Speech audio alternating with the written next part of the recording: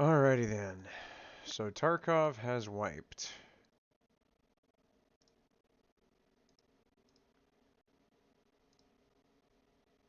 Let's see. And I'm going to get in and start it up.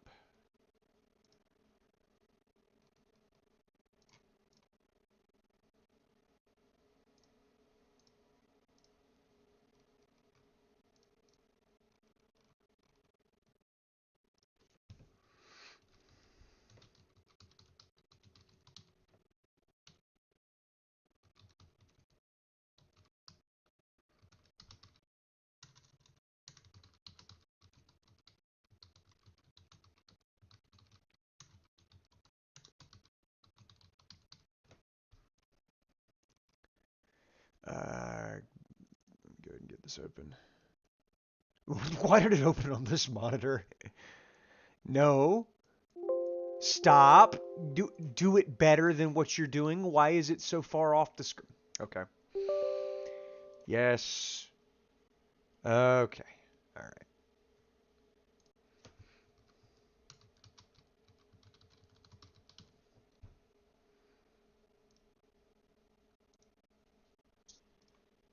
And it is again opened on the wrong monitor.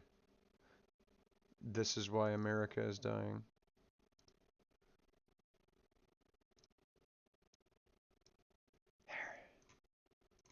This probably is going to require an update. Or it is updating, one or the other. Okay.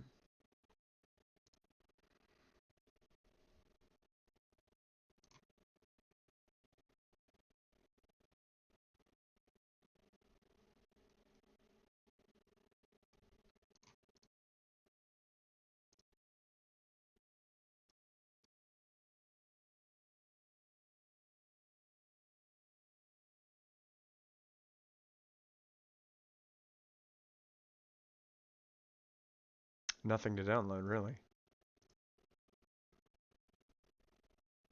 Okay, I'm not playing Arena. Why is this not loading? There it goes. Okay. I thought the launcher was bugged. Error connecting to authentication server.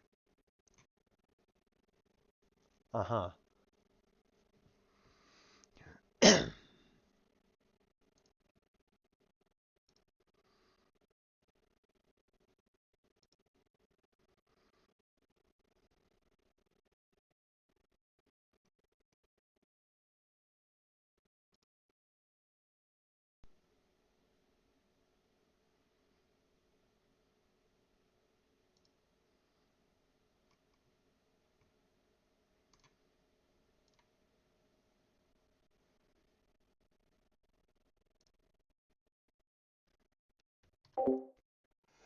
Alright. So, I haven't played on a wipe day in forever. It has been uh many wipes since I actually managed to get in on wipe day. So this'll be cool.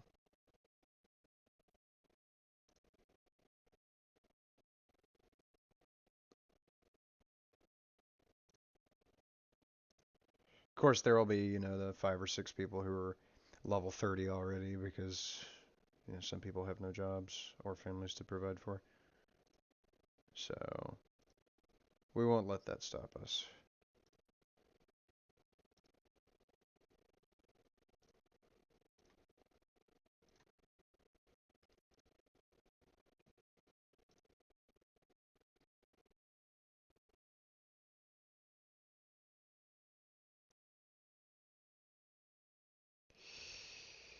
I know that there is an issue with the authentication error. At least that's something that the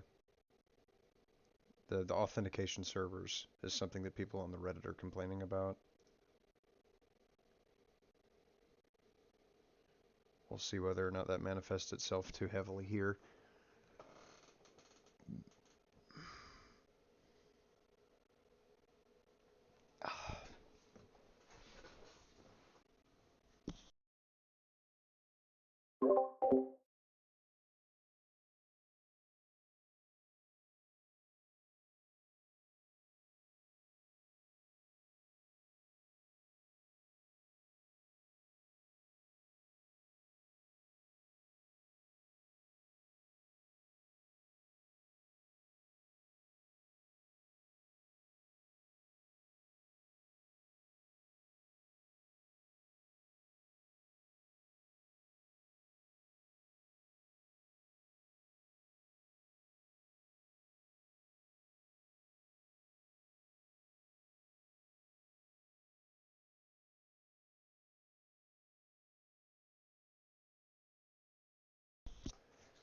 At least I'm pretty sure it wiped today, based on what I was looking at.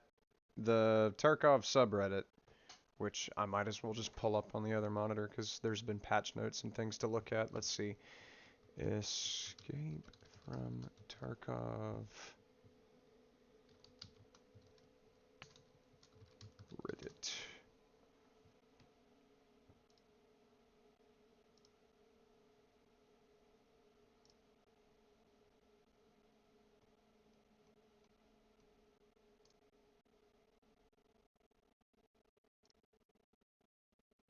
There we go. I had to log out real quick. I didn't want my actual Reddit profile being in here. But yeah, we got wipe day announcements were put up 2 hours ago, so this has to be wipe day. Um, what is this? This is the current state of the official website. Do not log out, lock your account out, or need a password change. All account functionality is unavailable until this is resolved. Okay. Anything else terrible that I need to know about?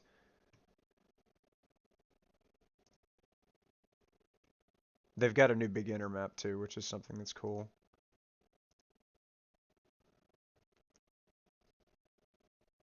Let me guess. Gets obliterated as soon as he drops in. Just dies immediately. Landmines. Yeah. They love the landmines, dude. They put landmines in bushes and under boxes, and just the inclusion of landmines was never asked for and helps nothing.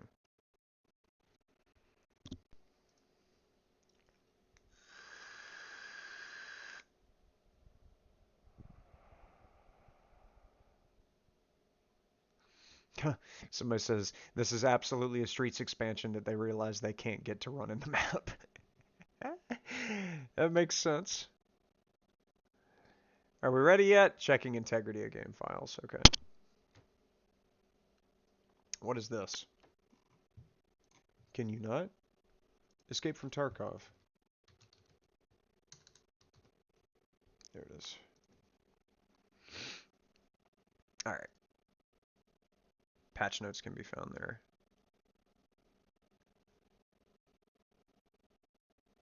Vaulting is now a new bind. Okay. So they did add vaulting. That's pretty cool. Now if they could just add climbing up ladders, that would be huge. But let's see. All right, so the new map is called Ground Zero. The Ground Zero location situated in the city center of Tarkov has been entered the game.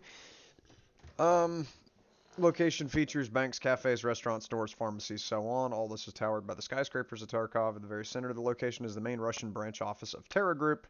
The most violent clashes between USEC and Bear, or Oman, I thought it was called Bear, took place on the facility's premises.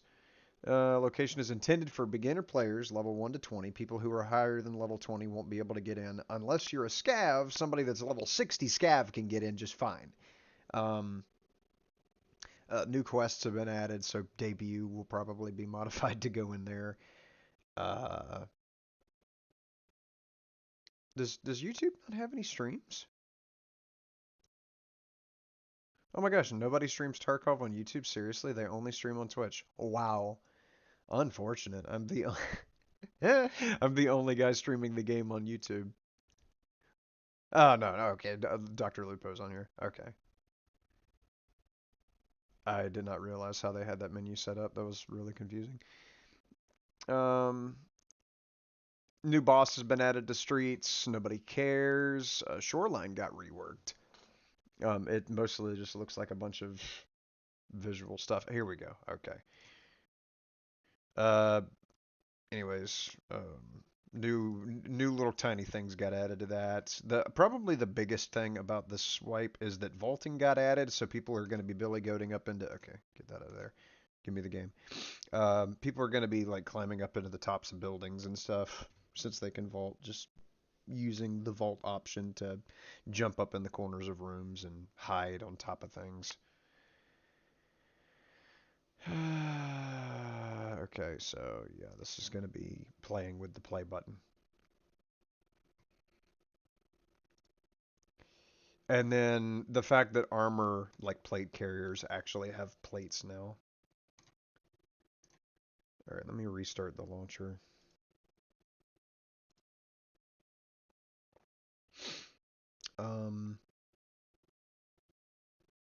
Oh. New recoil mechanics. The recoil mechanic has been improved to make it more realistic and comfortable for players. A special emphasis has been placed on improving the feel of semi-auto and short burst shooting. New recoil mechanic now includes a variety of flexible settings, allowing for balance adjustments based on analytical data to play. Okay, whatever. All weapon recoil parameters have been rebalanced. Oh God, there's going to be a lot of relearning for that.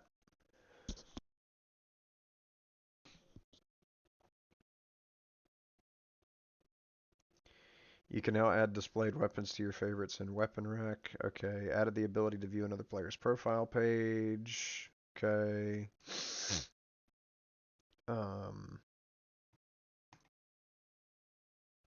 Balance changes to ammo. Okay, but it's not actually going to tell you which ammo has been modified, because that means a lot in this game. Well, I guess, you know, it would only matter if they changed a Golnick or something.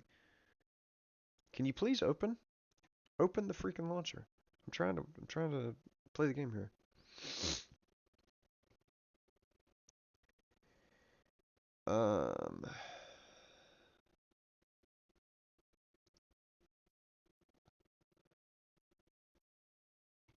They changed or fixed, according to this, 1,200 different issues with Shoreline.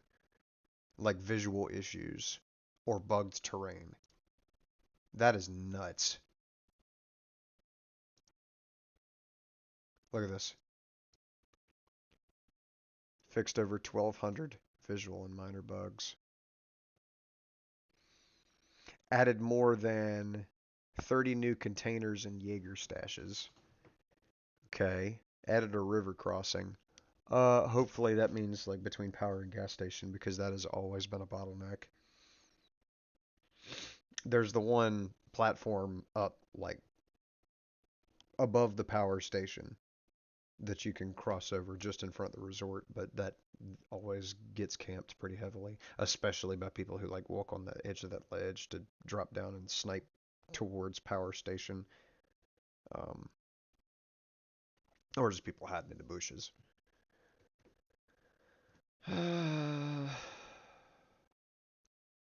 Reworked almost all elevations and sniper positions. So does that mean that you're not going to be able to get up on that slab anymore? Because that would be nuts. I always tried to do Shooter Born in Heaven for Shoreline off of that slab, just killing people who were down at Power Station. Can we get into gosh darn game? Can you load the rest of the launcher?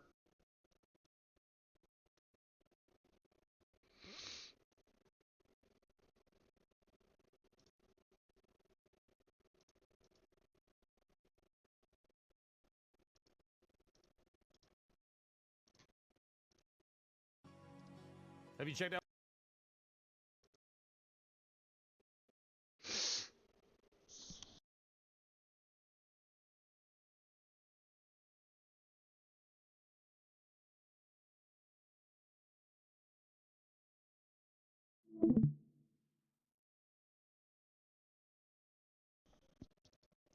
So yeah, my experience with the wipe thus far is I can't get the launcher to open correctly. Oh, bummer. Yeah, I was seeing that from the stream there. I was about to say I'm gonna clean my house, but I'm gonna just throw you on the television and watch it from there. Well, if I can't get into the damn game, Yeah, fair, this fair, might fair. be this might be cutting it a little short. Oh, good. I just checked out. I just looked at Lopo and he's in. So pretty sure that's just reserved slots though. Oh yeah, I mean it is a holiday, right? A holiday for a lot of people, right? So there could be more Yeah, players trying to get there's in a than lot of usual. people trying to cram themselves in. I can't even get the launcher to open now. Oh, exciting. There we go. Okay. Please let me in. Bad gateway. Just launch the fucking game.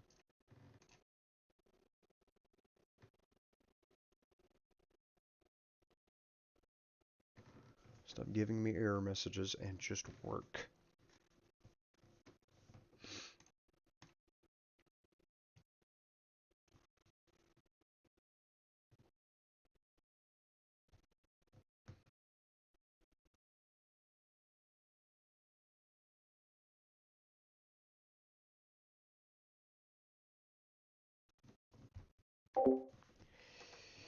It's going to be one of those situations. Just like the launch of Siege. Heavy Metal. A couple months ago. It's going to be just like that.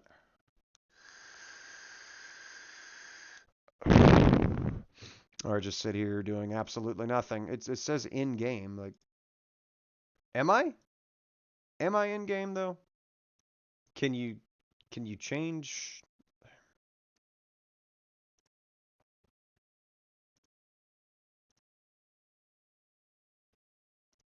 All right, I'll close the launcher.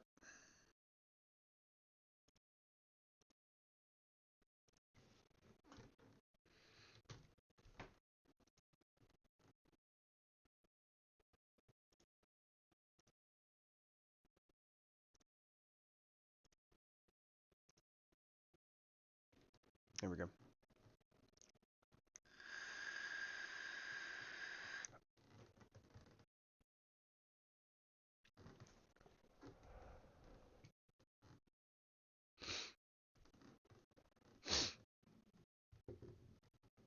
Oh, now it wants me to install? Really?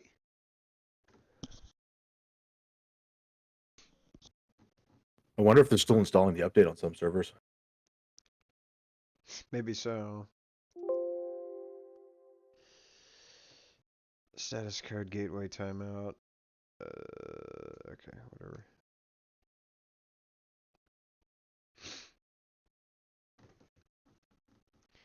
I mean, based on looking at the subreddit, it's like they've only had this update live for 2 hours.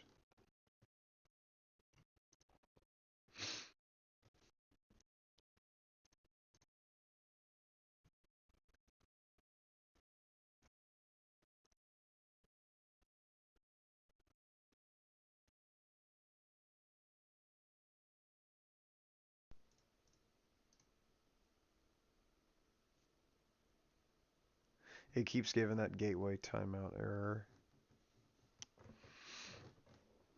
It's just gonna freeze now, isn't it? No, it's not. Okay.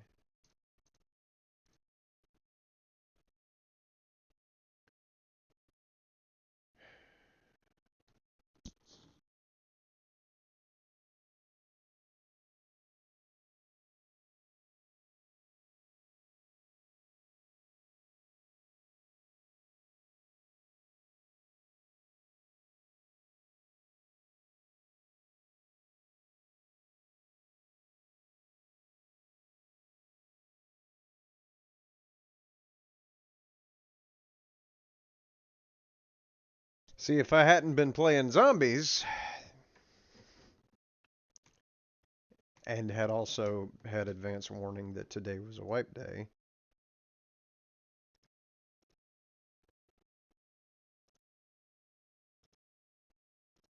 I would have gotten in a lot earlier and thus would have gotten in along with the initial rush.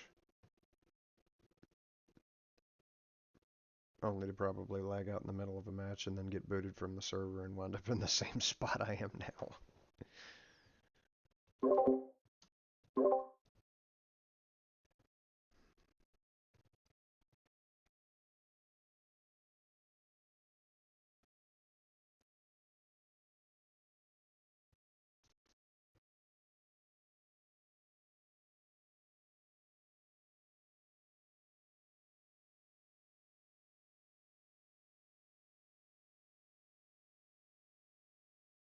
Arena's fine though. Sure, you could probably get into that. Just there we go.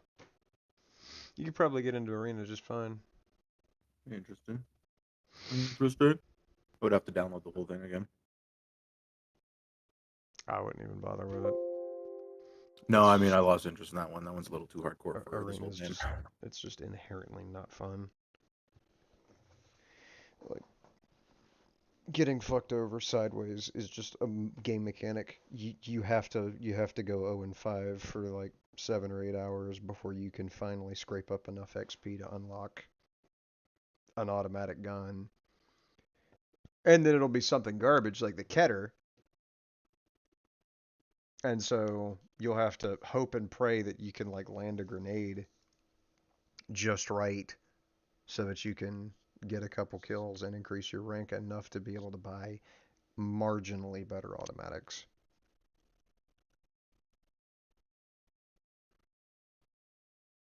Just Arena is one of the dumbest things that this stupid fucking game studio has ever made. I capiche.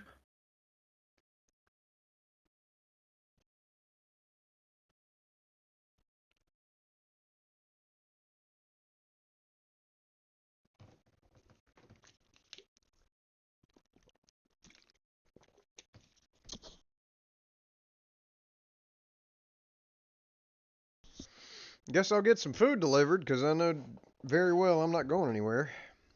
Nah, Yep. no, I won't either because I've got leftovers in the refrigerator from Christmas.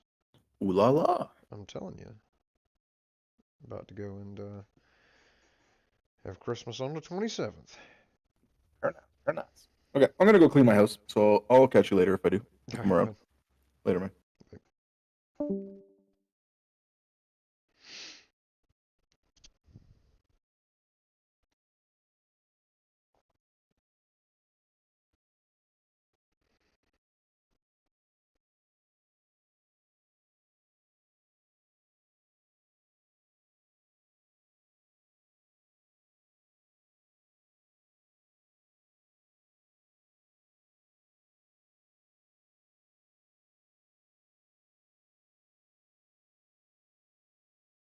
Finally,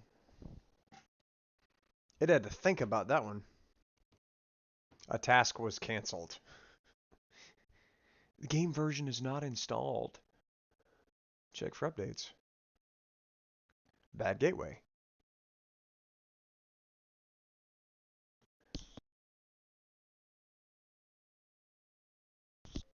Okay, now that it says the game version is installed,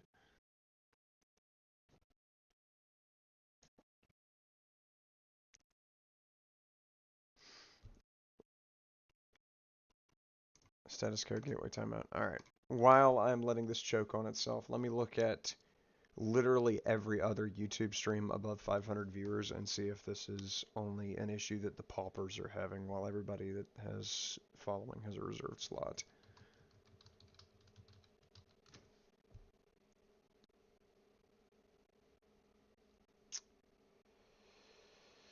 Let's see.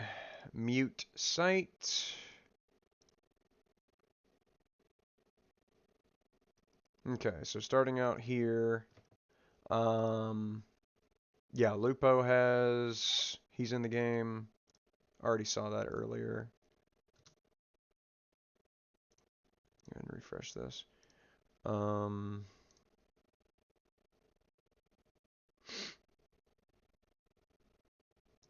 let's see, Jesse Kazam cannot get in the game. He's like watching videos with viewers. Okay. Airwing Marine is in the same spot I am.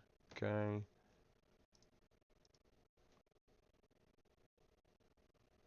Let's see.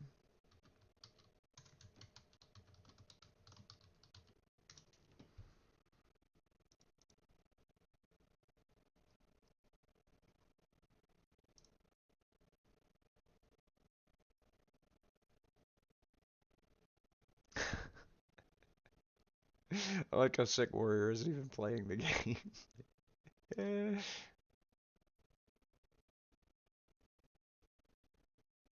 It even says I'm in game.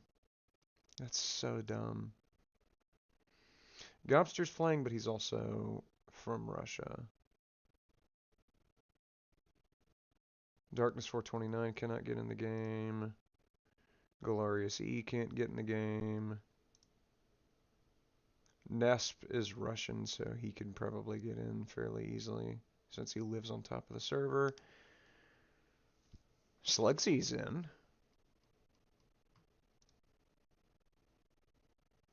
Okay. Bullseye's playing the new map. Alright, so it is pretty damn hit or miss.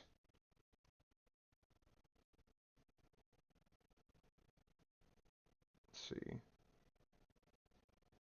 Looks like Very Bad Scav can't get in. Miss Magpie is in. She's playing the new server. Okay. Check for updates. Integrity check. We'll do an integrity check.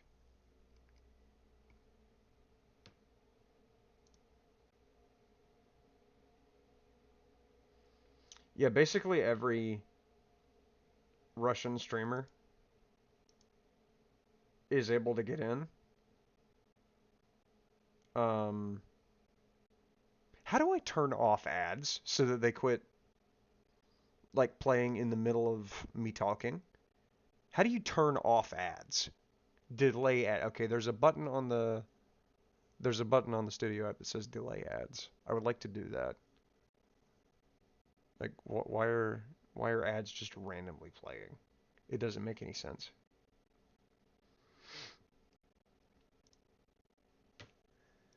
All right, but while this is checking integrity, I'm going to go and get my leftovers whipped up real quick.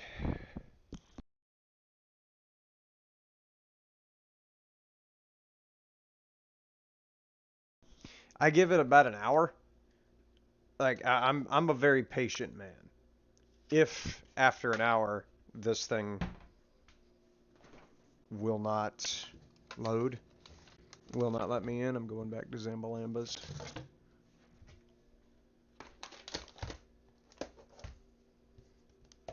Oh yes. I got ham, dressing, deviled eggs,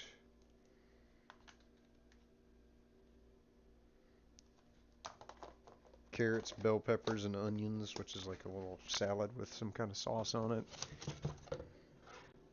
Macaroni and cheese, rice. I don't put beans on rice anymore. I used to. I guess if I had sedandis or Crowder peas or something like that, I would put peas on rice. But like black-eyed peas or lima beans, the staples of putting on rice, I don't mess with all that.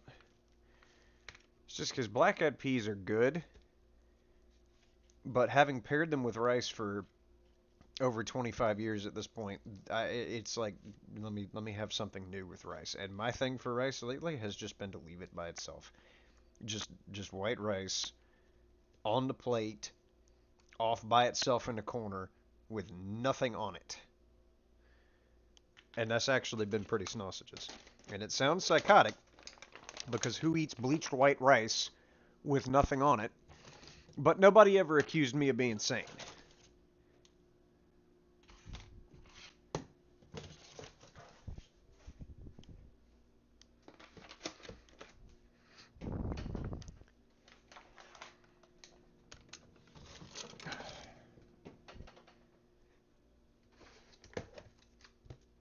Let's see.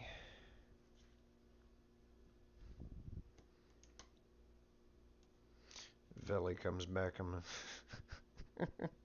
gonna have to sneak in a suggestion of Fortnite because, like, I'll be honest, I hated Fortnite the first time I played through it because I played building mode and because I was playing it solo. But running with him and whoever that other person was, I don't remember her name. I don't even think I heard her name. I might have, but just like was paying attention to the game and not to introductions. But yeah, running it not solo. It was pretty sausages. I'm just sad that like most of the time it felt like we were playing against, we were definitely playing against bots. There was a very distinct change in the game, uh, and in the gameplay whenever we quit playing against bots and actually started facing real people. Because it seemed like the bots just died quicker. Like they weren't shielding, but players were actually drinking the shield crap. And so the time to kill against players was obviously higher.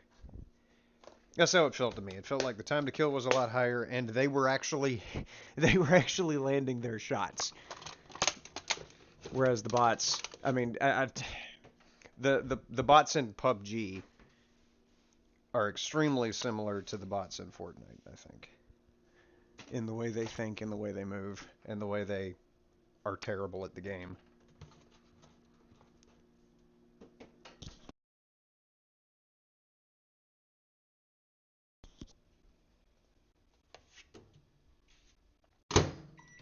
All right, let me get my headphones away from that microwave before I cook myself. Okay, and we'll try this again. I'm a very patient man. I will sit here spamming the play button for an hour. We've already spent 30 minutes sitting here trying to get in and failing miserably. I just did a file integrity check, and it's going to give me a timeout error.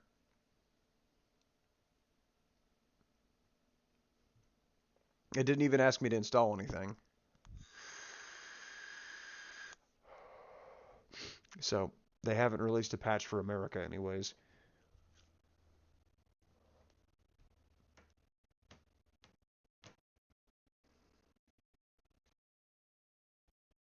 I can hear the microwave in there with the macaroni and cheese popping. And there it beeps. All right. While this is figuring out which error message it's going to give me now, I'll grab this and a Coke.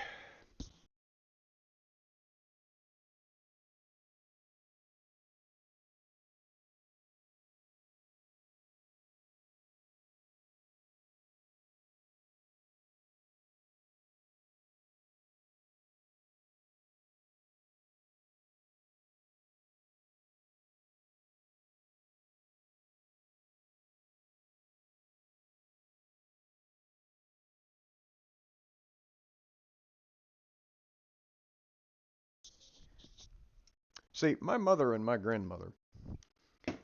Yeah, y'all could pretend all you want that y'all's mother and grandmother are better cooks than mine. But you're just objectively wrong. My mother and my grandmother are better cooks than yours. Um, yeah, it's just, I mean, that's just a fact. Like, there's no contest there. But yeah, they collaborated on this with the ham and the dressing and the macaroni and cheese and the deviled eggs and the bell pepper, carrot, and onion salad there. All right, let me close the launcher. Where are you at? Get out of here. Okay. We'll take it from the top. I need to go get a knife for this ham.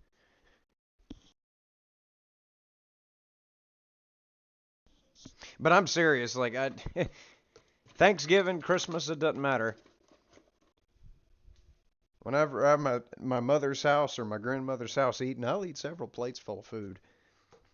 But then I go to like a restaurant or something, and it's, you know, I might get through a plate, maybe. They can't compete.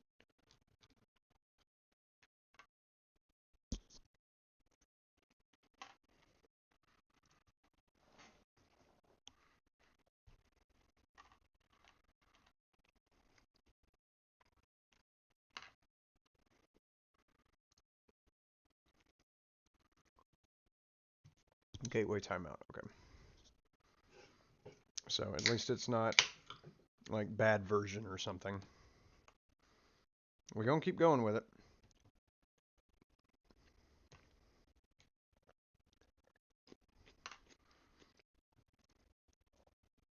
Like I said, I'm willing to give it another hour um, before I try a game that's actually open and available.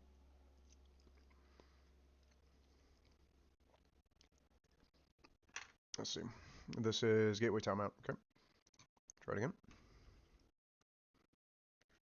At least this does give me opportunity to eat lunch because I was way too fixated on zombies earlier.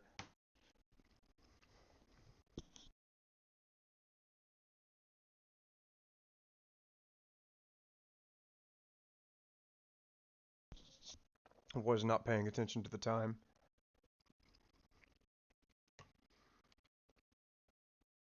What are you eating? Take you a look here.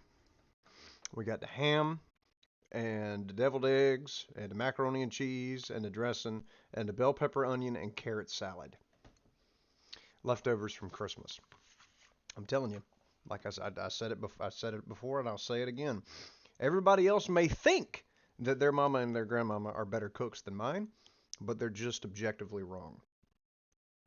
My mother and my grandmother are better than everybody else's in raw cooking talent. There is no competition. There is no comparison.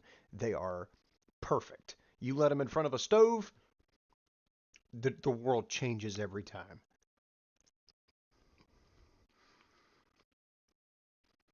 The simplest thing my mother has ever cooked was butternut squash soup. And butternut squash soup is the only reason I have survived my wisdom teeth being removed.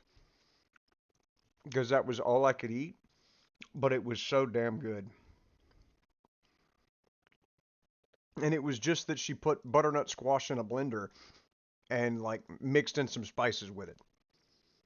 And that was it. That was the soup and it was perfect.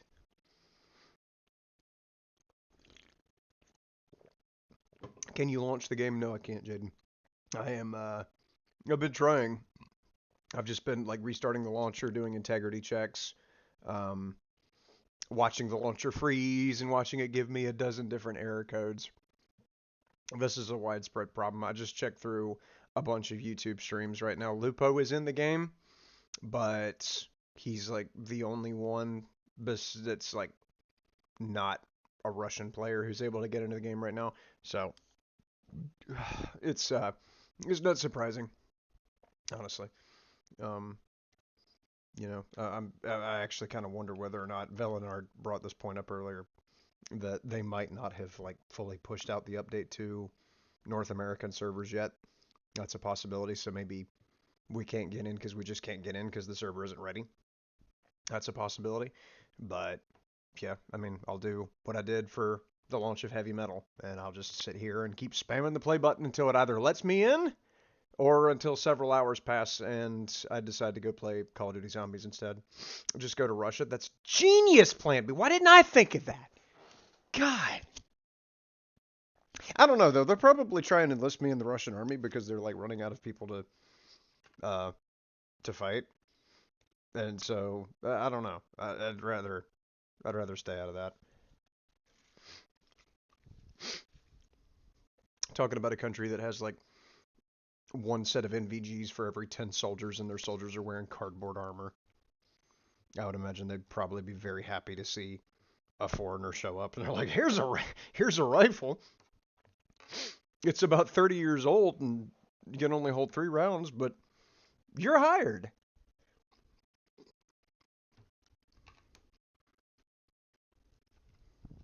But hey, at least I'd be able to play Tarkov, right? All right. Launcher's bugged. Task manager that and reopen it.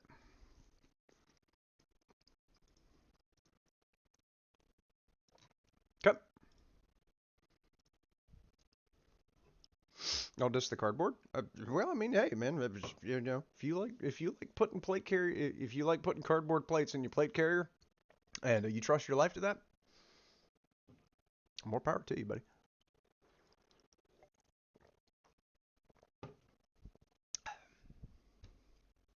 Let's see. Gateway timeout. Okay.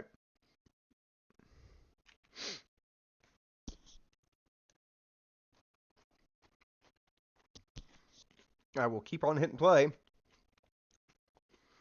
until it lets me in.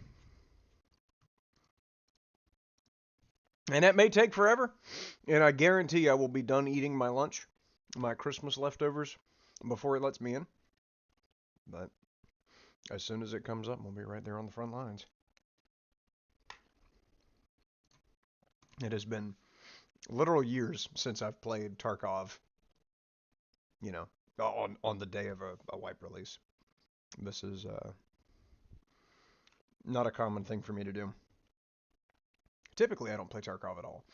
Like as of late, I played it last week. I think I played Arena until I realized that Arena is just garbage.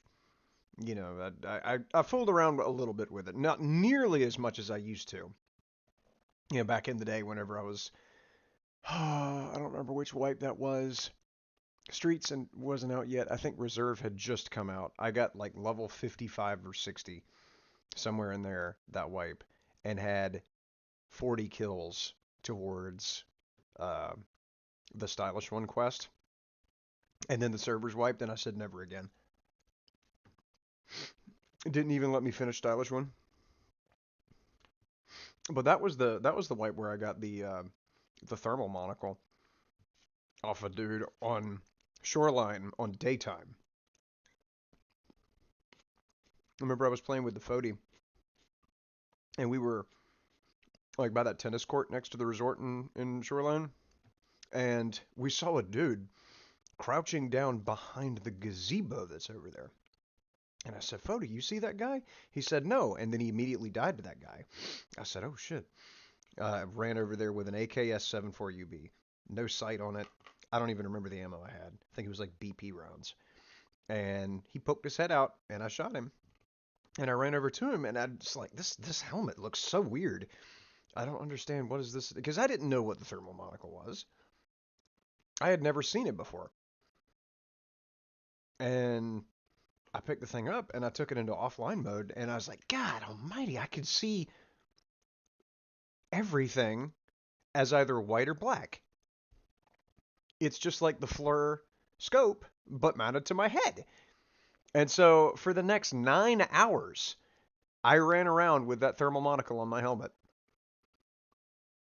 Um, and I know that I made at least 20 million rubles because like I had several keys for Shoreline, and so I was running the rooms that had lead X's and bitcoins, and I just made so much money. I got like 50 or 60 kills over those 9 hours running the RPK with iron sights on it because whenever you're wearing the thermal, you can't see through sights. So I finally died in front of West 222 to somebody who threw a grenade down a hallway, and the grenade killed me. But considering how much money I had to have made enough to buy two more of those headsets. Like I made so much money running nighttime Shoreline over and over and over again. Wasn't even fair. Gotham Chess is asking for a viewer poll. How about no? Gotham, I love you to death, but I'm busy. I'm busy not getting into Tarkov. Let me just close the launcher and reopen it.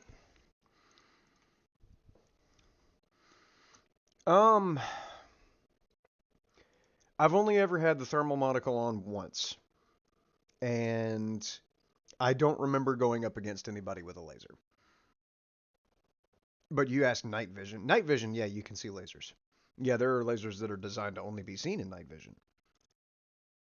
So yeah, but as for thermals, I don't know. I don't know if you can see lasers in thermal. You probably can, but whenever I had the thermal headset on, I didn't.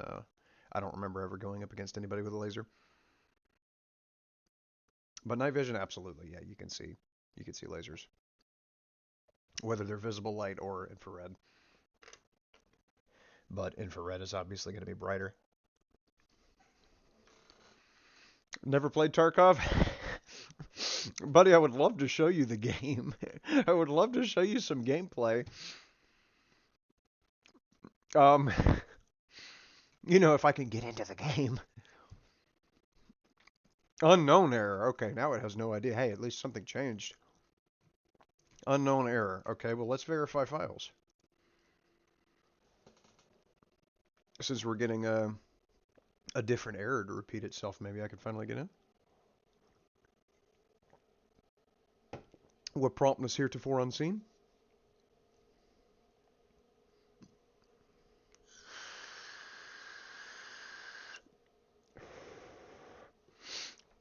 I do still have CSGO, yeah. I have CSGO, I have COD, Modern Warfare 3, Modern Warfare 2. I have Siege, PUBG. Just recently got into Fortnite with Veli.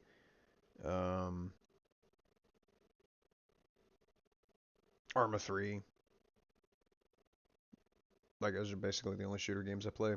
No, it's CS2. It's just that the shortcut hasn't changed. For some reason, the shortcut never updated to show that it was CS2. But yeah, this is not like CS:GO 1. This is CS:GO 2.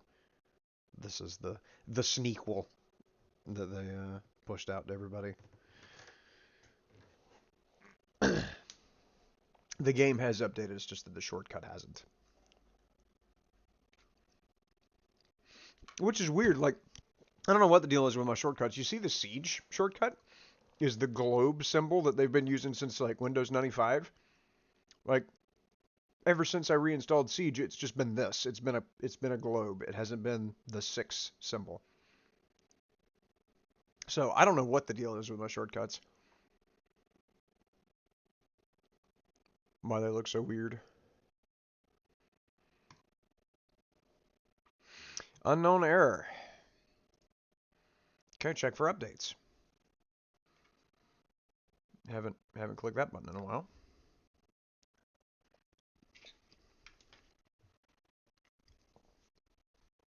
I like the community servers and the wacky maps on the workshop. And I don't understand it whenever developers will release a game and it doesn't have mod tools. And it doesn't have the capability of making maps in the workshop or like Grand Theft Auto. Whenever GTA 6 gets released and it's only releasing on console at first, they're not releasing it on PC, which means that all of the modding that people will be able to do for it is going to be absent. You know, the RP servers will not be able to come up until after it releases on PC. So they're alienating well over half of the concurrent player base for 5 just like that by not letting the players modify the game. It makes no sense from at least from my perspective. I'm not exactly a consumer of GTA games, but I do pay attention to things. And most of the player base for GTA 5 is locked up in RP, so you know, releasing the 6 in a state where people cannot make RP servers, it's just weird whenever developers don't give the modding community what they need for their game. I think Bethesda is the biggest offender of that. What with Fallout 4, and then obviously Fallout 76.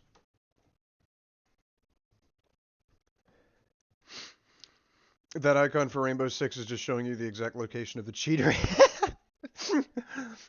He's somewhere in the North American cup, but he might also be in South America or maybe Middle America. And you can't rule out the fact that Greenland is right there, but he could also be over here on this coast of Africa. All right, task was canceled. It could not figure out how to look for updates. Okay. The last button that I hit was looking for updates, and it just finally figured out how to tell me, no, stop it.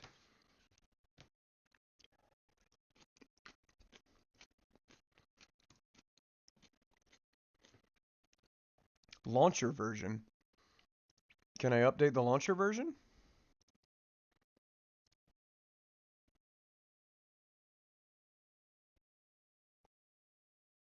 What if I clear the cache? Haven't done that yet.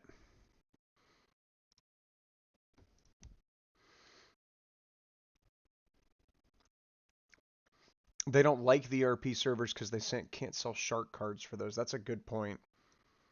But, like, still, you got to think of how many people are playing, how many people even know GTA 5 exists without RP servers. Like, the RP community has propped up GTA 5. That game would have died so long ago if it weren't for the RP servers. Keeping it relevant, keeping it with a player base. And I could see your point. They can't, like, they don't have back-end monetization set up for those RP servers. But, like, the solution for that is not to make it where most of the players who play the game do not have the game that they want to play available to them. The goal is, like, if it's got to be back-end monetized so badly, then change the monetization scheme so that you can, monetize on those RP servers. That's the proper thing to do.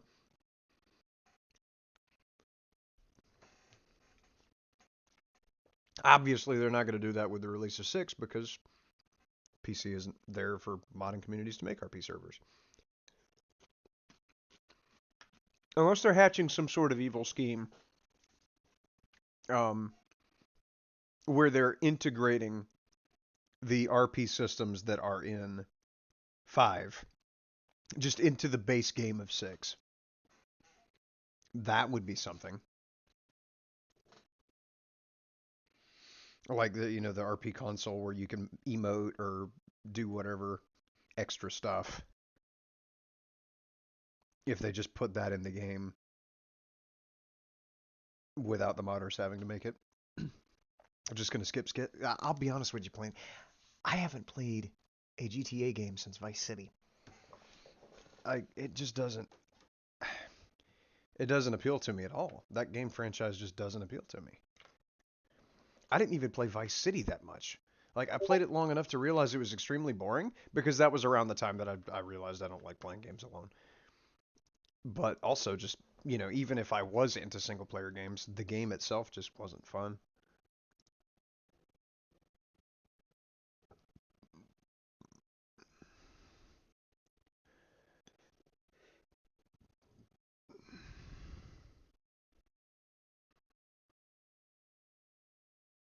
I don't like the trend that Rockstar has followed since GTA Online. You mean, updates that only add 1,000 different microtransactions and nothing else? Because yeah, that's problematic. Studios are so rabid for back-end monetization now. Like Payday 2, in my opinion, is a perfect example of how to monetize a game. Payday 2, which was not the live service system that they have for 3, just released, a heist every couple months for $3 or $4, and then if you wanted all these extra cosmetics, you could buy them for $3 or $4 in their own pack. And that's just how they made the game. Like, add another heist for a couple dollars. The base game released with 12 heists, and every heist pack that came up after that was less than $20.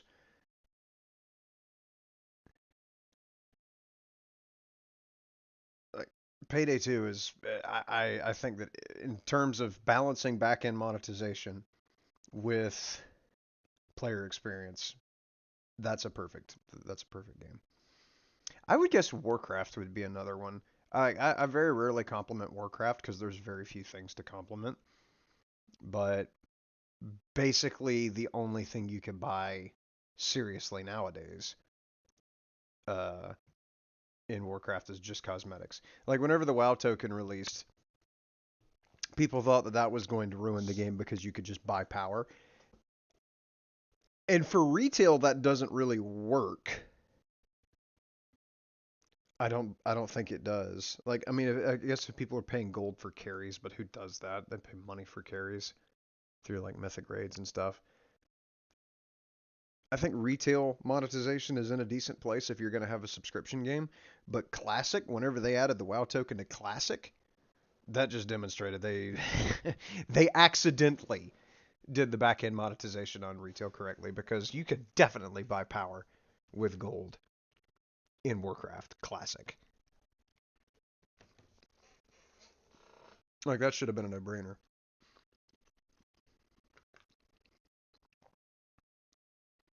Because gold retail doesn't even streamline the leveling experience. Like you can buy BOEs, like green BOEs on the auction house, but they're not going to be any better than the heirlooms. The heirloom gear is always going to be better than, green or blue BOEs on the auction house. And then leveling in retail takes like a day to get to max level if you're like playing through the WoD campaign. But yeah, adding it to classic where the leveling is 90% of the gameplay. I don't know. Back end monetization very rarely ends well. Best thing about Payday 2 is that the shit goes on sale every month. Yes, it does. It's phenomenal. Absolutely.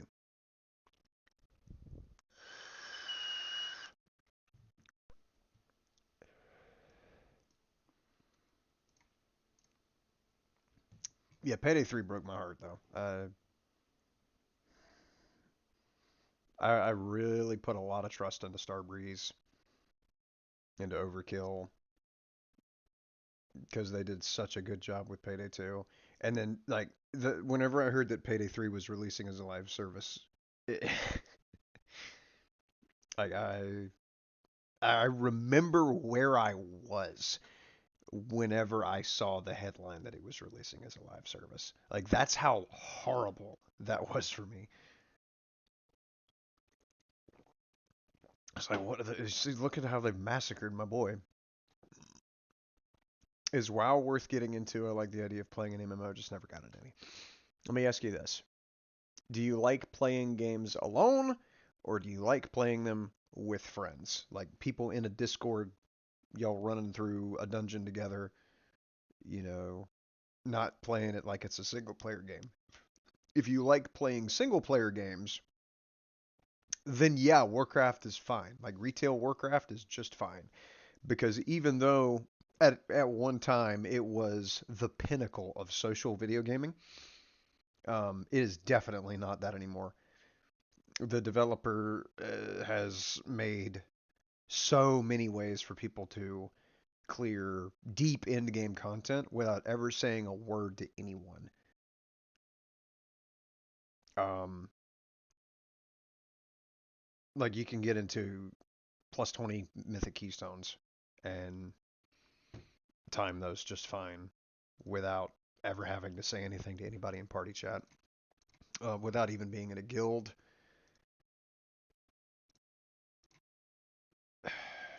Whenever I started the last raid tier of BFA, so Nihilotha, and excuse me, I joined it because I had heard that it was a fantastic. Wow. Okay, let me just close the launcher completely.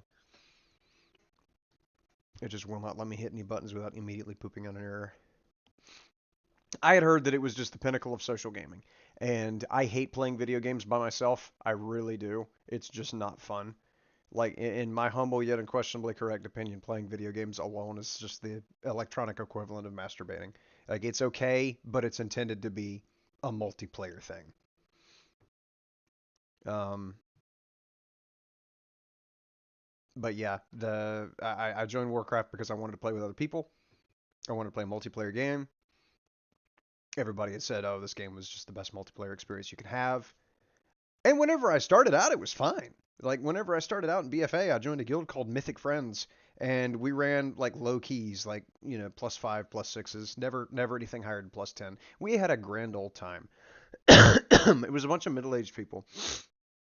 Um, kids are off in college and whatever, and just playing the game while waiting on retirement, or they have retired and this is what they do. And so it was a lot of fun hanging out and running the game with those people. And then they all quit playing the game. Like five or six people quit playing the game, and I was crushed by that because I log in and it's like this game that I have enjoyed so much with these people. Now they're gone.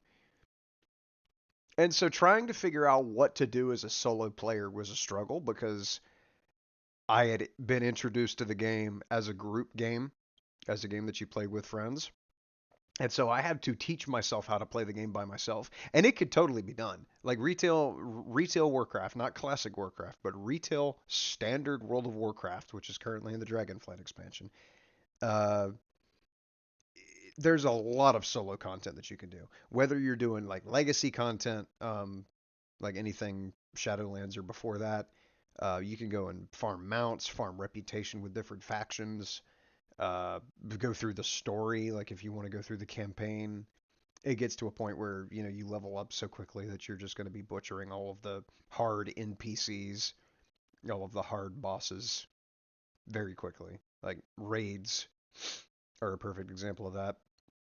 Your power scaling for your character is so borked now because of the game having 19 years of content in it that you can go into a raid like Mythic Siege of Orgrimmar, which uh, back in the day took 20 people 7 or 8 hours to clear, and many retries because of the boss like wiping out the team and them needing to, you know, resurrect everybody and come back in the instance and uh, try again to kill the boss. But now you can just walk in there, not even as a max level character, and instantly kill everything with your weakest ability just by bonking them with your basic weapon, because the power scaling is just so massively different now.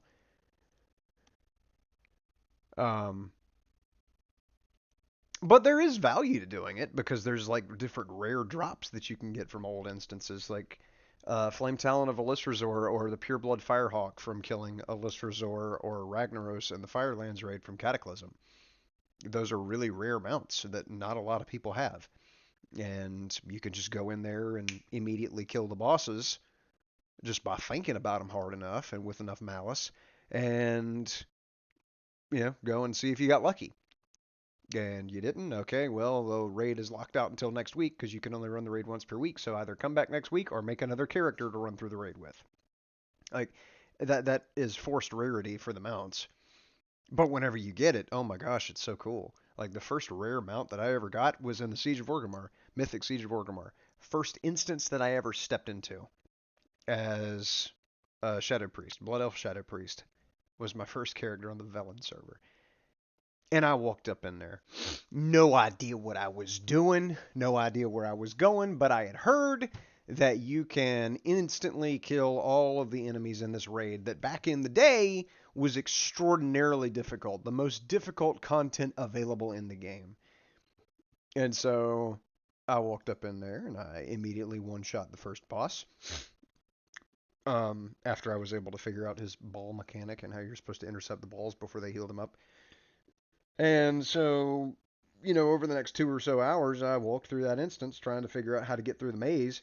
Finally got to the last boss, Hellscream, killed him, and dropped the Corcoran Juggernaut, which is a 1 in 100 chance mount. It's like a mechanical scorpion. And I remember I was so mad because it didn't fly. And I had just recently finally bought flying for my flying mounts.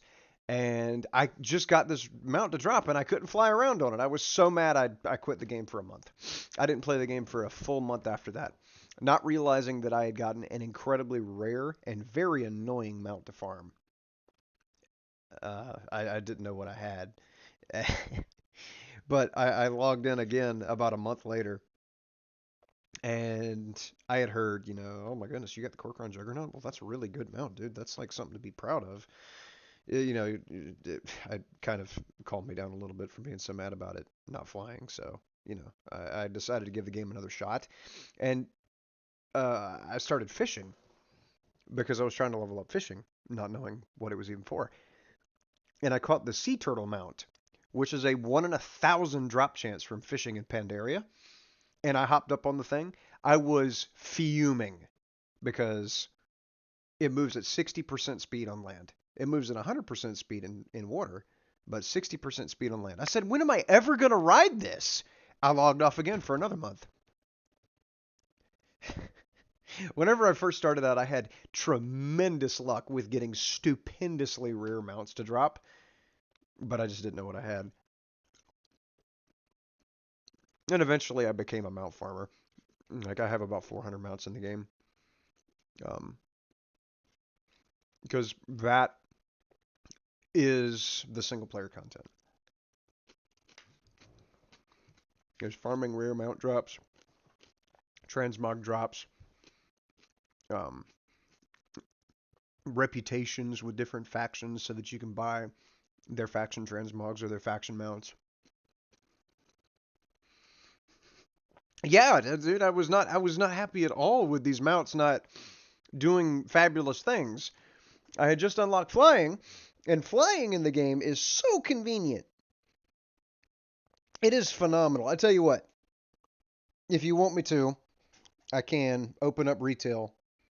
Since Tarkov has given me such grief, put Tarkov on the back burner for now. Get into Warcraft and show you the gameplay. And hopefully, whenever we finish with that uh, and come back, Tarkov will actually be ready. That's up to you, though, if you want to actually see Warcraft gameplay. I've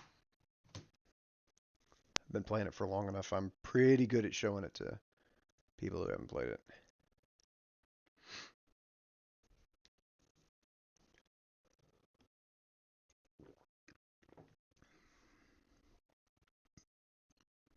But for cost, it's $20 a month.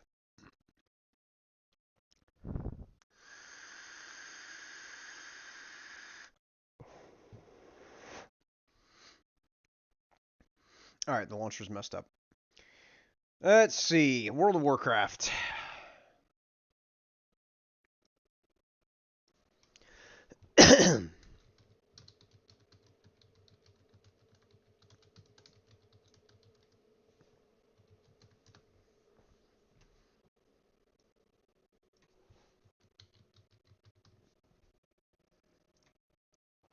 Just change the stream title real quick so people don't drop in thinking that it's an Escape from Tarkov stream. Alright. So the game is currently in the Dragonflight expansion, but they've already announced the next expansion, which is called The War Within. How much content hour-wise is there to do for a character? I've been playing the same character now for 6 years, if that gives you any idea. This is my dude. Mike J. Nelson. The first roughly 5 hours of this character's life are on this YouTube channel in a live stream where I created this character and I've been playing him ever since. I have a lot of characters because every character gives its own flavor to the game. Like, this is one of my oldest characters here, Wampus Wu, the Dwarven Hunter.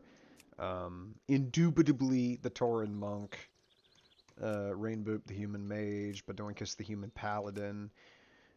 Raindrop, the Gnomish Warlock, whom I still don't know how to play. This is, I think, my third oldest character, Kevin Murphy, the Draenei Shaman.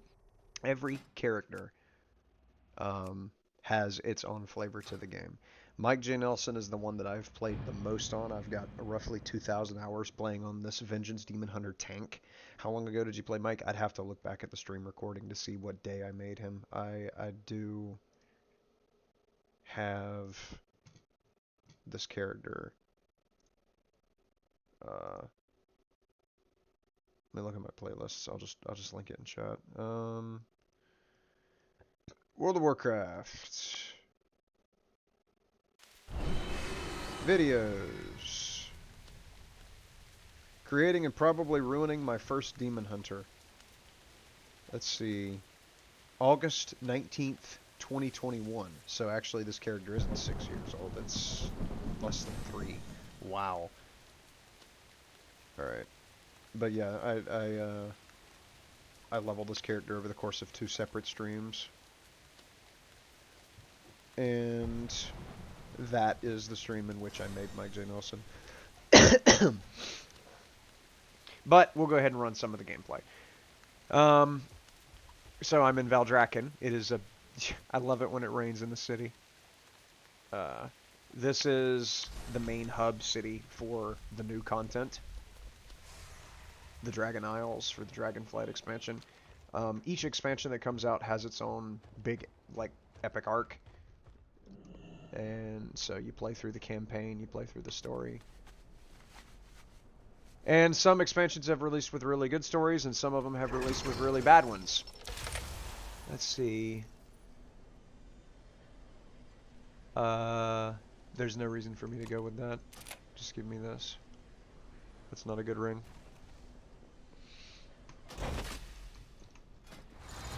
What can I buy? Crests.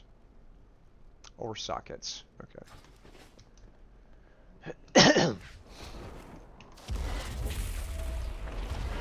But this is my dude. quite special, and I'll hop on the Corcoran Juggernaut, which is the Scorpion mount that I got that I was so mad that it didn't fly. Extremely rare mount, very annoying to farm. I got it in my first run through the raid. Had no idea what I had. Such a good drop. But at the bottom of the screen are obviously the abilities. This is a tank, so I have a lot of abilities for mitigating damage as well as healing myself whenever I take damage. I don't deal a whole lot of damage. I'm sure you're familiar with the Holy Trinity, you know, the tank, the healer, and the DPS guys. And the tank takes aggro, healer heals the tank, and the DPS whenever they mess up, and the DPS actually kill whatever enemy it is that's being fought against. Sure. Okay. Part that I'm interested in MMOs is just playing your character over a large amount of time and just seeing the story play out. I get that. I definitely do. And with a game like this with 19 years of storytelling locked up in it, and in some of the best stories that have ever been told in a video game, in my humble yet unquestionably correct opinion, everybody is familiar with, you know, the Lich King and the culling of Stratholme and, you know, the fall of Arthas Menethil and his rise to power as the king of the undead and taking over Northrend and all of that just from trying to kill Mal'Ganis out of revenge for, you know, the Eastern Kingdoms being attacked. It's a very rich story to it. And there have been some bad expansions with bad stories, like Shadowlands had a very strong first season, very strong introduction to Revendreth and to the Venthyr and their manipulative king Denathrius, Sire Denathrius. Had a very strong story in Season 1, and then Season 2 and 3 just dumpstered some of the worst storytelling in this video game.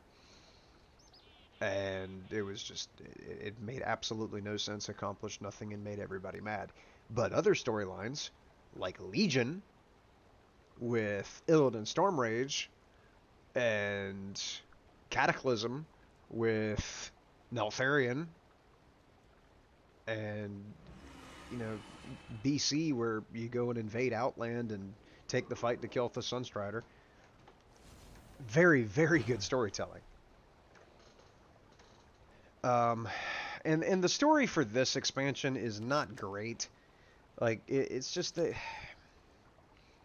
it's pussification is what a lot of people refer to it as for this game, where, you know, in the olden days you had a bunch of big beefy dudes obliterating each other with like axes and shit, and now you've got these idiots up here at the top of the seat of the aspects.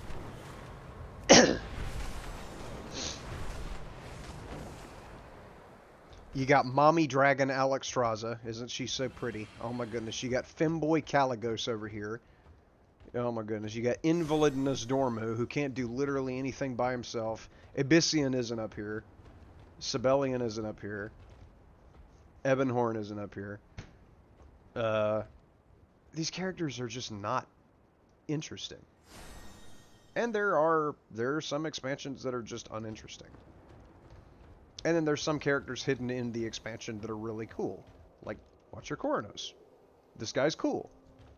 He only has a couple lines of like dialogue in the game, but his story's cool. Let's see. Huh. Okay. His quest that you can go and do and hear his dialogue isn't up right now, which is unfortunate, but you fly over Tyrhold and he's like, Tyrhold has fallen under siege. Eliminate the invading forces. And that's all he gets to say, is just for that one world quest. But he's a cool character. There's also this one character over here at the Ruby Life Shrine. I've already done the quest line on this character, but it's like this war veteran who's like riddled with PTSD, talking about the good old days whenever he was a young dragon, and then all of the horrific shit that he had to do for Deathwing, is just it's such a damn sad story. And the quest line for this character is just to sit there and listen to them talk. It is one of the most gut-wrenching quests in this game that I have found. And let's see, can I find him? Yeah, he's right here. Veristraz. Have I not done that on this character? I must have done it on Badoinkus. Let's see. I'll turn on dialogue. I don't think he actually says anything. Like, I don't think he says it aloud, but we'll take a look at it. Veristraz. The old dwarf doesn't react to your presence as you approach. As he gazes over the landscape, a deep frown is set in his face. It's a pleasant view. It might be nice to take a break and watch the landscape, sit for a while and look at the landscape.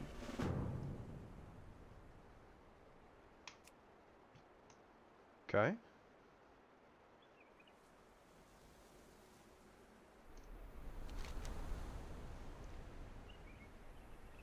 The dwarf stares into the distance with a frown furrowed on his face.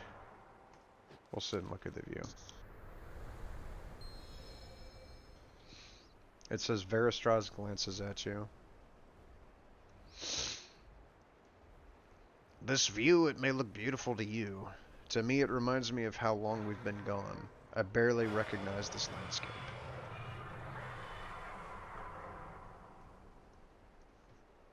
I grew up here when it was called the Broodlands. I used to tend the life shrine so many years ago. Then we left to help safeguard the mortals.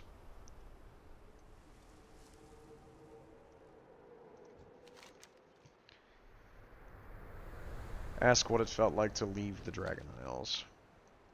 The reason I am here looking over this alien landscape is that for such a long time I dreamt about returning here.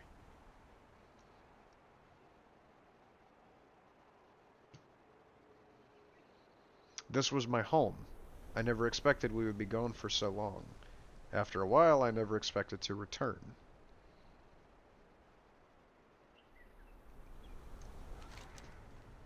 How does it feel to be back? You could probably remember where you grew up, the smell of your parents' cooking, or can remember playing with your friends who lived close by.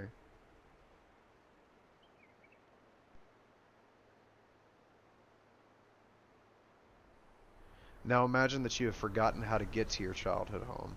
You can never visit again, and can never walk the paths of your childhood.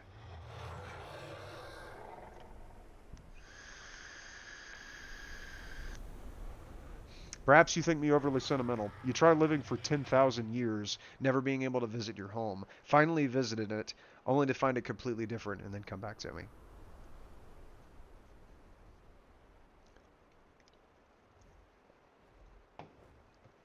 Although I used to visit Teldrassil when I could, and now it is yet another thing we shall both never see again. I imagine you can relate to what I speak of. 10,000 years is a long time. 10,000 years. I can barely believe it's been that long since we left.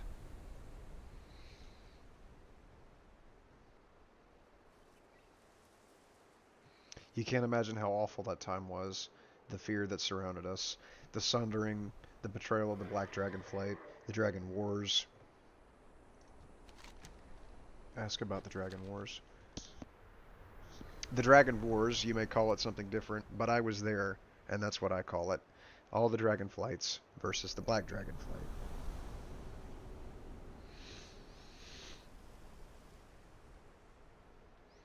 You would think it would be an easy fight, 4 versus 1 after all, even with the Demon Soul.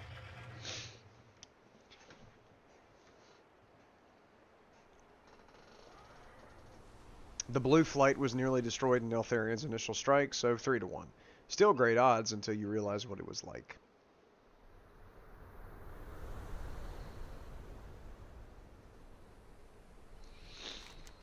What do you mean? You only know Neltharion as Deathwing, and his brood as mad evil beings. We knew them before they fell.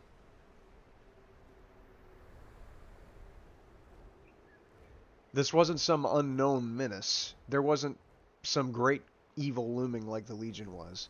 These were our friends and our loved ones. That sounds awful. It was awful, not knowing what's going on, thinking there was something you could do to snap them out of it.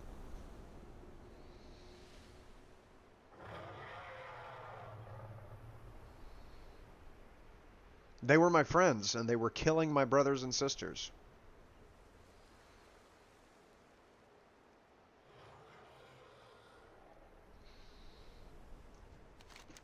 You had friends in the Black Dragonflight? I had many friends in that Dragonflight, some as close as clutch mates. Growing up, we used to play pranks on the elders. I remember one time we coated Alexstrasza's tail in honey while she slept, and what does it matter? My best friend was one of the Black Dragonflight. We intermingled a lot back in those days. Not like now, where most flights keep to themselves. Tell me more about your friend. Isn't it funny? I can't remember her name. I can remember her face, and I can remember how the light bounced off her beautiful scales, but I can't remember her name. This guy is a dragon, by the way. He's just got a visage. And a dragonflight is like a bunch of dragons that were born at the same time. I can remember the horror when I came home to find her standing over the bodies of my family. Practically her family. I can remember the gut-wrenching despair as I plunged my claw into her throat, and I remember the hate in her eyes as the light went out in them, but I can't remember her name.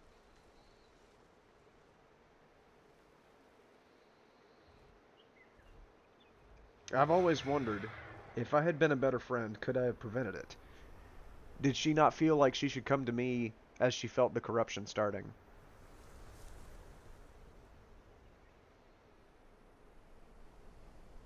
Abyssian was cleansed. There must have been something I could have done, but she didn't come to me. She must have felt she couldn't talk to me about it.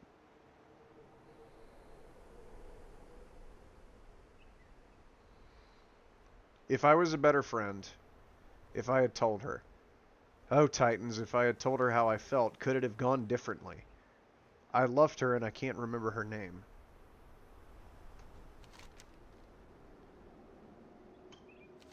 Thank you for listening to me. I appreciate it more than you can know.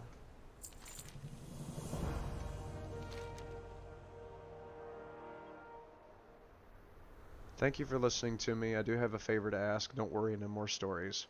When we left this place, I left a time capsule of sorts. Would you be able to retrieve it for me? We left it at the bottom of the Ruby Life Shrine, hidden behind one of the pillars. I hid it with a sigil. If you activate it, you should see my time capsule. And this gives me something I don't have yet. Okay. Yeah, this dude's screwy. Unfortunate.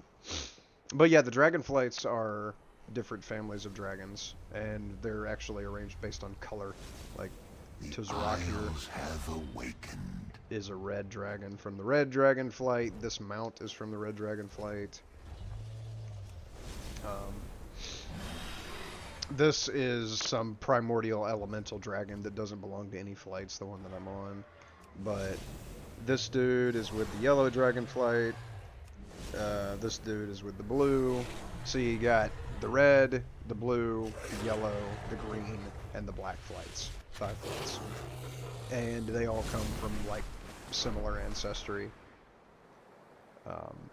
But each of them have their own special abilities based on which flight they're with. Let's see. Let me get this dude's time capsule.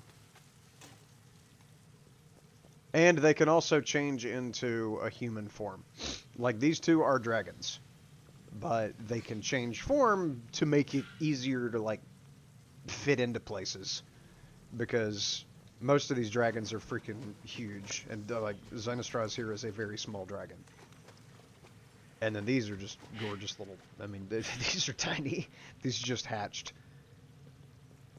But the age difference, like, this dragon here could be 4,000-5,000 years old.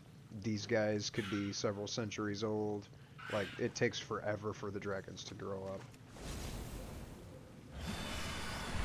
Let's see.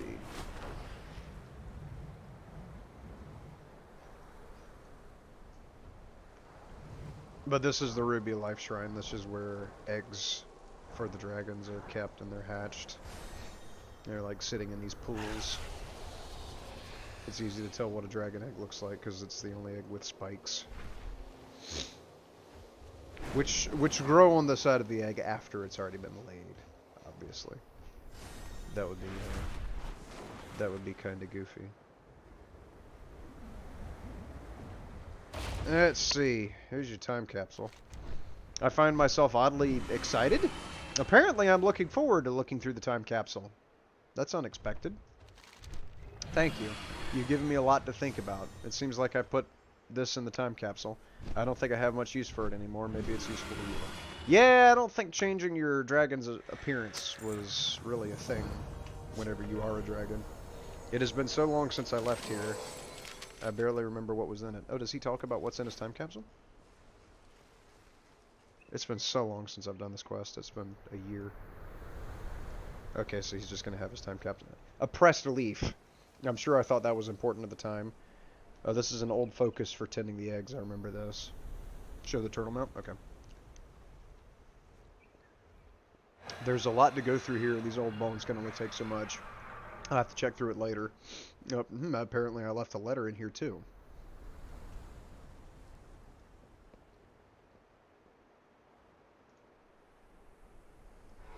I barely recognize the dragon who wrote this. I was so hopeful when I left. I was so sure we could make a difference.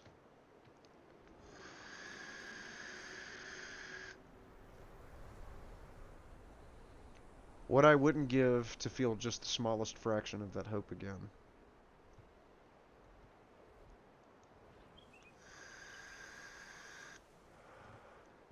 Thank you, you've given me some things to think about. I got you, boo. Let me look through my mounts here.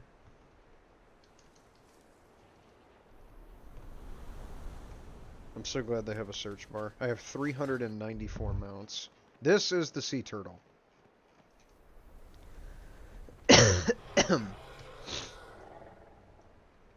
This little guy right here, 1 in 1,000 drop chance while fishing in Pandaria. And yes, this guy is a dragon. Again, he's just changed into a dwarven form because it's smaller than his big-ass dragon form.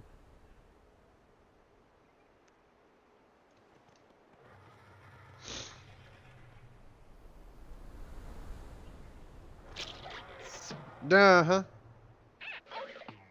I'm gonna hide in there.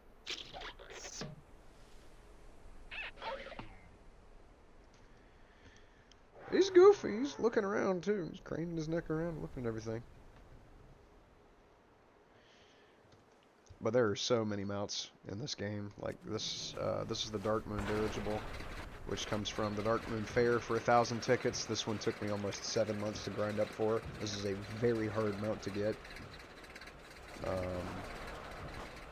This is the Stormhide Salamander, which can drop off of...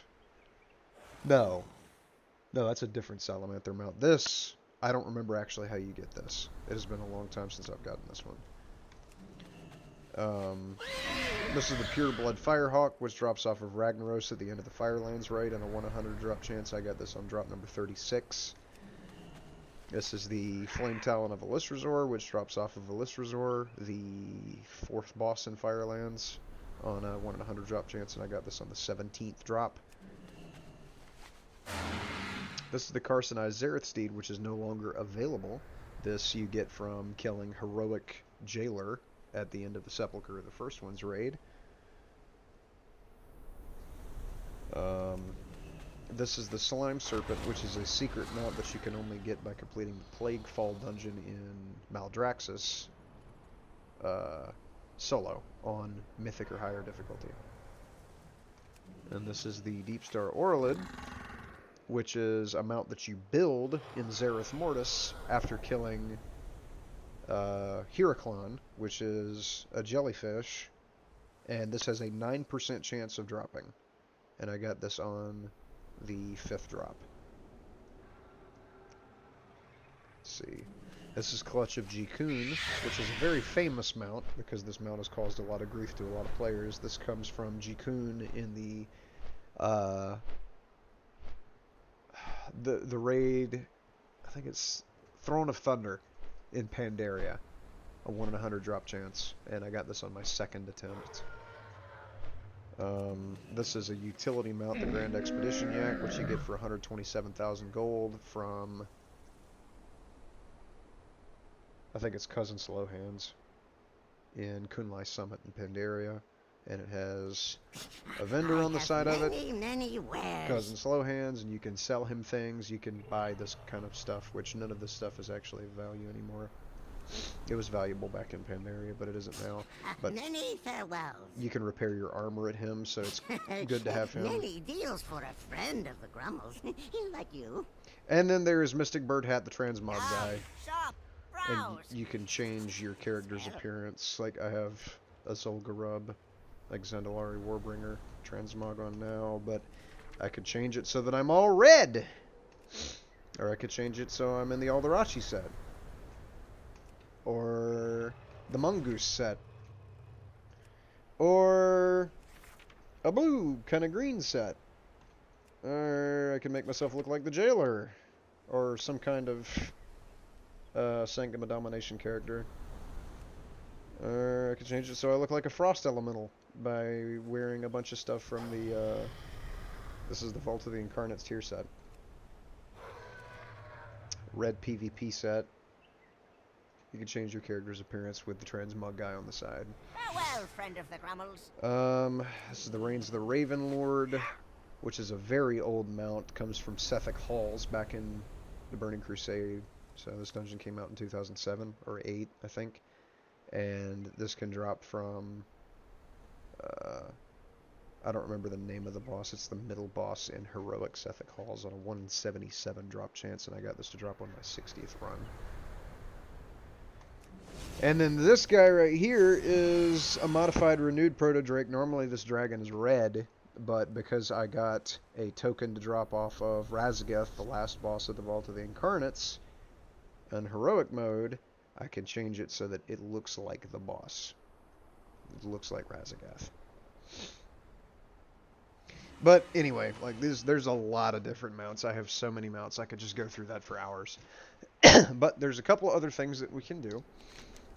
I can show you, let's see, if I was to go back into legacy content, what would I run? I'll go to Northrend and go to Utgard Keep, or Utgard Pinnacle rather, I think. Isn't it Utgard Pinnacle? Because yeah, you kill Scotty. I can go through some legacy content and try and get the blue Proto-Drake to drop. You can get that, you can have an attempt at that once per day. Let me go back to Veldraken.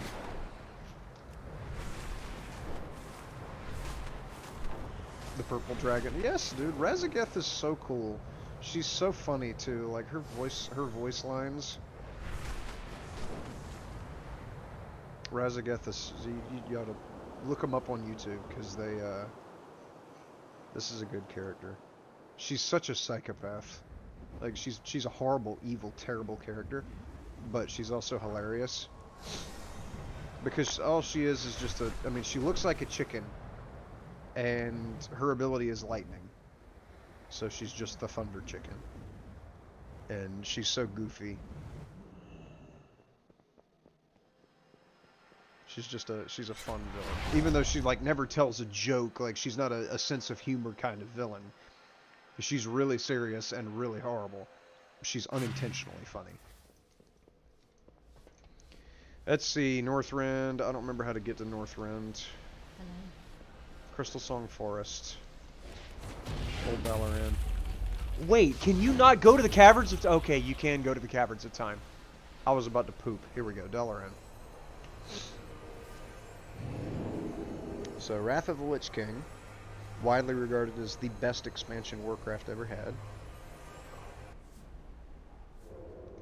Realistically, like, mechanically, it was a bad expansion, but the story was very, very good. Let's see, I'm gonna ride over there on my Fellfire Hawk, which is a achievement mount that you can only get by having, I think it's 300 mounts. I'll fly over to Grizzly Hills, no, Howling Fjord.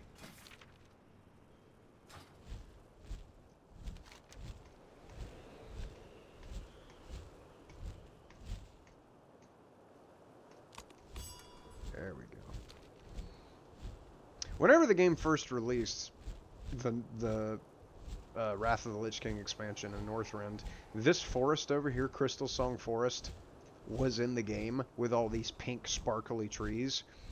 And from what I understand, the game ran like crap because that back there, that island of Dalaran, used to be the hub world. That used to be where everybody would be whenever they were max level and end game. And because of the graphical fidelity of this area and how many moving parts there are and how the lighting engine for Crystal Song Forest was designed, it ruined everybody's frame rate because this was so close to Dalaran. Which is crazy. That's hilarious because like people were running this game on Windows 95 and you know, those old ass computers.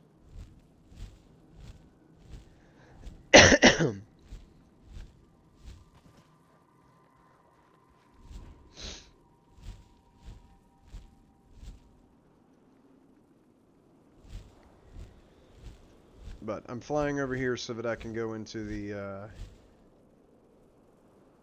so that I can go into an old dungeon. And the third boss of it, Scotty the Ruthless, has a chance, a 1 in 77 chance of dropping the blue, Reigns of the Blue Proto-Drake. And I have the green Proto-Drake, and I'll just get on that right now. Green Proto-Drake you can actually get on this continent, but you have to do a really long rep grind in order to unlock the capability of buying the eggs for this guy. And, you know, the egg has, I think, a 4% chance of dropping this mount. But this is the green Proto-Drake, and we're going for the blue version of this. Only reason I have this mount, because I never did the rep grind to be able to unlock the eggs to buy. Only reason I have this mount is because I got it out of a box on the black market auction house. I think I paid like 200,000 gold for it. But he's a cute mount. I love the Proto-Drakes. They're so goofy. Like, look at their walking. They walk like buzzards. They lift up their wings and hop forward like this. Let's see. And then they got that goofy little face. Zoomed in too much. Let's see. Okay, I'm just having a grand old time there. I'm looking around too. Got to investigate the area. Uh-huh. He smells something. Alright. Let me get over here and do this dungeon. Once I get done with this dungeon, I'll do one of the modern raids. The current tier of raid, which is Amir Drasil. Hopefully I can get into a heroic raid. Because I think I've only killed 4 bosses in heroic mode. I haven't joined a group that's gotten past Laradar yet. Which is so sad. Because Laradar is not a hard fight. It's just that DPS suck. They can't kill the ads in time for the healers to heal them up. I'd have to wait to be able to get into Warcraft. Yeah, it being a subscription service game is... Yeah, that's often a problem. How different is the old content to the new content?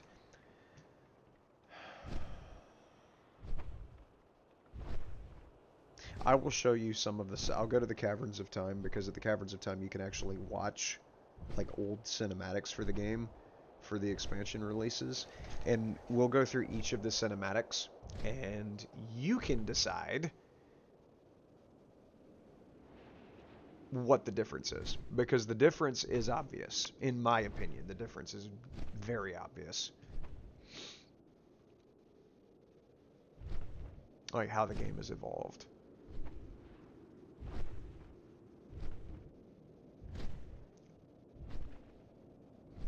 I will say that in terms of like quality of life changes, the game has had so many quality of life changes. It's actually insane.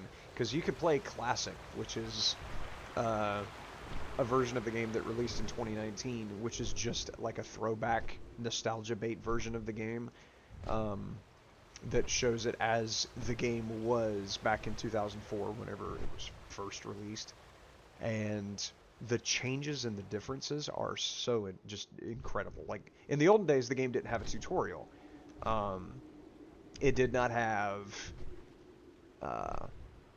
nearly as streamlined of a questing experience. Like, the quests now, like that quest where I sat and talked to that dude, the gameplay in terms of questing has been vastly improved. In the olden days, it used to be very hard to get abilities and used to be very expensive to get abilities because you had to buy abilities with gold, which you could really only get through questing. But now, like, as you're leveling up, you get abilities for free, and this is your talent tree for just the Vengeance Demon Hunter.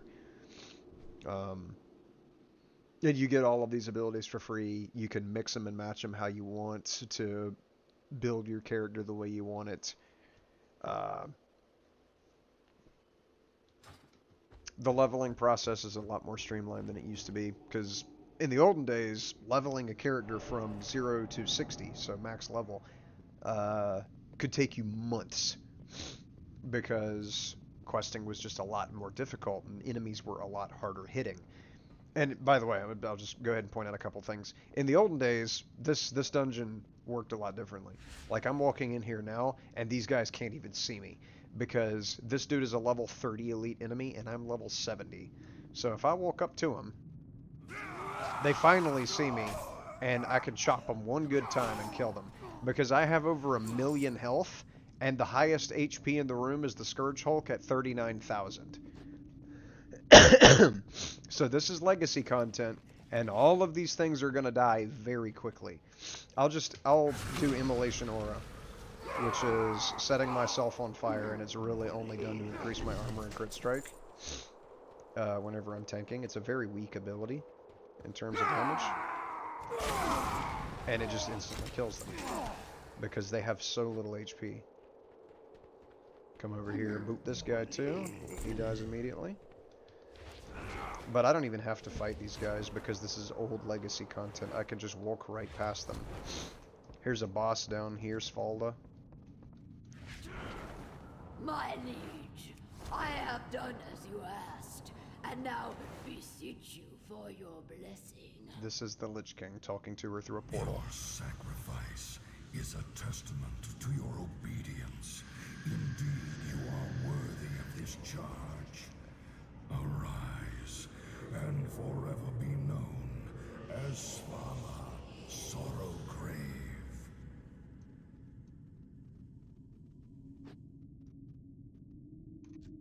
This sensation is beyond my imagining. I am yours to command. He just used the horrendous fucking death magic of his sword Frostmourne to turn her into a goddamn Valkyrie. Destroy our uninvited guests. So this is the first boss of the dungeon, and I usually don't kill this boss because she doesn't drop anything for me. Slaughter them in your name.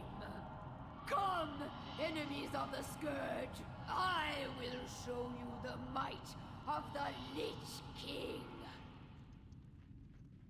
But I will vanquish your sword. go ahead and show her just a bit. Oh, I actually got something I didn't have. The shoulder pads I didn't have. That's huge. Okay. So I just got... It's cool because I got the appearance for those. Like, I can make my shoulders look like that now. So I go up the stairs here.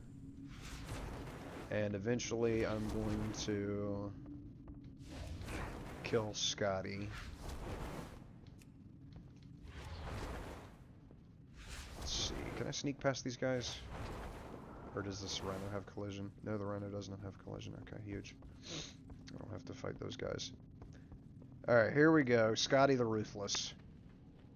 What mongrels dare intrude here? Look alive, my brothers! And you see A Growth, feast for the one that brings me their blue heads. proto Drake. I'm gonna try and get him, because killing Scotty does have the possibility of dropping Growth as a mount.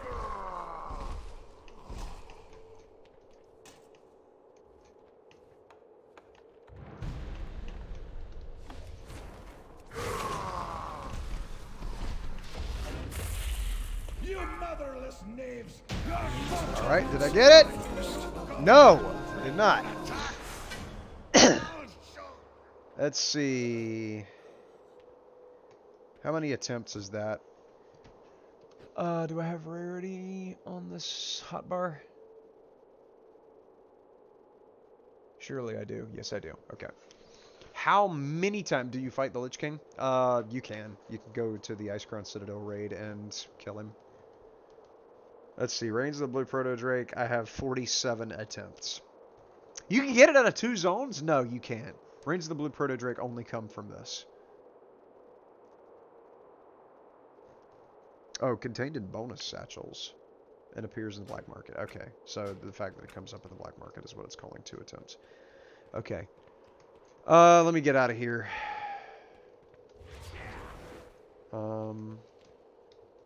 Yeah, I have to go down the stairs.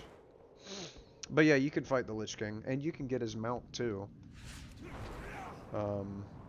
Invincible, which is an undead horse, and it's a very hard mount to get, but it's also probably the most famous mount in the game.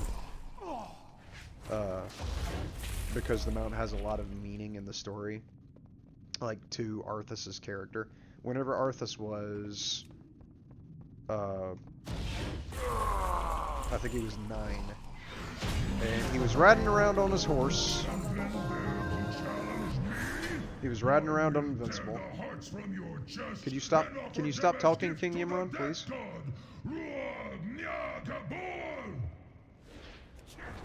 Okay, thank you. Anyways, he was riding around on his horse. He was 9. He was riding through the Eastern Kingdoms, and it was very icy. And he did a jump on his horse that he had done 1,000 times. You got my attention. And his horse broke through the ice, on the where he landed, and broke all 4 of his legs. And like Invincible was going to die, and so Arthas put him out of his misery. And that was like Arthas's first experience with death and with having to kill something, killing his own horse out of a mercy. And then whenever he grew up and became the Lich King and is the master of all things undead, he raised his horse up again. And so you can get this mount to drop from the Lich King. This took me 173 attempts. That's 173 weeks to get this mount. This was a nightmare to farm.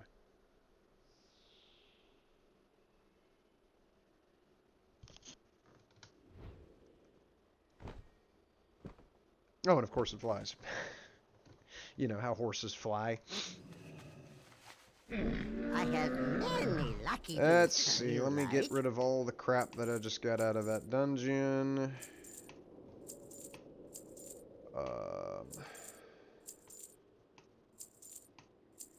Yeah, okay. May your feet find good trails. Mount should I fly around on? Give me a random mount. Let's see, summon random favorite mount. Who am I gonna get? Carcinoid Zerith Steed? Alright, we'll fly the X-Wing. Yeah, he does fly, that's a good thing. But I got that mount after I was, like, seriously farming for mounts and trying to get mounts.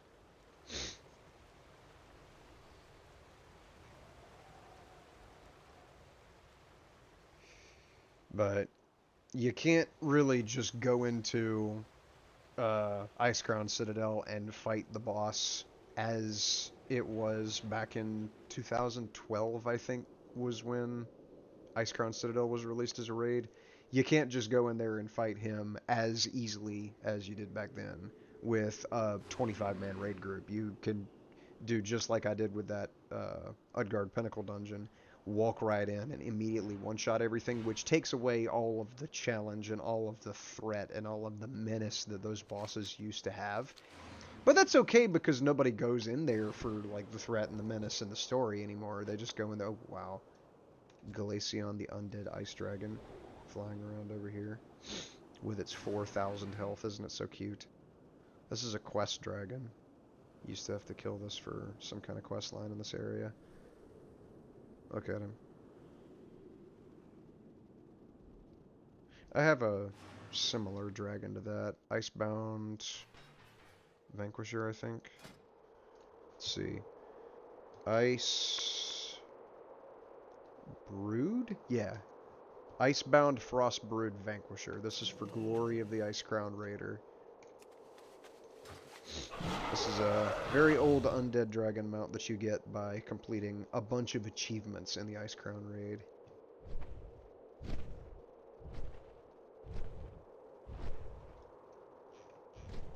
Very unique looking dragon mount. If you breathe on that dragon, will it die? Absolutely. Oh, Glaceon! Sorry, buddy. I'm gonna have to murder your entire ass off to demonstrate how weak you are. Let me just do this real quick. As a hammer. Just like that. But my attack did 19 million damage.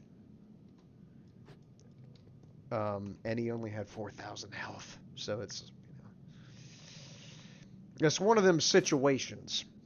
Let's see. Let me fly around on aerial unit R21. This is from Mechagon, which is a dungeon that was released in Battle for Azeroth, so just a couple years ago.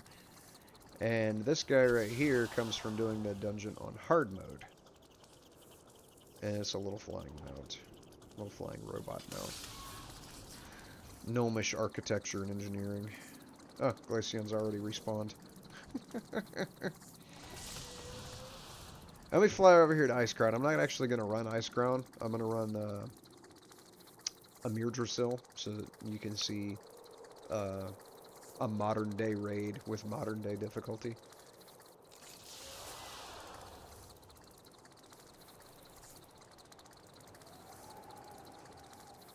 But we'll come look at it so that you can see this. Like, you can actually already see it now. Look at that. You see that big-ass spire with the pokey bit sticking off the top? That's Icecrown. Don't like the sound it makes? Oh, that little whirring noise. Let's see. I'll get a different mount that doesn't look quite so ridiculous or sound quite so ridiculous. This is a fan favorite area too. This Grizzly Hills, the zone. Which, a lot of people like it for its music, and I have music turned off.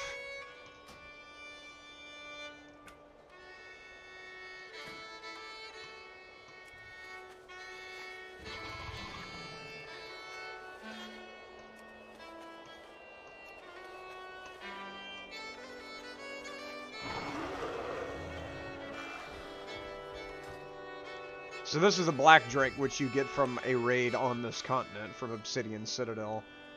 100% drop chance if you can kill the boss without killing any of her lieutenants.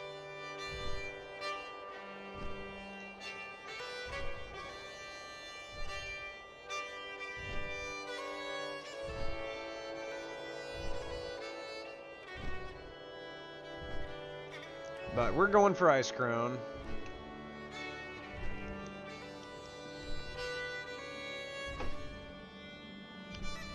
So the Grizzly Hills music will soon stop. A lot of people like that, and I you know, beauty is in the ear of the smeller, I guess.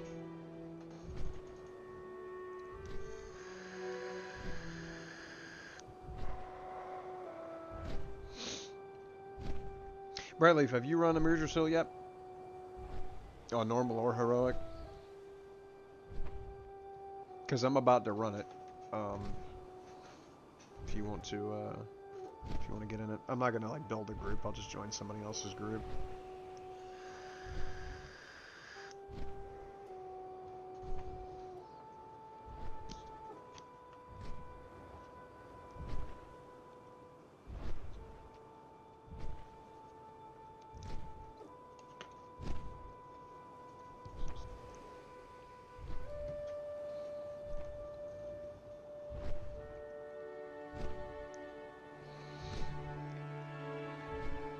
Whenever people used to like come to this island for the first time back in Wrath of the Lich King, they would land. They would come over on a boat and they would land Grizzly Hills. And the draw distance wasn't far enough for you to be able to see Icecrown Citadel sticking up over the horizon from Grizzly Hills, but like the further east you went, or the further west you went, the more this would come into view, and this imposing, threatening, fucking looming spire of the mother of all fortresses. That had to be so cool.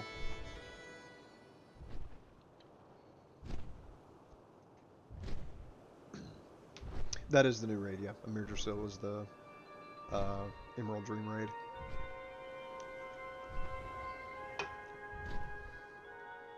Where you gotta go kill Farak, who is the last boss of Shadowland, I mean, not of Dragonflight. I cannot believe that they're actually saving Iridikron for later. That's so cool. And here is Icecrown.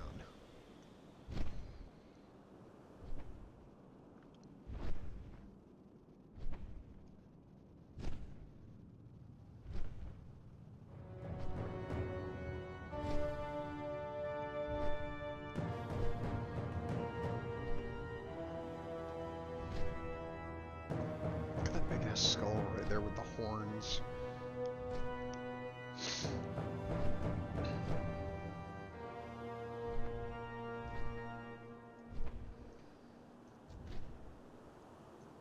This place is so nice, so well designed.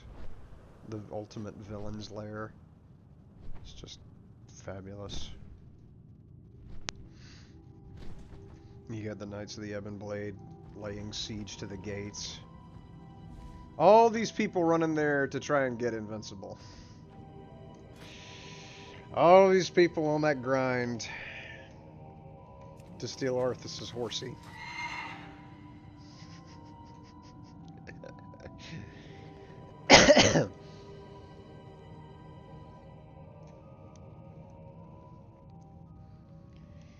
Why don't bad guys just make their bases look less cool, make them blend in more, and not shout the guy in this tower is evil?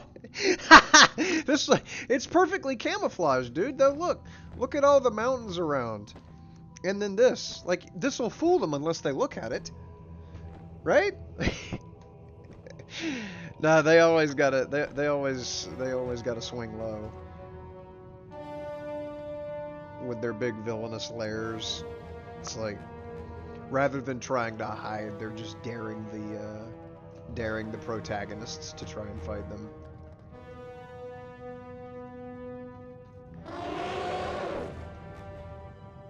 Look at this. Look at the bones that are like composing this wall section. And then you got the sconce, the chandelier. It's just skulls. Like this area is just too good, man. Seriously. This is what they need in Warcraft now. Like they brought it for Shadowlands and completely ruined it. But like this is a very well designed villain's lair. You want to see a stupid villain's lair? Let's go take a look real quick. Hang on.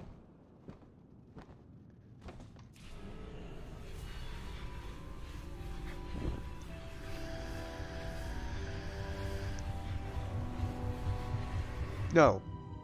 Wrong Hearthstone. I'm going to Dalaran. I'm going to show you the Nighthold from Legion.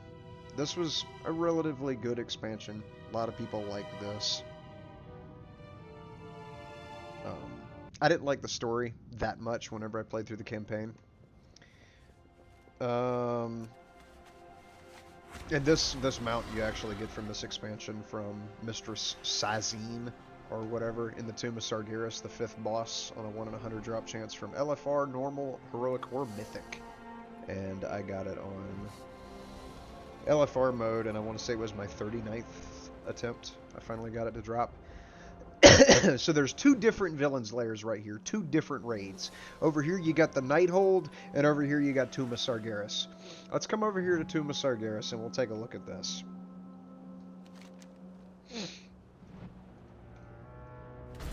The Legion opened a portal that is spewing forth a swarm of foul imps. Champion, these tiny fiends must be eradicated. Khadgar, you're one of the most powerful mages in the history of this fucking game. Notwithstanding people like Medivh, obviously. Like, you can't kill imps. Khadgar could kill most imps without even being on the same fucking continent. And he's asking me to do it for a world quest. This is a gorgeous villain's lair. They call it Renfall. That's so sad, actually. This is the Tomb of Sargeras raid. This is good stuff. This is a gorgeous raid instance with a gorgeous villain's lair look to it. Look at the elves over here holding up these Fellfire orbs. I don't know if these are blood elves or high elves. It's so hard to tell. Pretty sure they're not night elves. I don't think night elves would be on this. Void elves probably, right? Though, because like void elves are over here. Ads will run shortly for some viewers. No, they won't. Skip. Now this, technically, it's not a villain's lair. Suramar and the Nighthold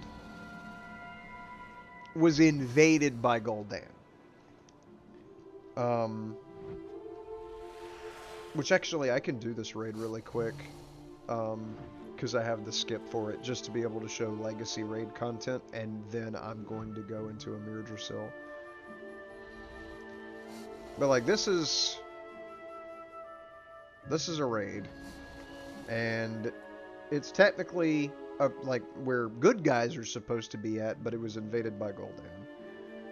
So let me go to the entrance for this raid, which is in the dumbest possible spot. Like, you would think, because this is what the raid looks like, that you would just go in right here. No, they've got the entrance to this raid hidden in a tunnel underground over here. It's so stupid. I hate the entrance to the Nighthold. Everything about the Nighthold makes me sick. The Magistrix thugs are impeding Delene's efforts to Shut up, distribute Solgren. I'm sick of your voice. I've heard your voice like 1,000 times. I will say this area is really beautiful. Like, the elven architecture is really cool. It's just a very annoying area. I hate the raid. But it drops 2 mounts, and I don't have either one, so I've got to do it. And I always forget where the entrance is. I think it's over here. Because you got to go down the stairs and then go through the teleporter and...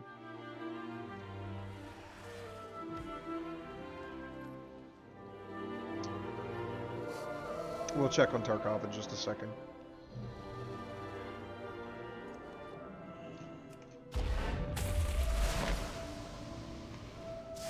Make sure my raid is set to Mythic.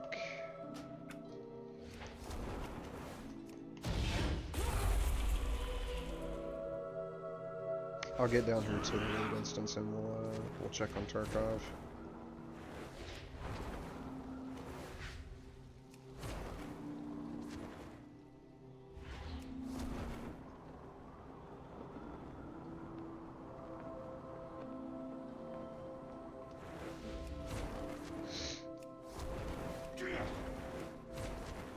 Let's see. Alright. Battle State Games Launcher. Okay, well the launcher opens. Can I play the game?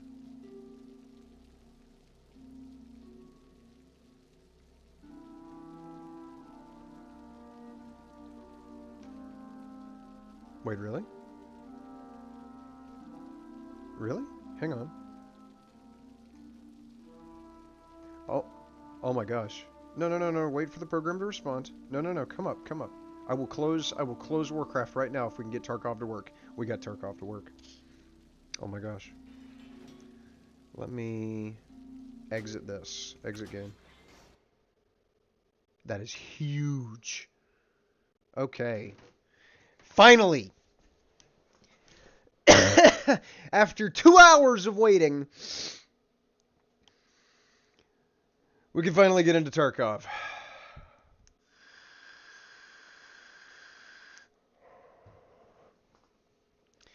Welcome to Tarkov. Blah, blah, blah. Can't see because the light bulb. USAC. I think it's Patrick. Stay focused, No, guys. Patrick. Other guys saw bears No, in it's this area. Josh. Yeah. Wonder what's around here. Wonder what's around here. Oh, yes.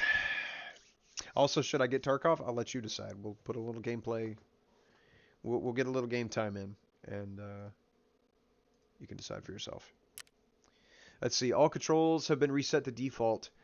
I think I was using default on everything. Action jump has been reassigned to spacebar on release. New action vaulting has been assigned to spacebar on continuous. Please try these settings in game before changing them. Gotcha. No problem. All right. Now, there has been a new map added to the game. And so, of course, we're going to have to go check that out. Let me get the stupid Comtax off. Get the stupid P.A.C.A off. You know we ratting this. Like, off the rip. We got to rat it. No question. Let me change the stream title.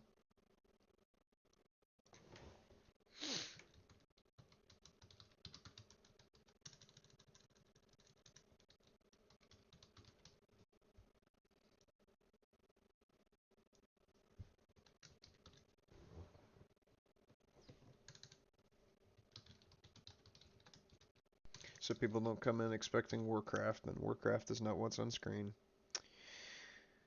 Cannot purchase the game as the website is down. Oh yeah, there's been a lot of people rushing the game since it just wiped today. I will say that if you are going to play Tarkov, now is the time to get in it, because the game just wiped, and so everybody is at the same level of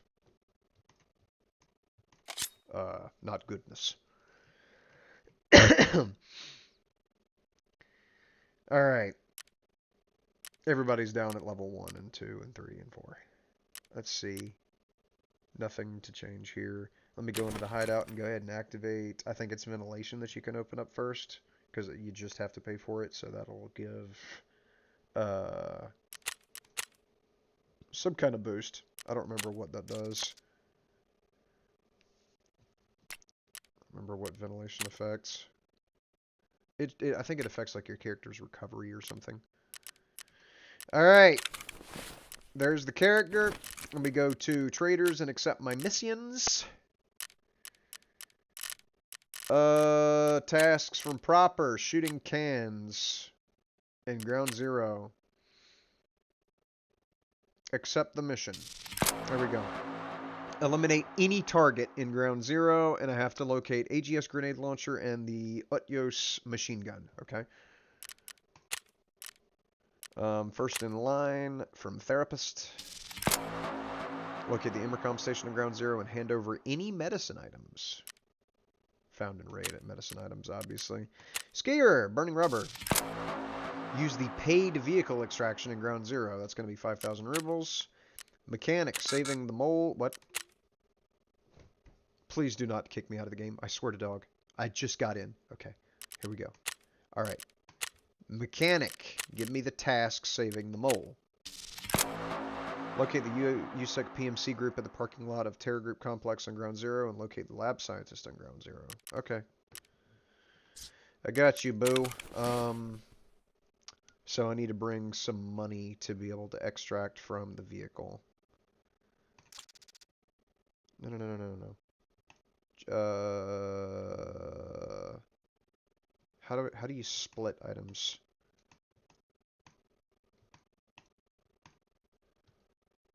Oh, it's shift and hold, right?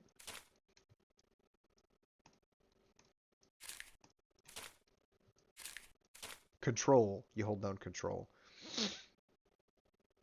Okay, put 19K over here. And then roughly 5K over here. And off we go. PMC into Ground Zero, the new map. Only accessible. Oh, I'm gonna go in on practice mode. just because there's a bunch of landmines on this map, and I want to see where they are. Also, we can get into the map really quickly doing this in offline mode. The matchmaking is very quick. Oh yeah, a new update just released today. They added this new map, which is only accessible for players up to level 20 and scavs at any level. They added plate carriers. So the armor that, like the slap armor, the slick armor, or the gazelle, any armor that used to be a plate carrier actually has to have plates now. So your repair function for the armor is going to change. Okay. Police checkpoint, scav checkpoint, and then whatever else. Nakatani basement stairs and Mirror Prospect, okay. So they're saying that this map was probably going to be part of like an expansion for Streets of Tarkov. The vaulting. So jump is just jump, like normal, but vaulting is you hold down space whenever bumping into a surface. That's so good. They finally added vaulting. Now if they could just give us ladders! Nikita! Okay, I gotta go. I gotta get out of here. Where's the exit? Where's the off-ramp? How do I leave this place? Okay, not openable. I would imagine that since this is like a tutorial map, realistically, like this is just a tutorial map, the loot is probably going to be garbage.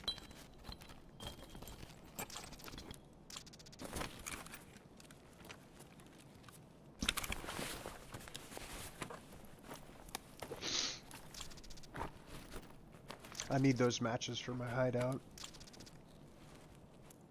Which I think you need the WD-40 too.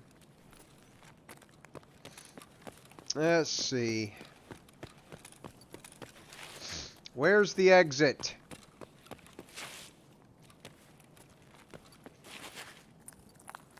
Oh, so I was in the basement, right?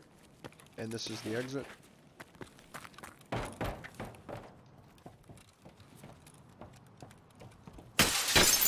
There we go. Alright.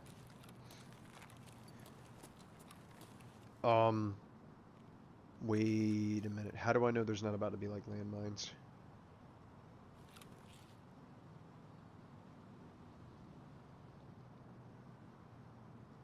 Police checkpoint, scav checkpoint. Oh god. Are there like mine signs anywhere?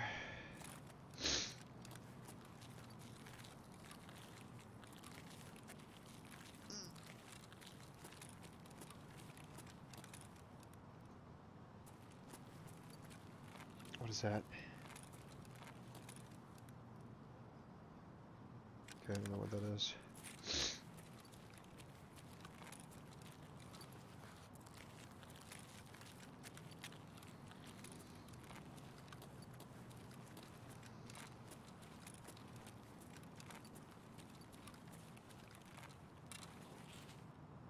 Sign up there says don't shoot.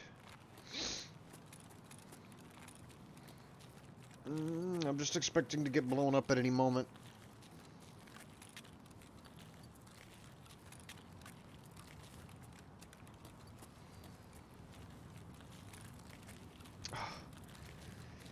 Okay, this is an extract. Scav checkpoint. Alright, this is the scav checkpoint where you have to come over here with a friendly scav.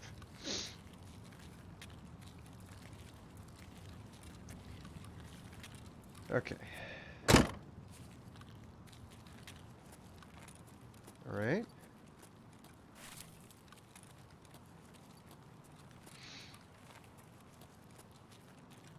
That's why it says don't shoot, too. That's because it's like, you can't shoot scavs if you want to extract over here. You gotta, like, escape with a friendly scav.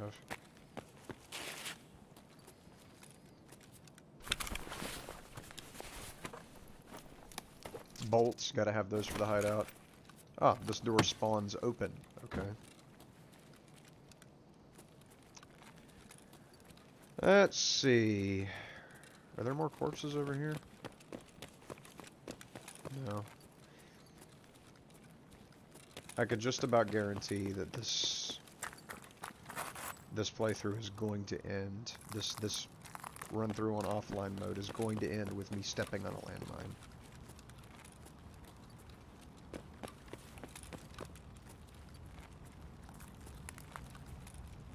Okay, filing cabinets are in there. Can I open this door? Nope.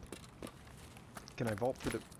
Wait, can I vault through the window? That's an important question.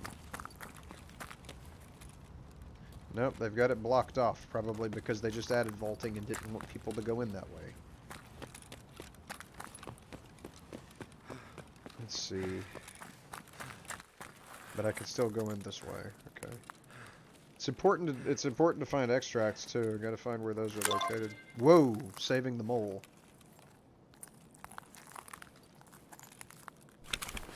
This is a USAC, a dead USAC. Okay, so... Oh, and he's got the tactical shovel. Alright, so these PMCs died. For some reason. I can't exactly save the mole if the mole is dead.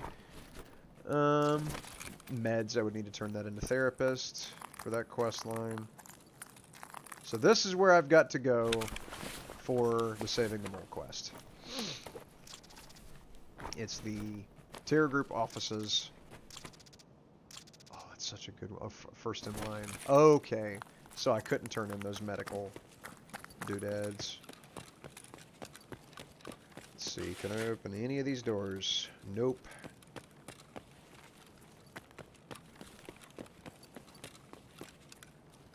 Ah, giant cat statue.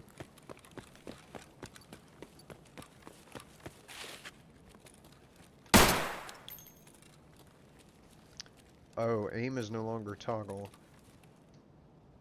But Q and E...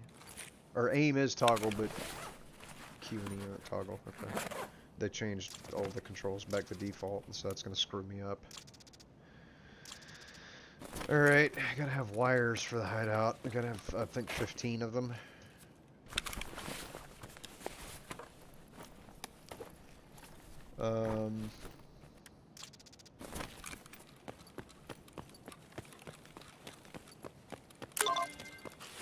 Okay, this is the other part of saving the mole. Gotcha. Okay, and you cannot go up there. This is just, like, hard stopped. You can't go into the elevator with the bent doors. So this elevator crashed. Wow, okay. There's a dude in the elevator down here. This elevator has a toilet? What kind of luxury is this? All these elevators fell. Okay, this was like some kind of cataclysm happening here.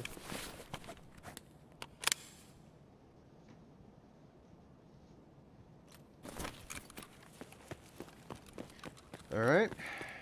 Well... Is that a dude back there? Okay. Ah, this dude got knifed in the neck. Unfortunate. GKO2, you need that for a gunsmith build.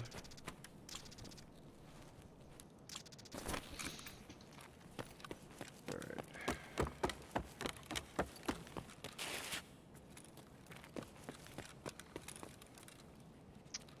Let's see, the floor man has been busy. Yeah, I tried to fit, like, I couldn't fit through the gap in the busted elevator door. It wouldn't let me in. Okay, I can't go through there. So yeah, I couldn't go into the elevator shaft, but looking into the elevator shaft, I was able to see the corpse of one of the moles for mechanic, and so that's what was, like, completing the quest. That's why it gave me the quest ding. Alright, so there's apparently no reason to come up the stairs. I gotta try and find an actual extract without blowing myself up. This is another PMC body. Okay. Oh, the PSO scope. Let's go for AKs.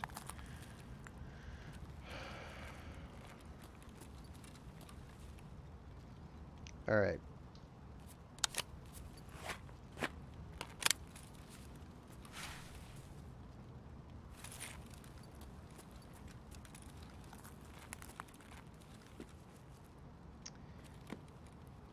So they've got a sign in a stroller with concrete in it. I have a sneaking suspicion I'm not supposed to go this way.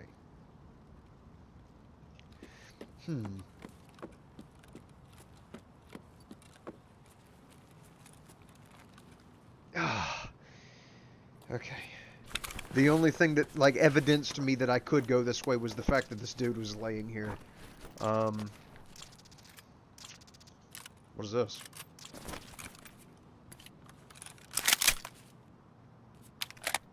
.762 full metal, and it's automatic. Okay, MK47.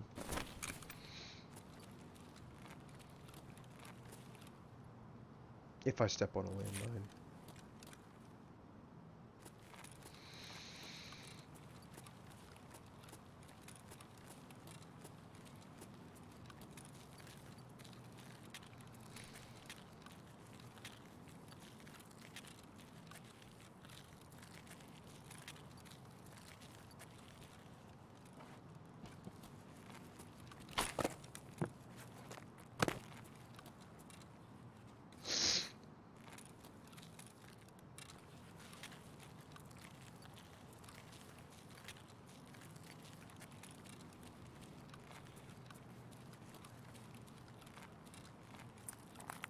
Well, I've made it this far.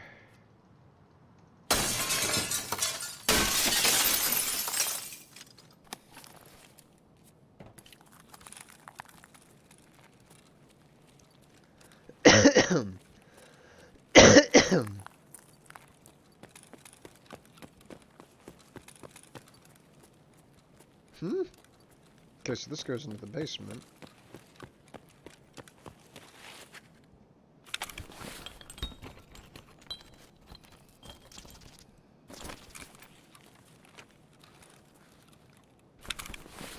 Oh no, I'm back where I started. Oh Lord.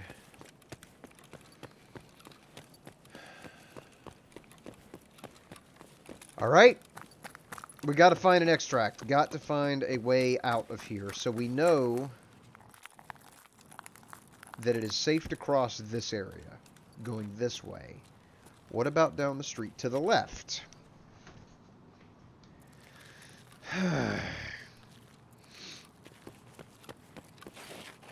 There's no mine signs anywhere, but that's never stopped Nikita before. There's mines, like, in the middle of the Streets of Tarkov map that are unmarked.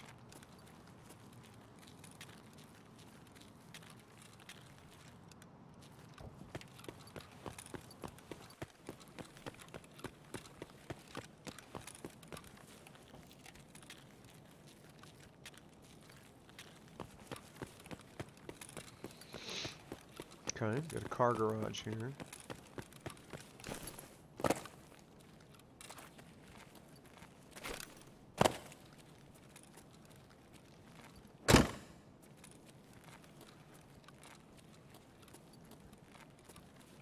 Okay.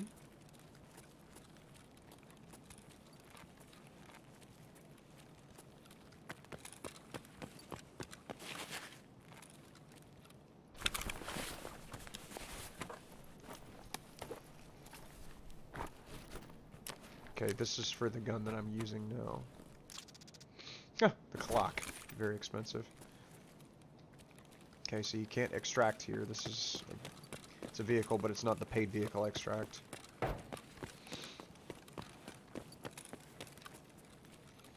Usually in this game, vehicles and fences at the edge of a map indicate an extract, a paid extract. Okay, this dude apparently OD'd from this box right here. The cat statue, of course. Ooh. Well, this is easily missed. Just walking up that ramp right there, you wouldn't even see the duffel bag unless you look down.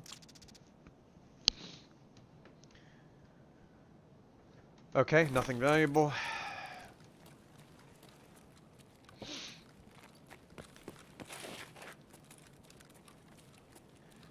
Any kind of extract. Technical supply crate. Okay, ration crate. These are good. The TNT brick. I think you need that for opening up your gym. Because you have to blow a hole in the wall in the hideout. I think that's also the only purpose of that. There might be a mission for reserve. But I've only ever completed the reserve questline once. Okay, all this is openable, just more technical supply crates. Oh, the tank battery!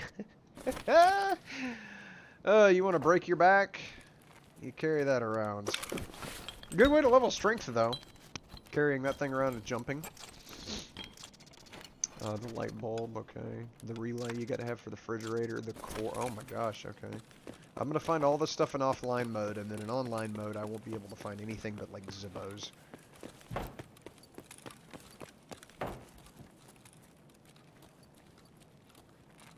Okay, there's an outdoor area.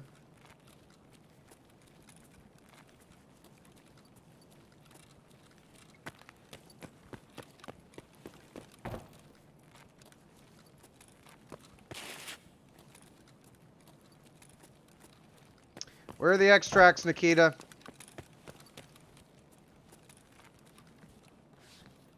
Okay. Unfortunate. Well, I see the cultists are probably present on this map somewhere. Definitely. They're the only ones that do anything with pigs. They're the only reason pigs ever appear on any of these maps.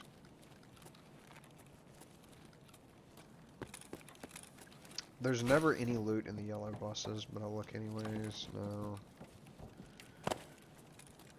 I don't think there's a single yellow bus that actually has any loot or any quest items, like, in the entire game. Wait. Yes? Oh. For a brief, exciting moment, I thought they had ladders actually implemented in the game, but I should have known better.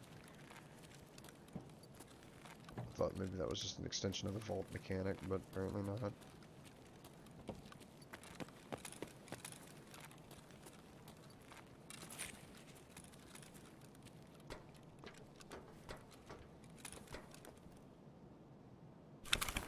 There's a suitcase, very oddly placed suitcase wedged in there.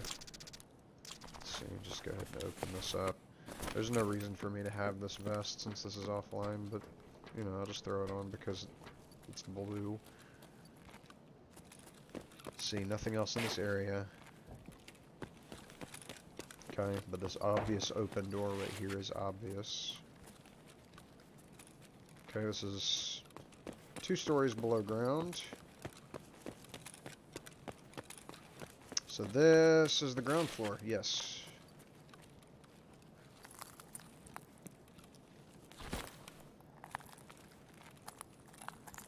Okay. Now there's a company name that I need to be looking out for an extract. Nakatani basement stairs, police check. There's a scav.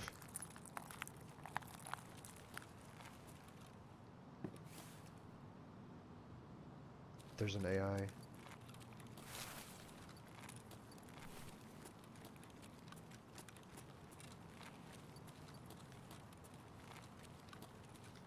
Gosh. Where are you at, buddy? He's across the street. I just saw him walk behind that bus stop.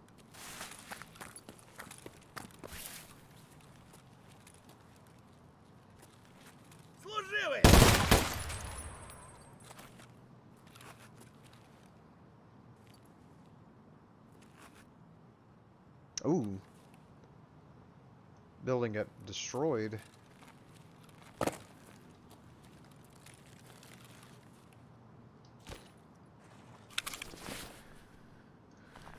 Alright. What do these scavs spawn with?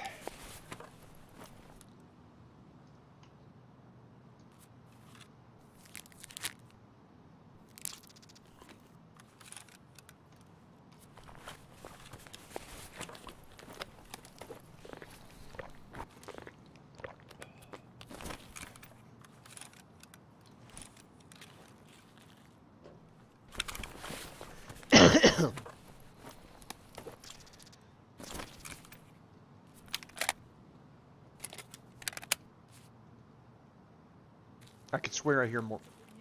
I did hear more walking.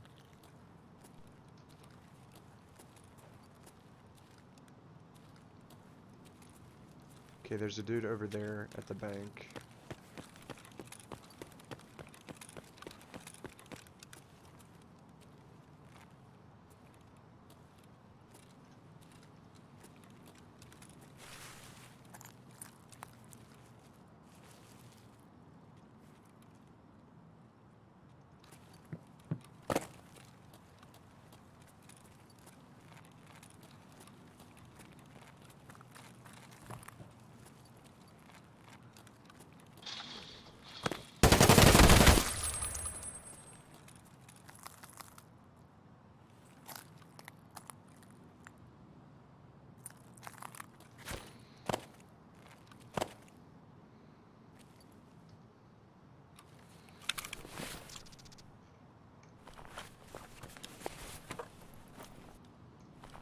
Oh, is he gonna spawn with the same crap?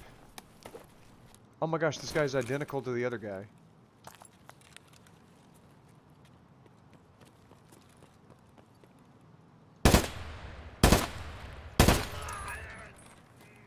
How am I doing? I'm about out of ammo.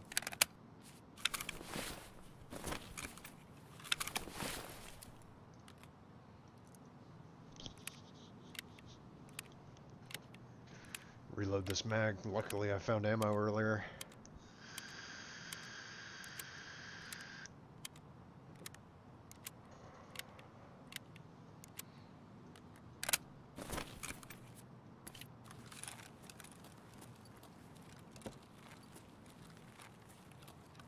A Tarkov. Let me have that. I do need that because I am halfway through my energy bar. Wow, that did absolutely nothing for my energy bar. That is fantastic. You know, that's really uplifting. I might as well take the squirrel gun. Just cause, like, who's gonna stop me? Oh, well, I got an MRE now. I'm good on energy. This guy could have screwed me up. I heard one talk.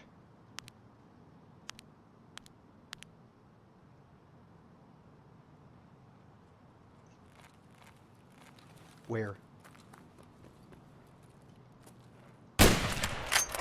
That's a flashbang! Okay. Good. I heard a dude say Kepka.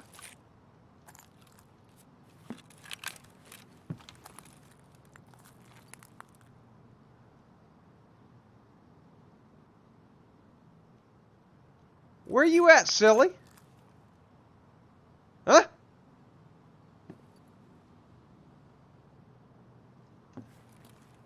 I don't like this. This is just another copy. He's gonna have the slicker in his... What? Huh?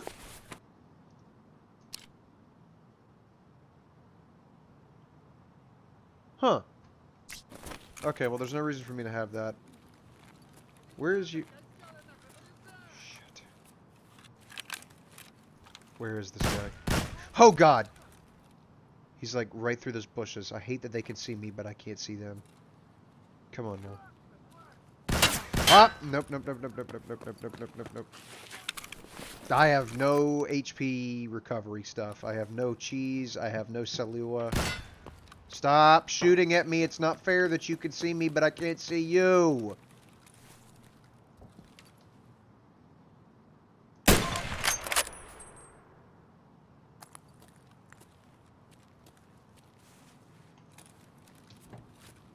He's like right next to me. Okay, I can't go any further that way because I'll get sniped.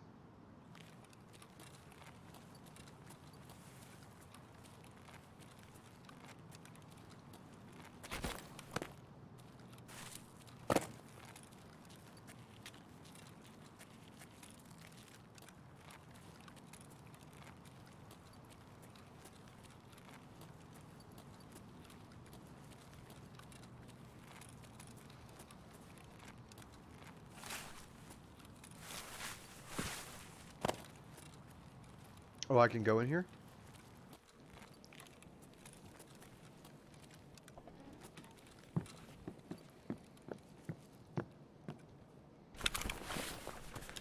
Okay.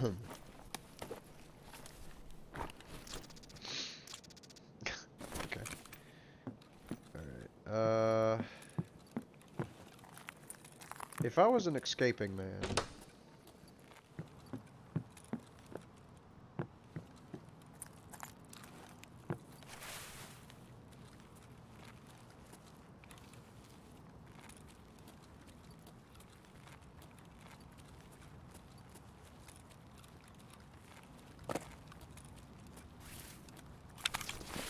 Gosh, it's the same thing.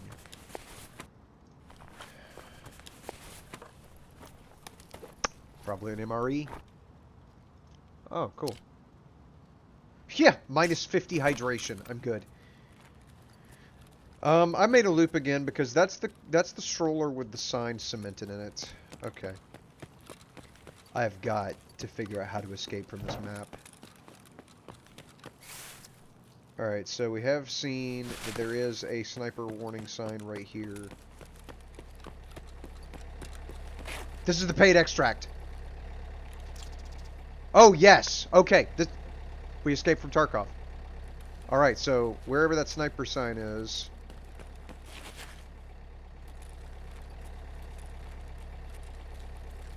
Yep, you definitely can't go past this. Okay. Yep. Sniper tried to kill me.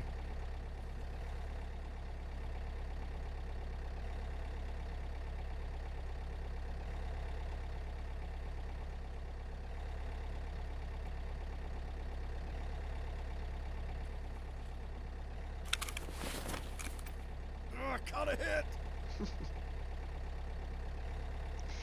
Alright. So... that's the paid extract. You look for the cement stroller, and then run to the left out that door, and you wind up at this paid extract location. Yep. I'm hurt.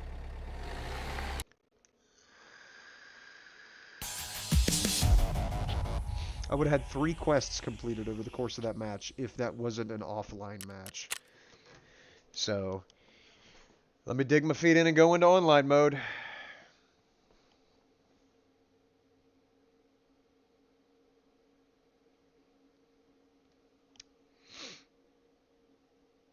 Let me go ahead and remove this comment.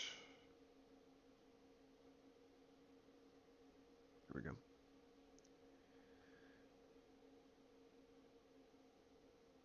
Let's see, any more stupid comments in the comment section on that video? No. Okay.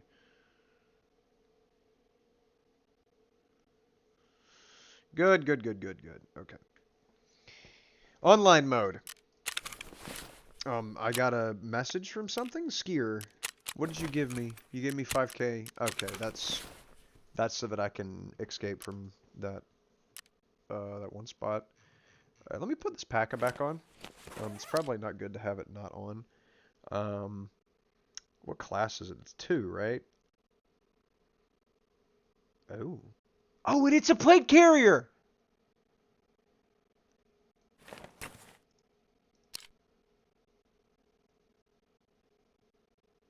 That's huge. I noticed that it was 100 armor now, because each of the segments adds up to 100 now. Alright, but I did realize the mistake that I was making that time around was I had no HP recovery, and I had no Kalak. So, now we are, which I might as well take in one of these IFAK Ultras, just because, why not? Okay, that's everything that I would take in. I don't like to have a good helmet. I'm not taking in a blueberry helmet.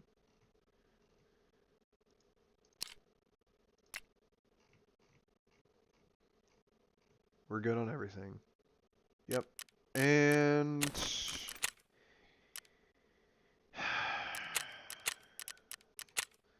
tradition. I always go in as a scav. Before I go in as a PMC, let me feel it out as a scav.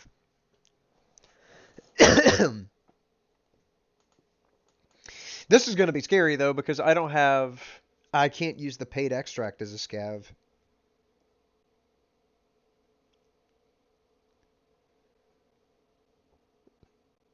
I'm going to have to discover the scav extracts. Gosh, okay. Alright, we'll do it.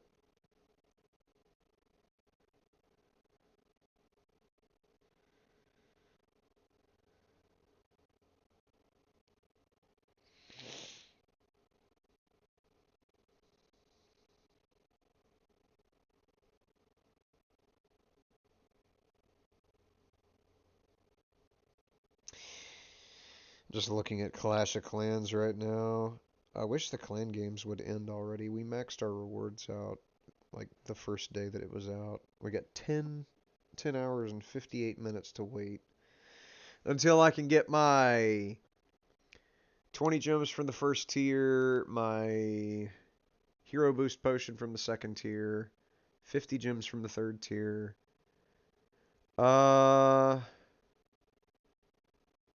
Probably the wall ring from the fourth tier, builder potions from the fifth tier, and hero book from the sixth tier.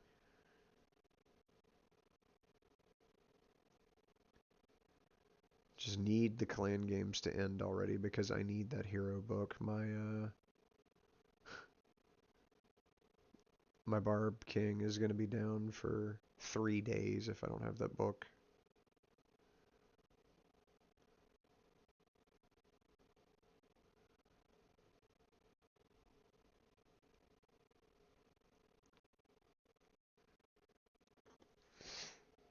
Why is it still matching me on like the most popular new map?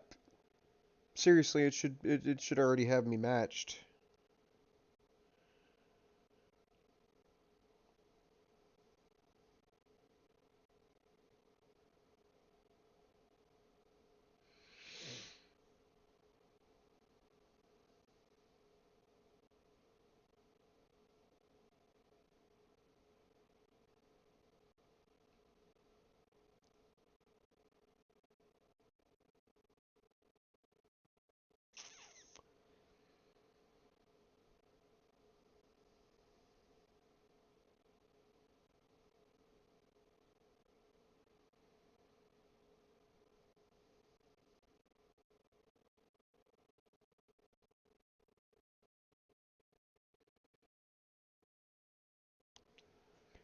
Seriously, I'm still matching? Come on now. 3 minutes?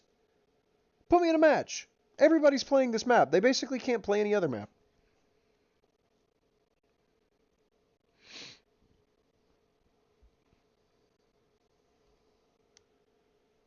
This is ridiculous.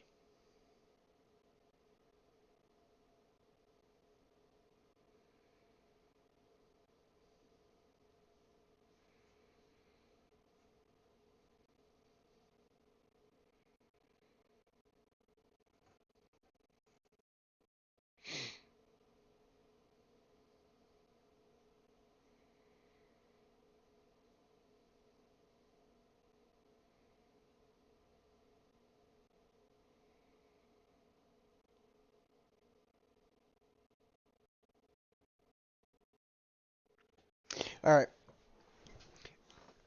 I give it about 1 more minute, and if it doesn't, then I'll just go in as a PMC. There it goes. All I had to do was make a threat.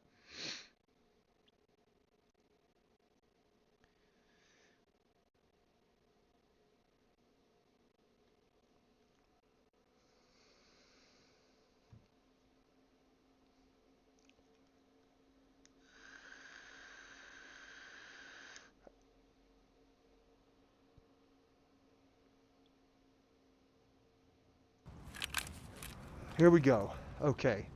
And I waited so long in queue that it's actually nighttime. Okay, Immercom checkpoint, Nakatani basement stairs. Crap.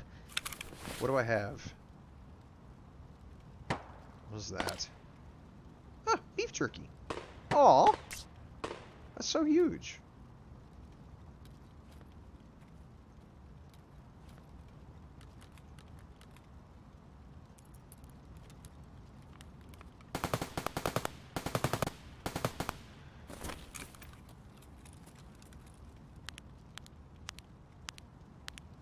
Yeah, it's fine. Okay. Alright, so concrete stroller's right there, which means paid extract is over here. Oh gosh. Some dudes died over here.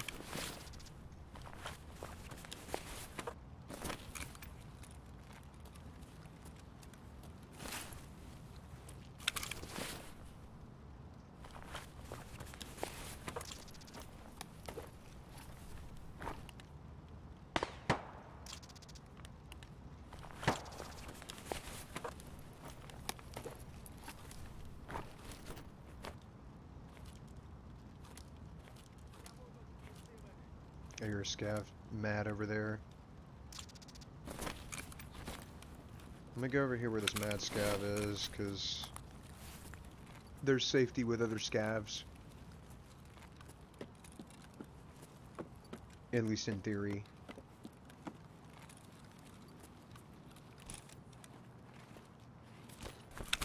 Why did it stand me up? No, don't stand me up for looking at loot. Give me them Wilstons. No reason for me to get stood up like that. Okay, there's an AI walking around outside that hotel. Let me get over there by him.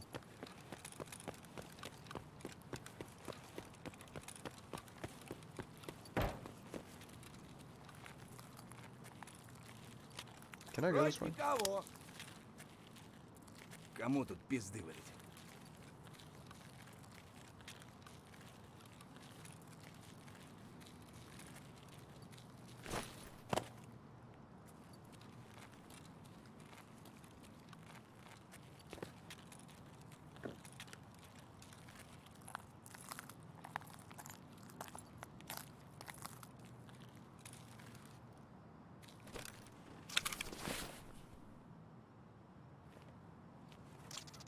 This dude died while looting. Oh, this is not fun at all. Like, I'm probably 3 seconds from dying now because I'm laying in this dude's body as he was laying in this spot looting.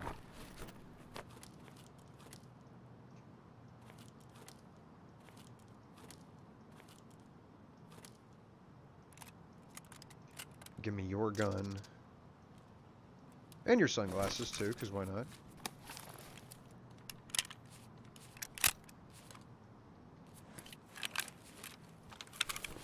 He was looting this guy. No, he wasn't. This is the wrong body. Look at this body. Ho! Okay, one of those plate carriers is screwed. Or one of those plates is screwed. Here, give me that. This was a PMC because he's got the M870.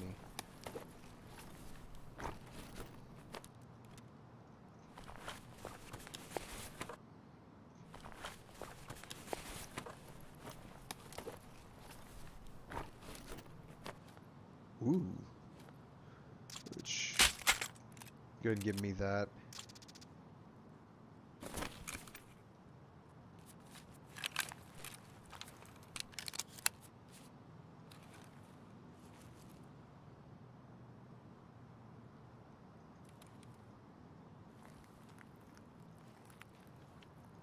Let me ADS. Why is my gun up? Let me fucking ADS.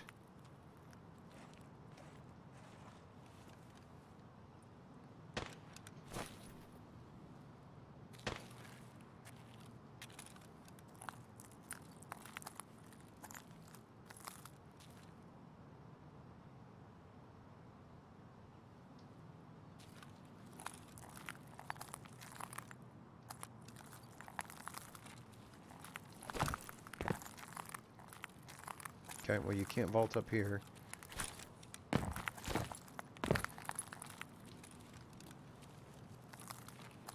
Let me... Alright, well, I'm pretty sure you can get up there. It's just being stupid right now.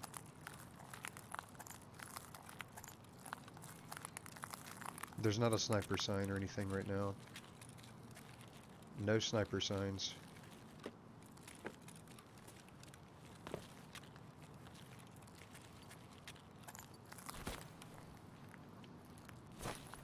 Stop standing me up to loot. Nobody loots standing up.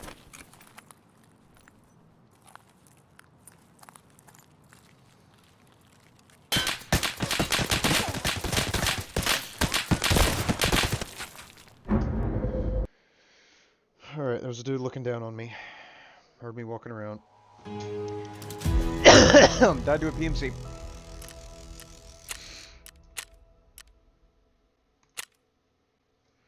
Alrighty then.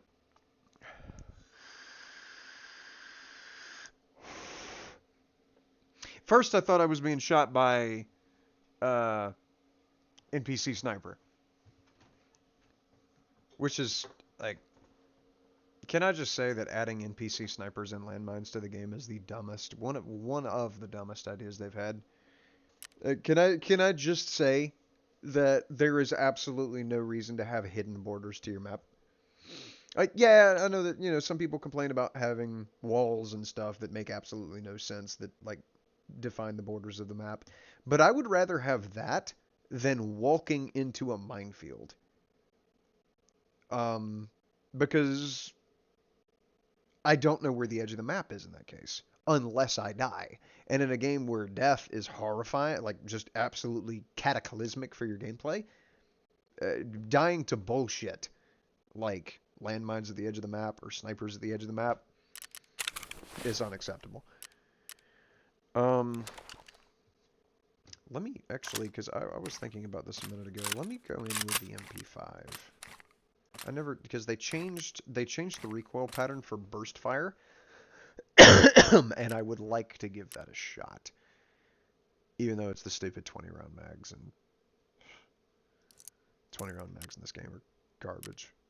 Especially for something with such a high fire rate, you just rip through your ammo so quickly. I wasn't going to bring anything else, right? Like, there's nothing else to bring. And I think the only vest you can get is like 10k. And it's out of stock. They added this. What is this?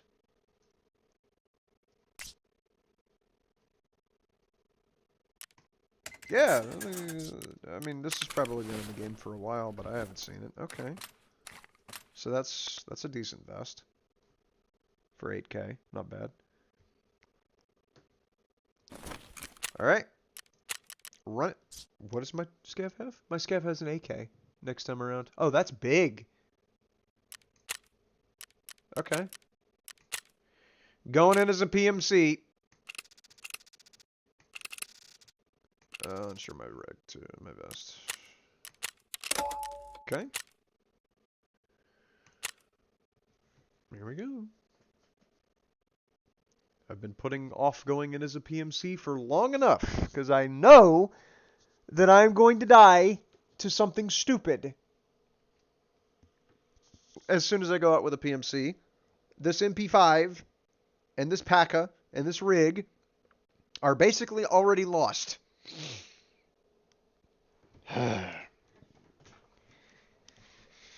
But I can only put it off for so long. I gotta go as a PMC.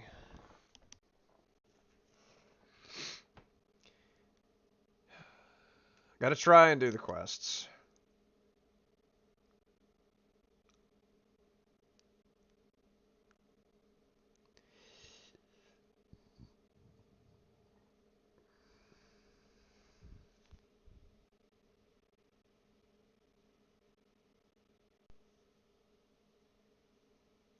Now, surely the queuing time for this is going to be a lot quicker. Like, for PMC mode, because going in as a scav, it took nearly 5 minutes, but as a player, it's got to be quick. There's no reason it wouldn't be.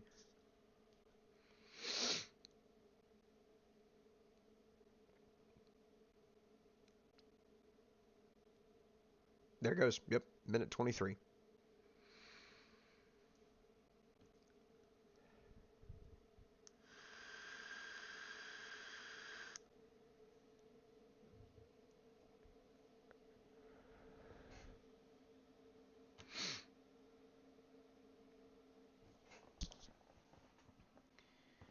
Definitely going to be faster to go in as a PMC. That makes sense. It's always true, because Matches are created whenever a PMC tries to get into a match, but scavs have to get in to an existing match. So I don't know why I expect anything different.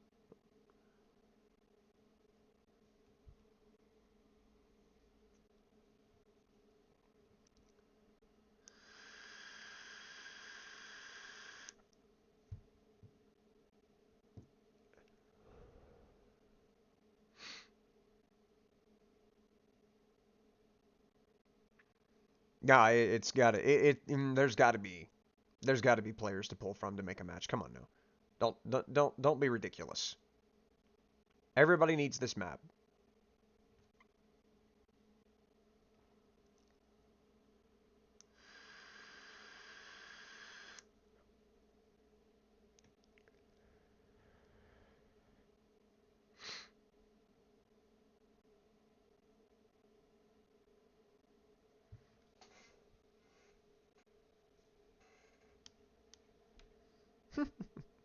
An article by Charlie Intel on how to play zombies solo. You just go play it. Like, what is that even about?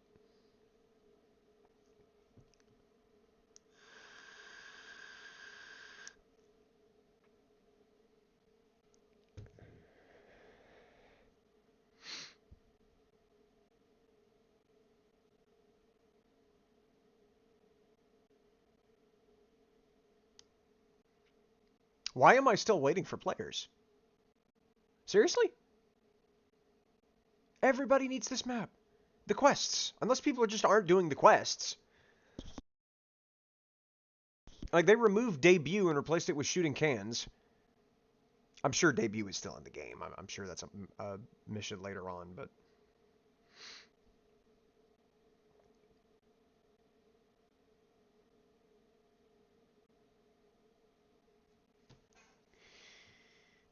Watch out for the stutter kick when you die.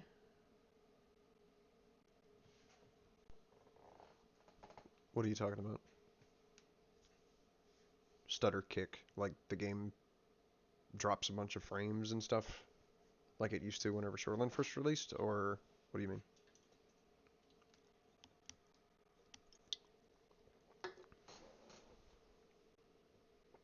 I cannot believe that I've been waiting for players now for 3 minutes. There it goes, finally. What is my ping? 120? Okay.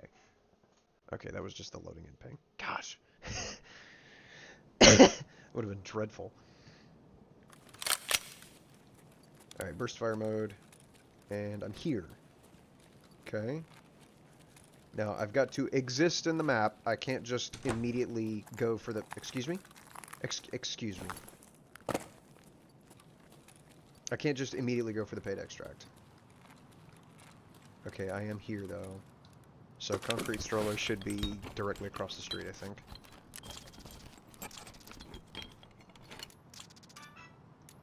Do need those.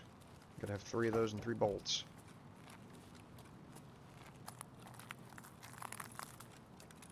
Oh no, I'm at the burning building. Okay, I gotta go left.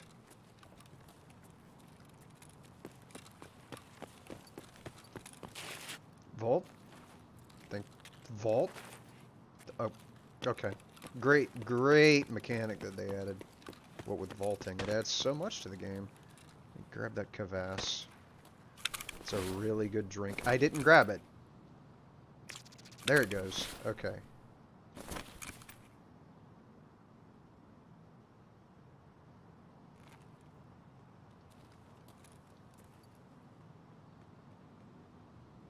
Here, a dude running. Mag checking.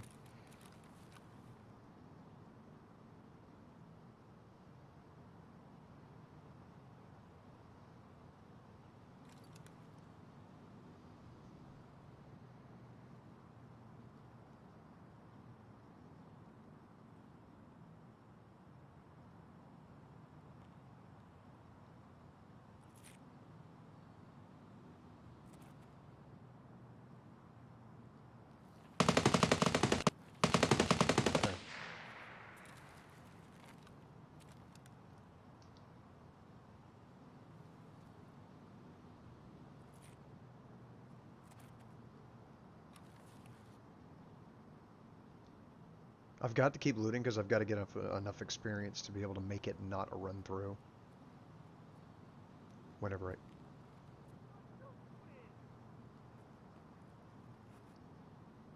I extract from the paid car extract. My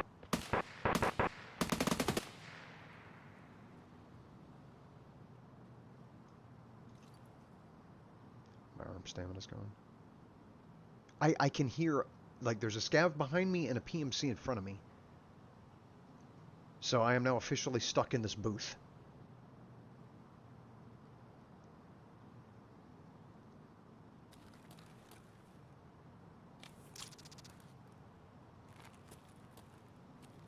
And this door is not openable.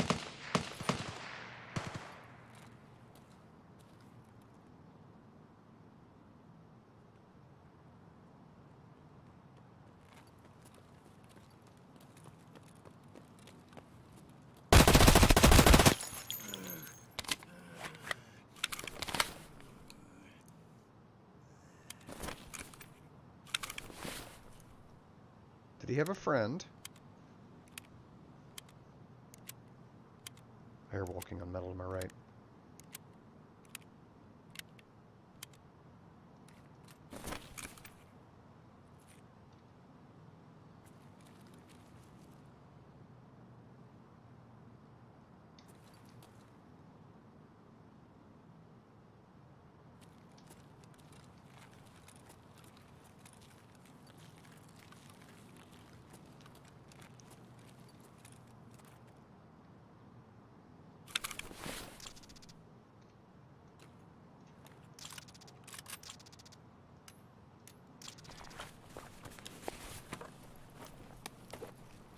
I gotta keep it quiet.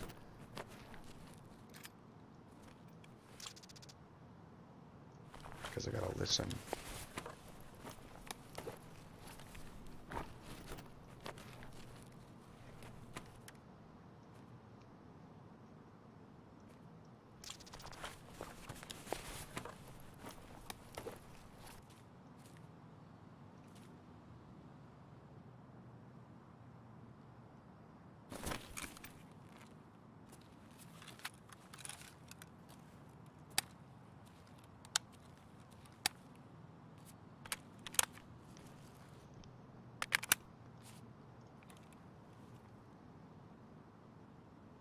Okay, I should be able to extract from the car extract now.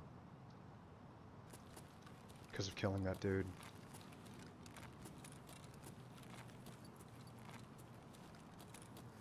Problem is I've got to find it, and I know it's behind me.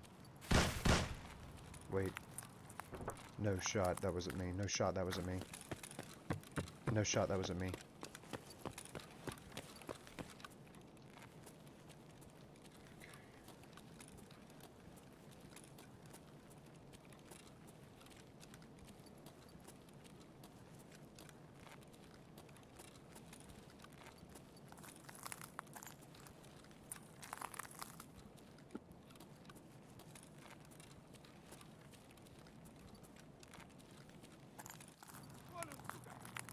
Crap. Shalaba! Where are you?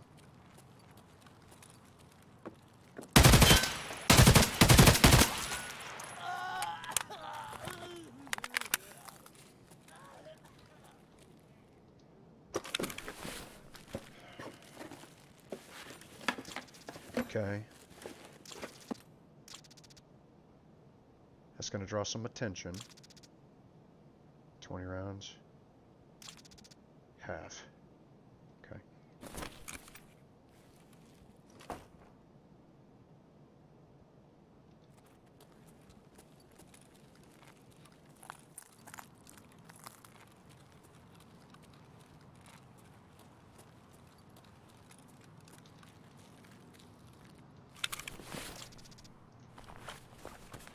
I hate looting setting up like this. When you die, you hear the game then crash. Okay. Is there a way to avoid that, or is that just gonna happen? Get over here.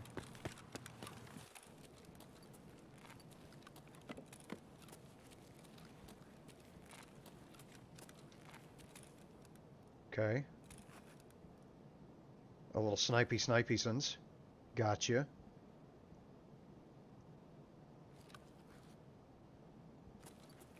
Hopefully this will give a good enough vantage point where I can look.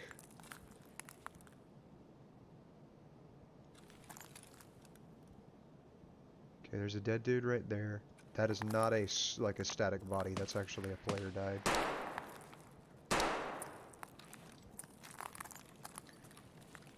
Or a scav died, one or the other.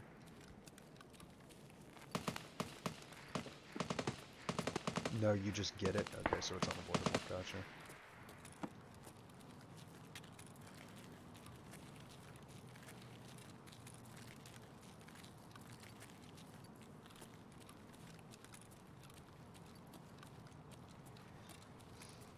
Some of this area is recognizable. Like, I do know some of this area, but...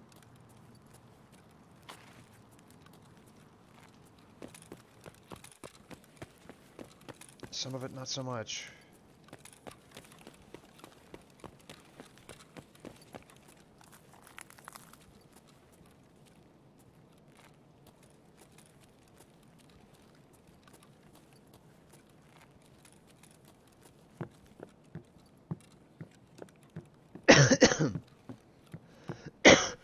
Excuse me. And I don't know how to get to the concrete stroller and thus the paid extract from where I am. Like, where I am, I have absolutely no clue where I am now.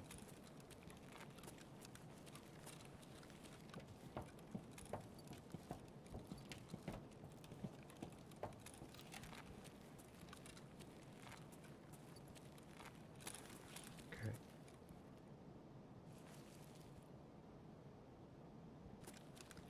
This is a 3-story building, and being up here isn't going to help me any with escaping.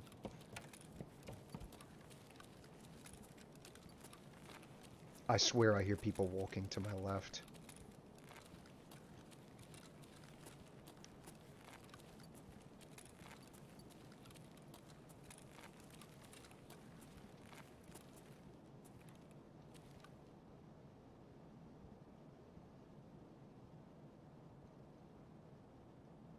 To my left was that body.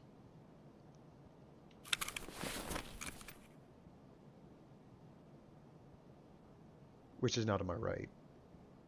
It was laying in the street, and I remarked about it being not a static body, it was an actual player, like, lootable body.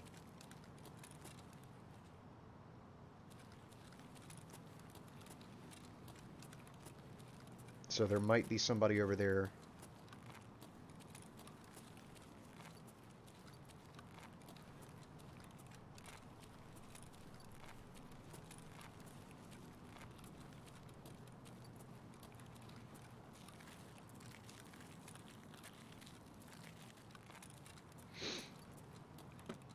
No.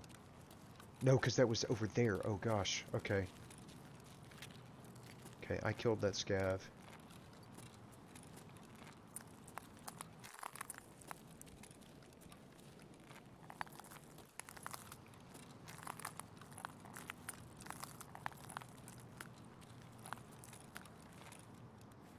Yeah, there's that corpse.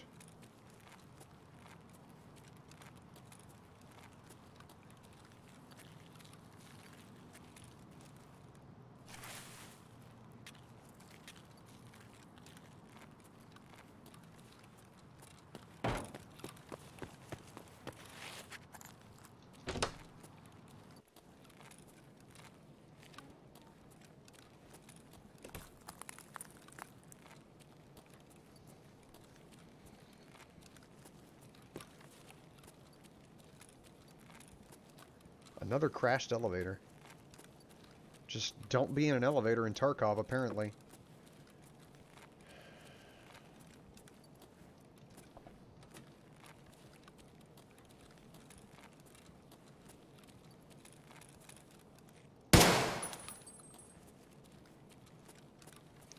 I'm glad I saw him before he saw me.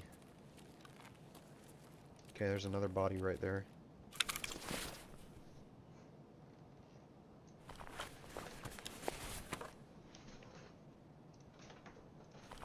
they're on the stairs. And then there's also the static spawn to the left.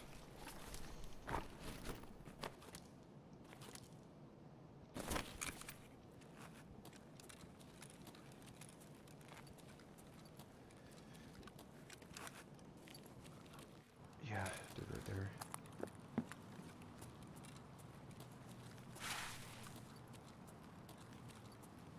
There's the sniper sign.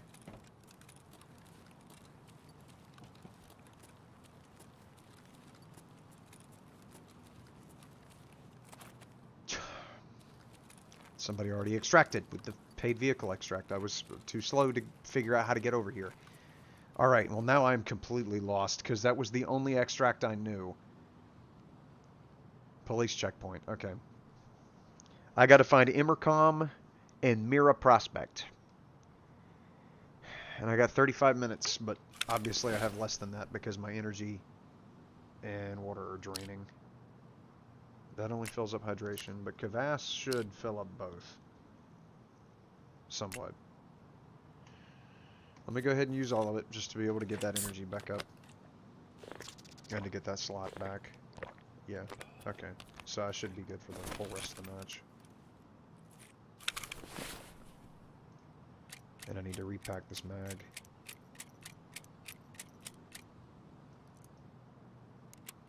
Oh, I also have this mag in the AKS.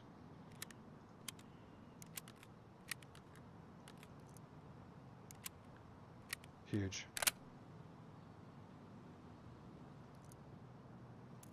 Okay.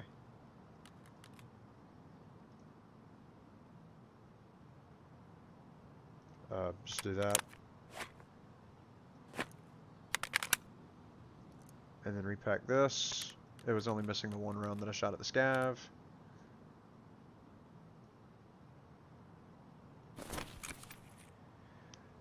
Alright.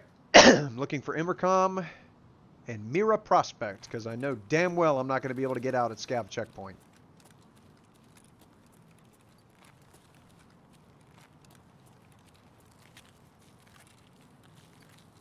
That's not good.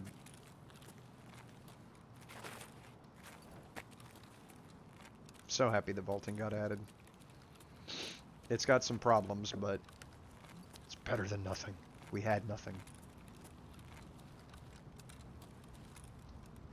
Okay, that door's not enterable.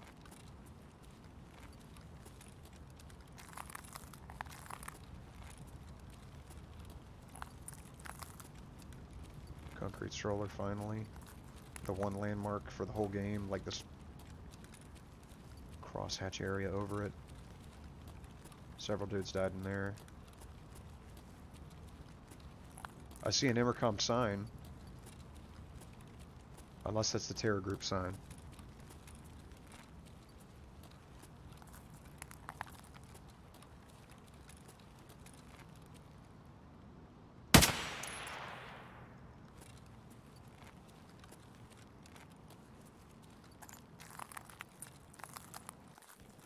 That's the terror group sign. Okay, well I needed to come over here anyways for the mole quest. Yeah, and then I gotta go to the elevator.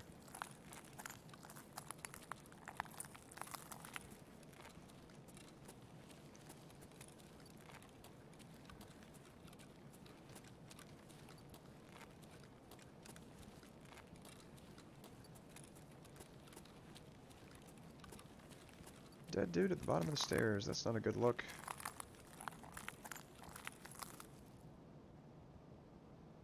A lot of... Wow, there's been a lot of bad things happening around here. Okay. I heard a landmine. Okay, both of those guys are dead.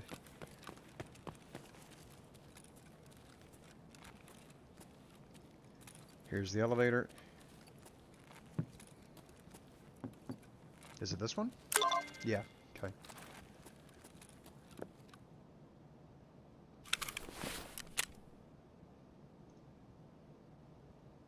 Access the scientist's office. Let me go ahead and get back to gear.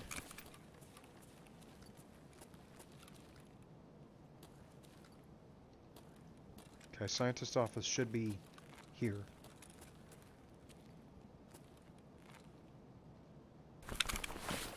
I shouldn't be looting this. I'm not out here in the middle of the open, but I'm gonna loot it anyways just in case there's like meds and stuff in it.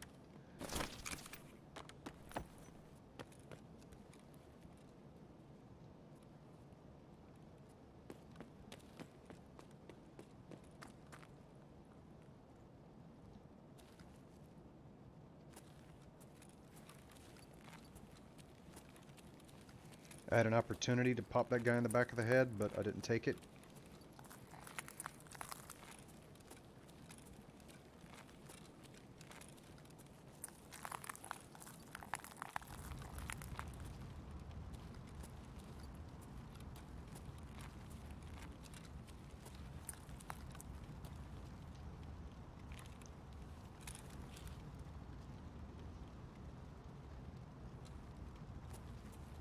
Wait, is he in that bush?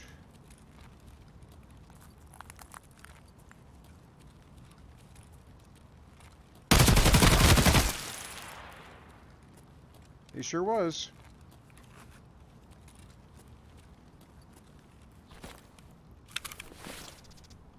Oh my gosh. I just robbed this man. Buddy, I am... Man. He was going for his quest armor too, the 3M armor and the ties. Wow. I hope, for both our sakes, that I can make it out alive, buddy.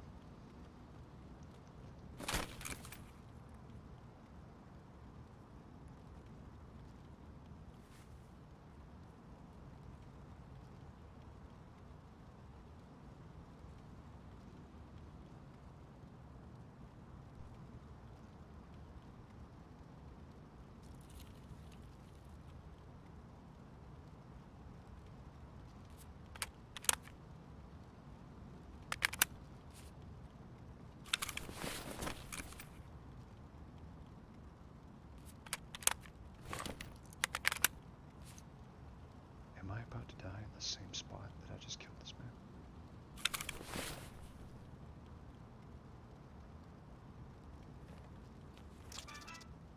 He has a helmet on that's bugged. Like it's not showing it's not showing the item.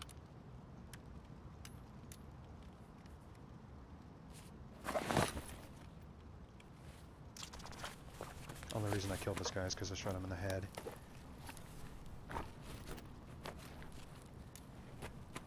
He got another flare.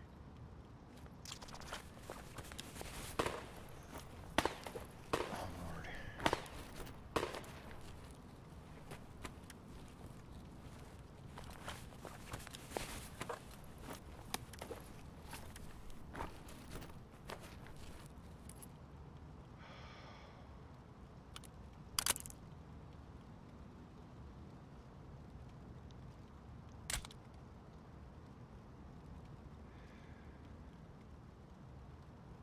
Bastion dust cover. It makes a lot of sense that he would have that.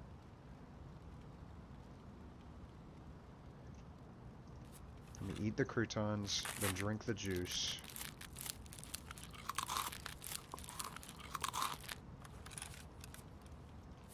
Because I gotta have my energy and my water back up.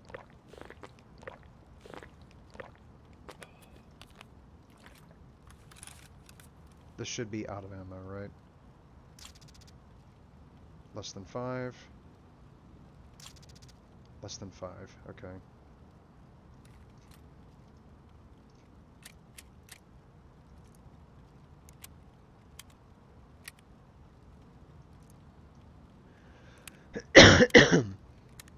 Excuse me.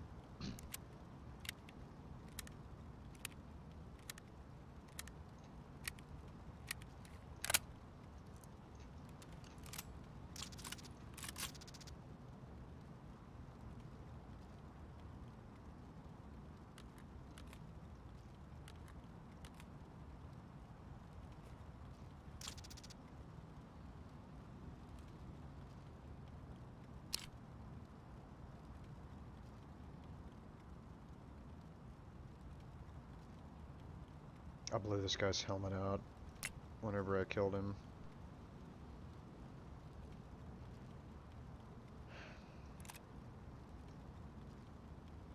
Let's see.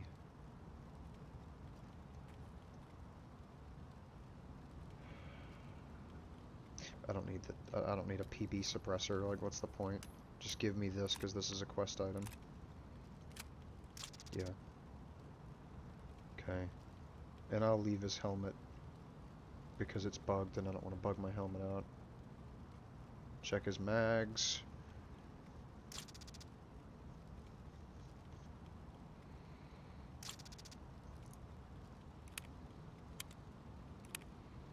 I've been laying in this bush a minute.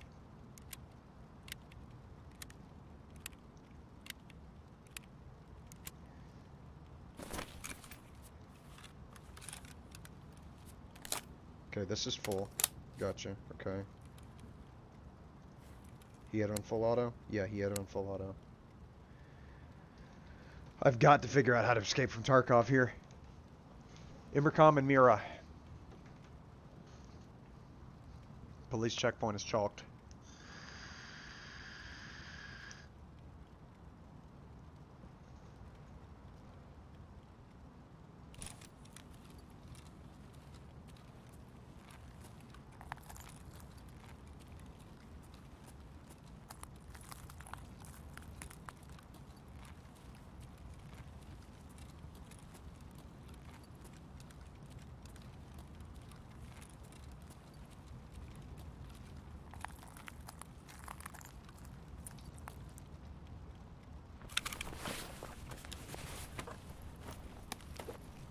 Why am I looting this? I should just leave. That's a good SMP7 mag, but I'm not taking it.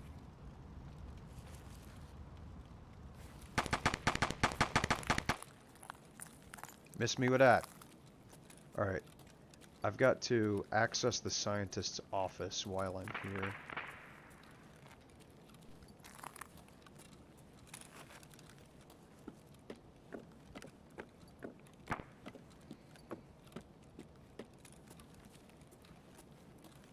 Okay, this is where the floor man was doing floor man things.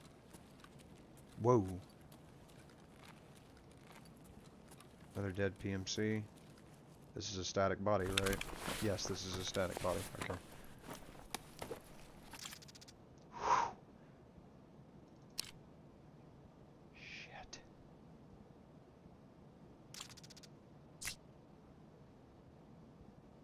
Okay, that cannot be folded. There's really not a way for me to get this, is there? Not really. But I wouldn't be able to do anything with it if I had it, so I'm not gonna bother with it. Oh shit.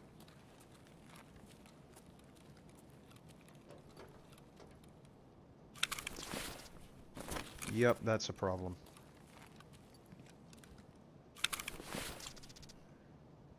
Sticky rat was killed by human error. I killed human error. Okay. Closing the loop, trying to make sure that everybody that can die is dead. Okay, I need that augmentin and that bandage. Okay, just eat the herring. This is going to lower my hydration, but I've got all this extra stuff. I'll drink the cola.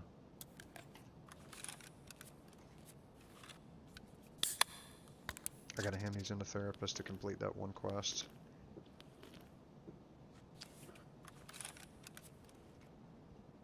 And then I'm gonna sacrifice that ammo to get those med tools, because those med tools I need for the medical thing in my base. Okay, now if I was a scientist lab...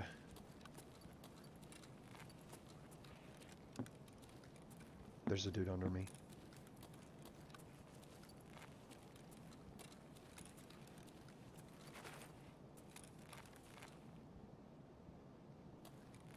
Oh God.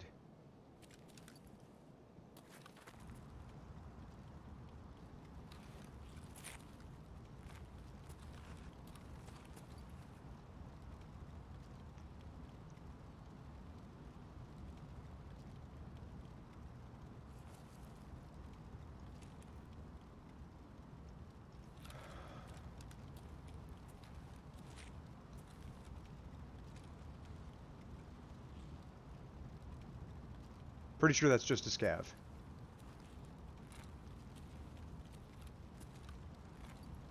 pretty sure that's an AI scav.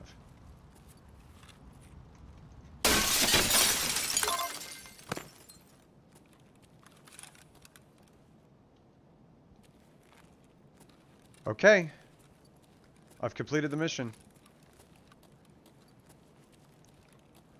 I didn't have to make nearly as much noise as I did doing it, but I can...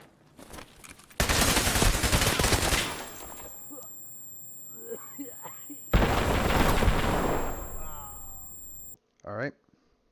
It was a pair of scavs.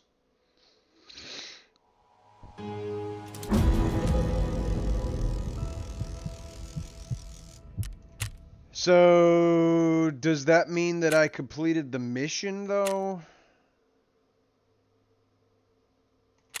Or did I have to extract safely? Because I went to all 3 of the places that Mechanic needed me to go.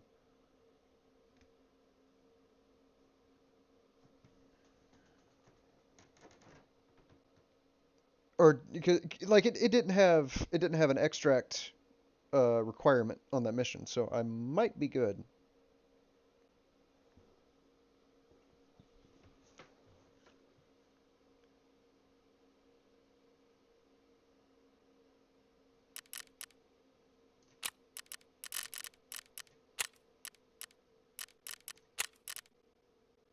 Locate and obtain the scientist's hard drive. It added another thing to that.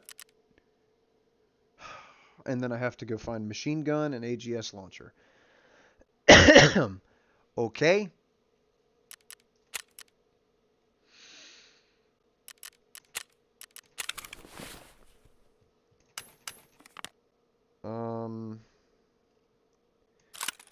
Let's see.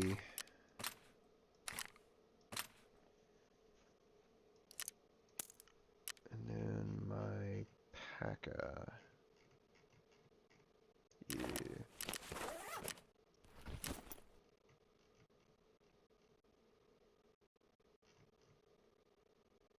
I didn't take anything else in. Should be good. Yeah, because the other thing was my mask. Okay. Alright. And I can go in as a scav now. With an AK. Still looking for how to get out of the map. Still trying to extract.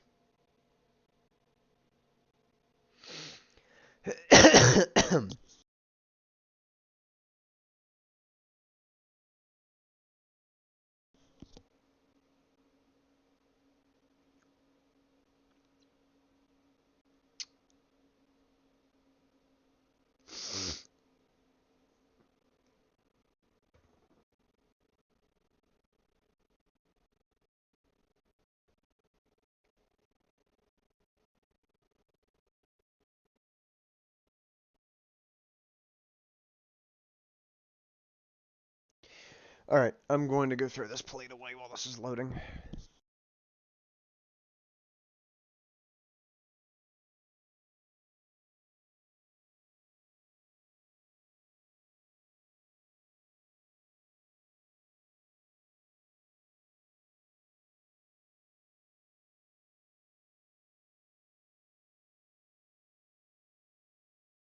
See how quick that was? This AK's got a modified stock on it. Like that stock is not the wood stock that the AKs typically come with. It's been souped up slightly.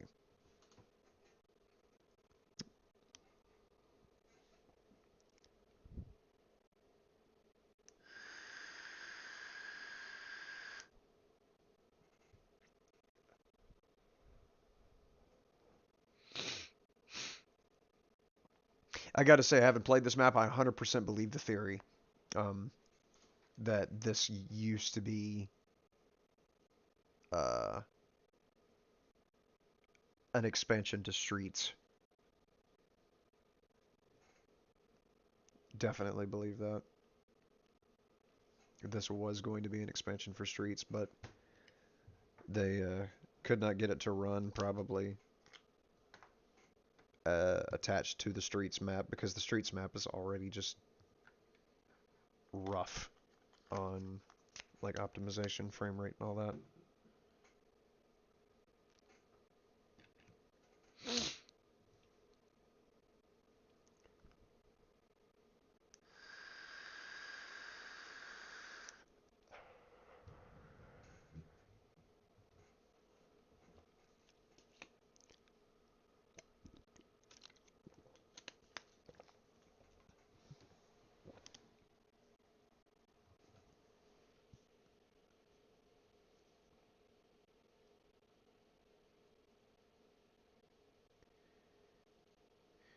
See, I want to attack and clash, but okay.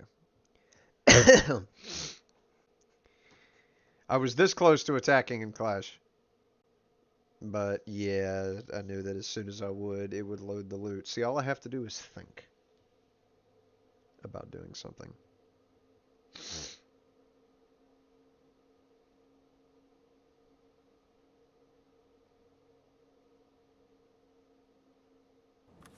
There we go. Let's see, what do I have? VHS, ripstop, milk, calic, and a bandage.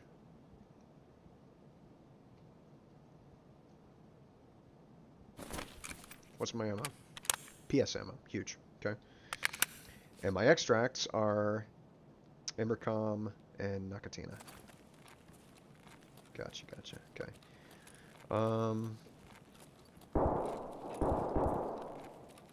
Okay, I'm pretty sure I know where this is. Oh, this was already open. Okay. This was not, though. A lot of fighting going on up there. What is that?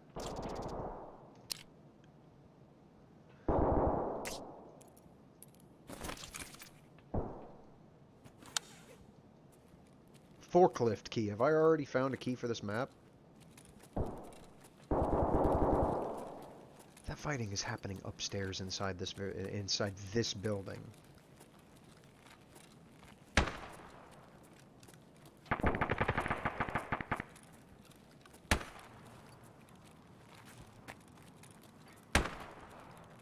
Let's see.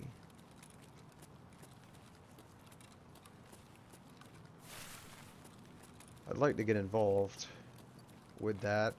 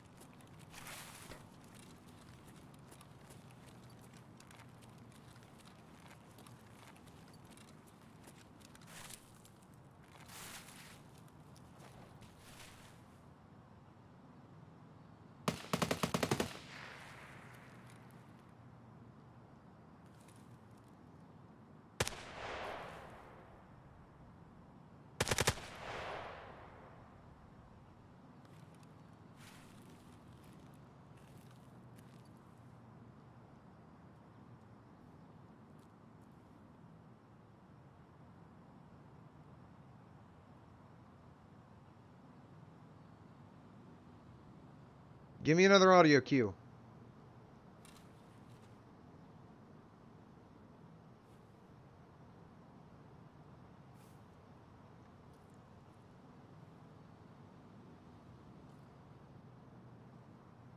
Come on, give me something I can work with. Tell me where to go here.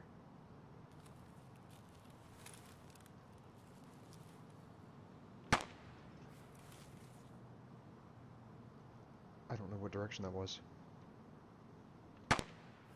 Okay, I think that's this way. Pretty sure that's this way.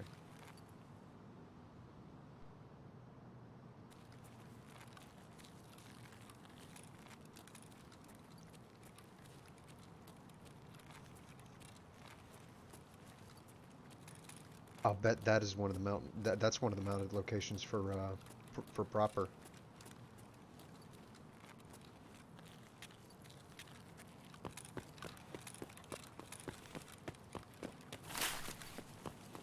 Could just about guarantee that's what that is. You have to get up there.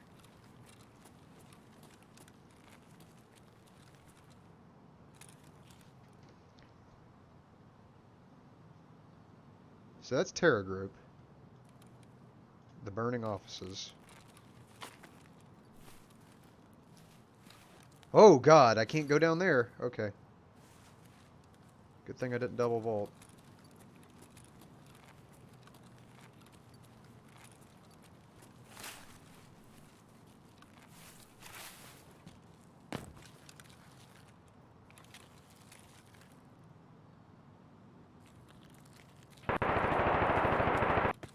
it's in this building. Fire in the middle of it. Sounds like the second floor.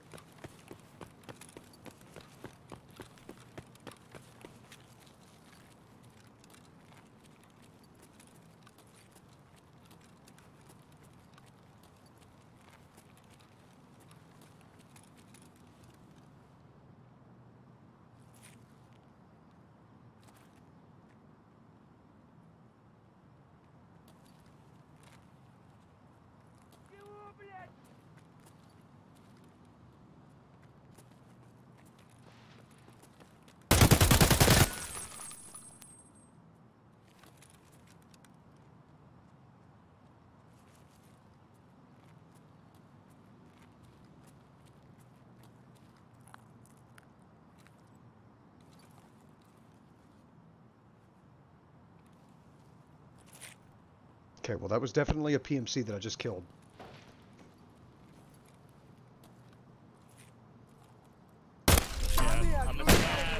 Сука, ёбнули нашего! Fuck. I thought that was a player.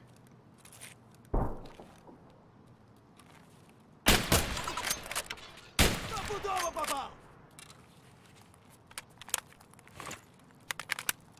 Хуйло, вот хуйло! Конец тебе! Nope. This gun is jammed. Oh, I am fucked.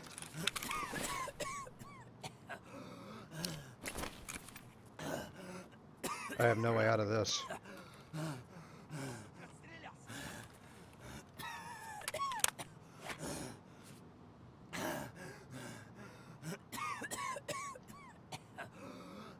What is it? Control R? Shift R? How do you clear a jam? Examine. How do you examine? It's Alt T, right? Is it Shift T? Control T? Alt R? No. Shift R? Nope. Tab T? Nope. I don't know how to do this.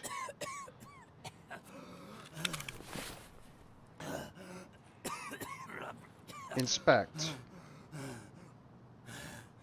Unload. How do you inspect a weapon?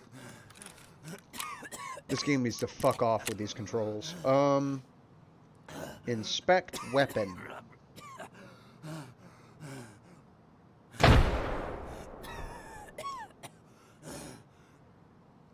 Check chamber fix malfunction is left shift T. L. Okay, bolt jammed. Is it shift T?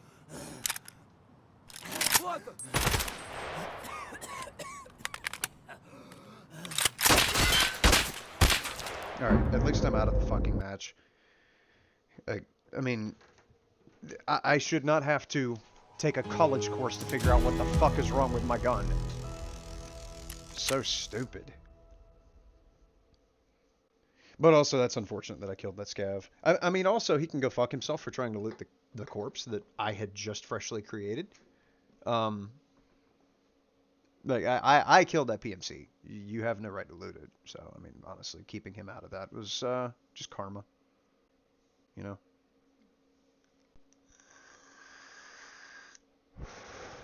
Don't loot my dude. Got a message that my guys are in... Oh, no, therapist sent me a message. Okay.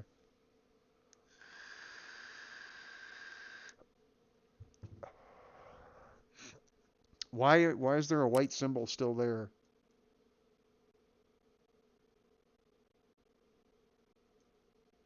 What? Friends.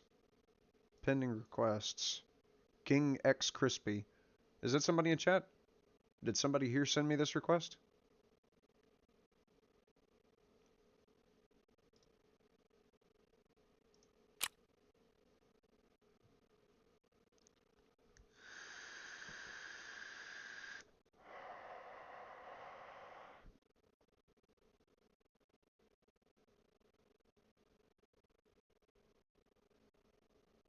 Because if not, then I'll just reject it.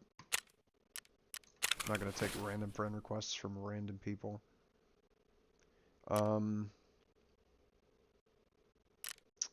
me get this out of my inventory and grab the 5k rubles just so that that's safe, I guess. And then ground zero. Gotta do it. I really need to know where the hell the other extract is, though.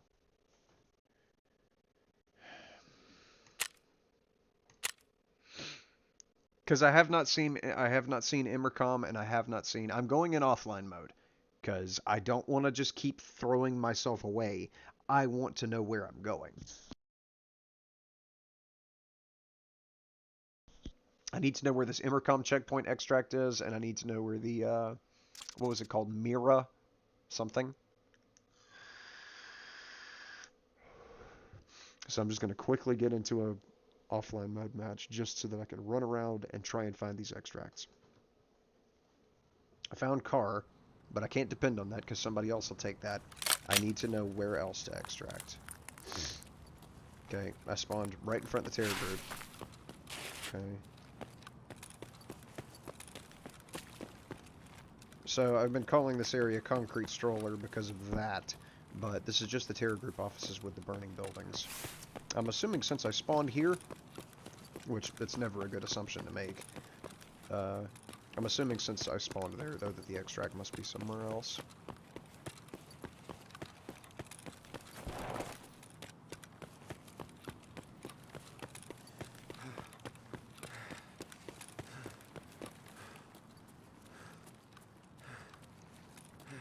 Alright, so I'm going to go up here and try to figure out how to get to the top floor.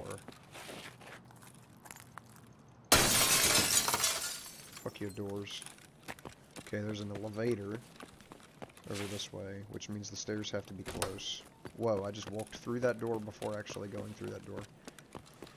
Okay, no stairs? Seriously, no stairs? There it is, okay. There's a bush texture whenever you walk next to that door. That's funny. Okay, spiral stairs. And the reason I'm coming up here is because I'm pretty sure this is the quest location for Proppers up here because of those sandbags. It's just a question of how do I get to that side of the building?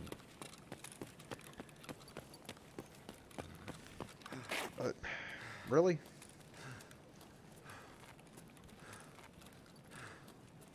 Seriously.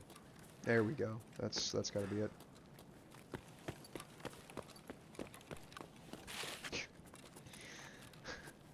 Can I vault this?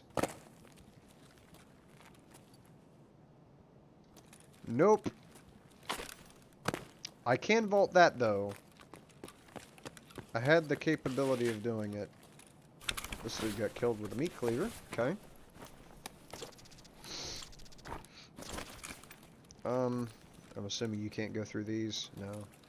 That texture door, I don't remember seeing anywhere.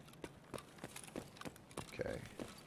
How do I get from where I am to that ledge over there with the sandbags? Is that another Gavas spawn? Yes, it is. Okay.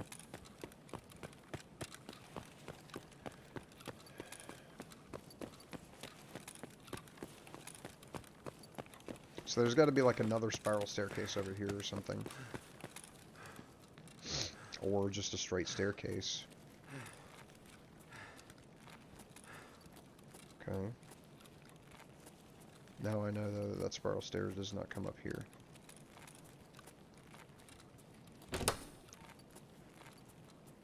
Okay, so it's up. It's like on that next platform, right? If I come out here...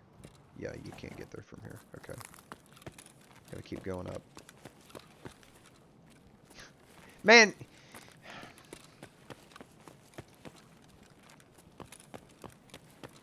Can you just straight up not get up there? I guess you can't. You can't get up where the sandbags are.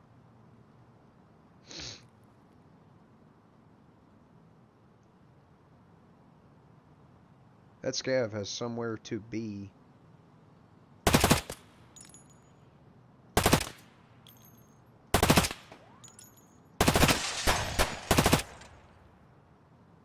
I know I bit him. He's dead.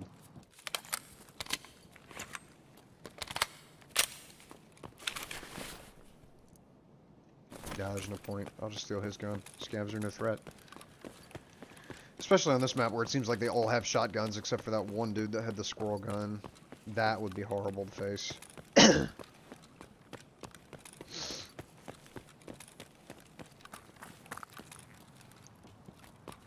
This door just straight up doesn't exist.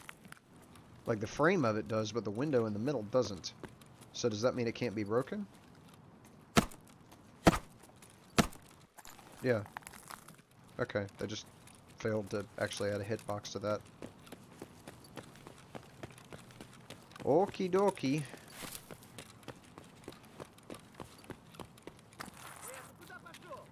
Where? Where?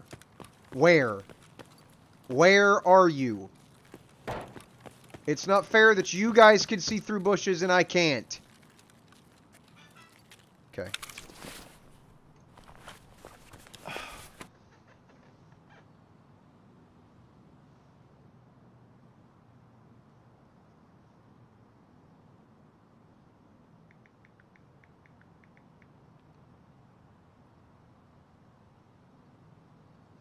Text from my mother. Alright, I'll go ahead and steal a shotgun just so that I can be a little more protected as I go looking for a extract.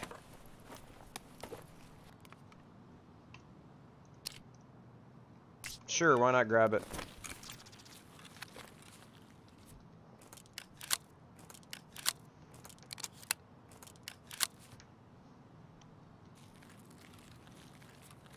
Alright, where was the stupid scav at? I now know you can't get up there. I searched that whole building, there is no way up.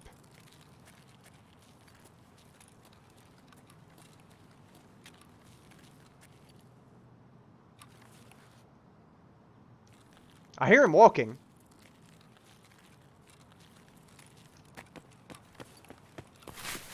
Where are you at?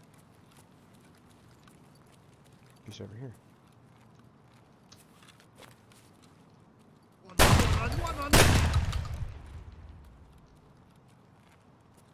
You went silent. Does that mean you're dead?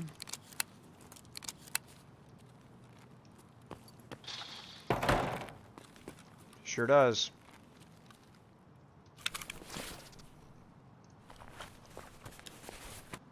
Excuse me.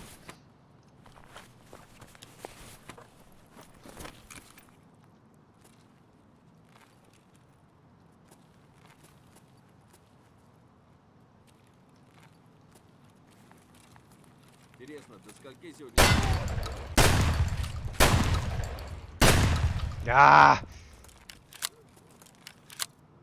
I gut shot him.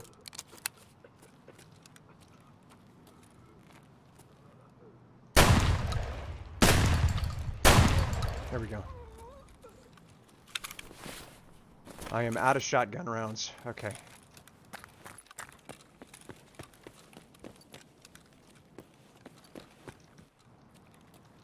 Please tell me you had shotgun ammo, buddy. Nope. Makarov. Okay. Gotta take it. You never fired a shot, so I shouldn't have to check the mag.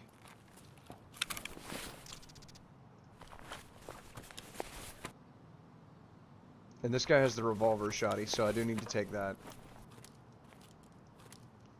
Like 7 shots? Are you shitting me? What is wrong with you?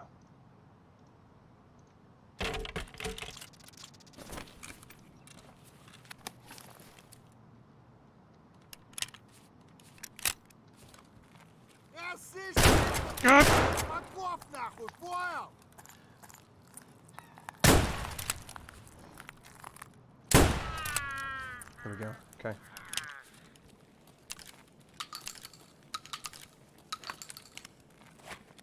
Unique reload animation. I like that. Okay.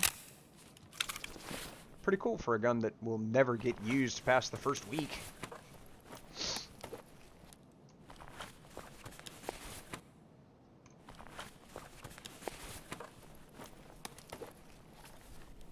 Grizzly ammo, huh? Okay. Well, using that revolver shotgun was cool, but, why am I doing that?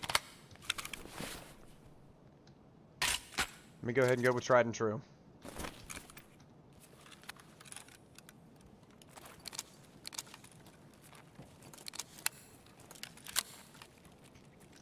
I don't remember which building is this.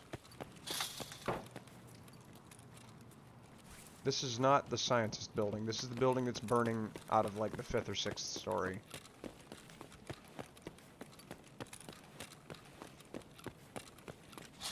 Oh, God. Wait.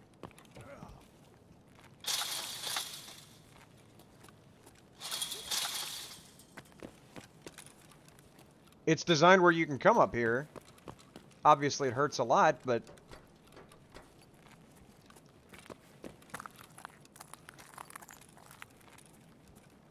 Can I go in this? Nope. It's got 2 filing cabinets, okay. So this is a tutorial level, right? And it's like, okay, is that a tutorial that sometimes barbed wire doesn't mean you can't go a certain direction? Oh! Oh, there we go. Oh, yes, dude. Okay.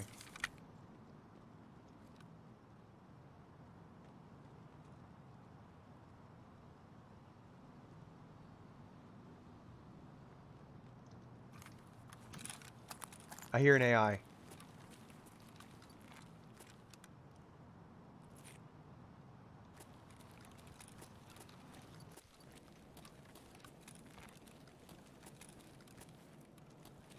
Where, though?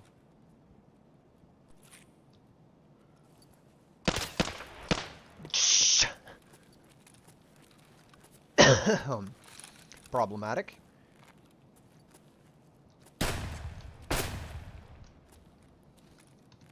Let's see if I can Mackie snipe him here. Don't you flip me off? There's another one. I see a corpse sitting in a chair right there. That dude's got a pistol. He's actually got range. Okay, you gonna keep walking sideways? Yeah, he's gonna keep crab walking. Okay.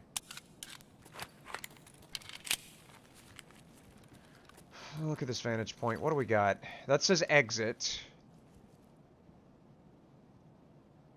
Really? Hang on. I'll be the judge of that. First of all, let me check the rest of the second floor and make sure there's nothing else up here that I need. This is not an extract, I'm sure. There's no call elevator button. Another technical supply crate. Okay. MFD. Is it a laser? Military flash drive. Huh. Cool. Okay.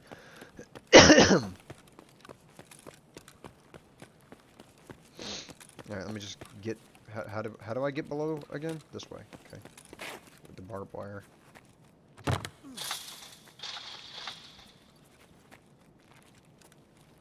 So I'm going to follow that sign that said exit.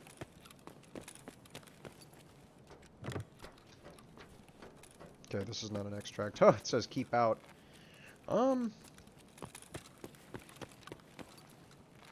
Hey, I hear that. Whoa.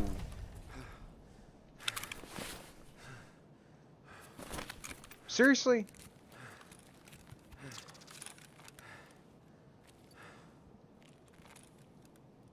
They put a damn landmine inside a building. You cannot breach this door, but you can do it. Okay. I'm convinced that Nikita just likes blowing people up. Like, that's his thing. Alright, that didn't damage my stomach, so I should be fine. He just likes blowing up players with landmines. So, the sign over here says exit. It says it right there. I'm going to follow this road, and we're going to see if this actually leads to an exit, or if it just leads to me getting sniped. Or landmined. 57, okay. Okay, that's the same green text that said exit. Like, it's not English, but... What does this mean? A shovel? Okay, cute.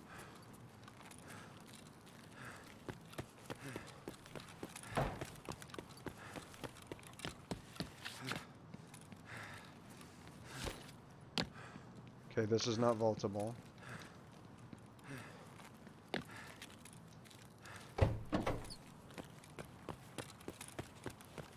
Alright, where do I go from here, green signs?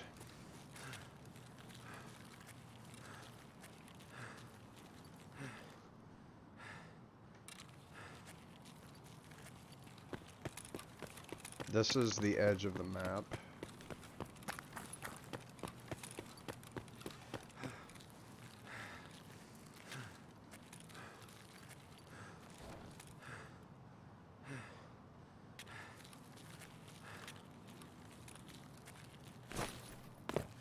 Okay, you can't go that way.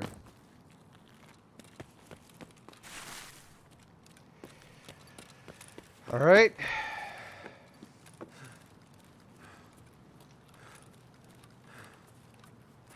We keep going. That's a sniper sign.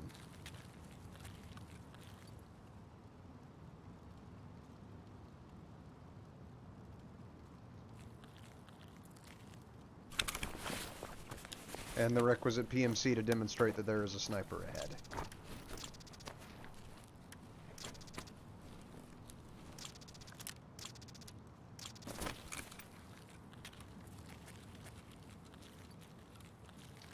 Okay.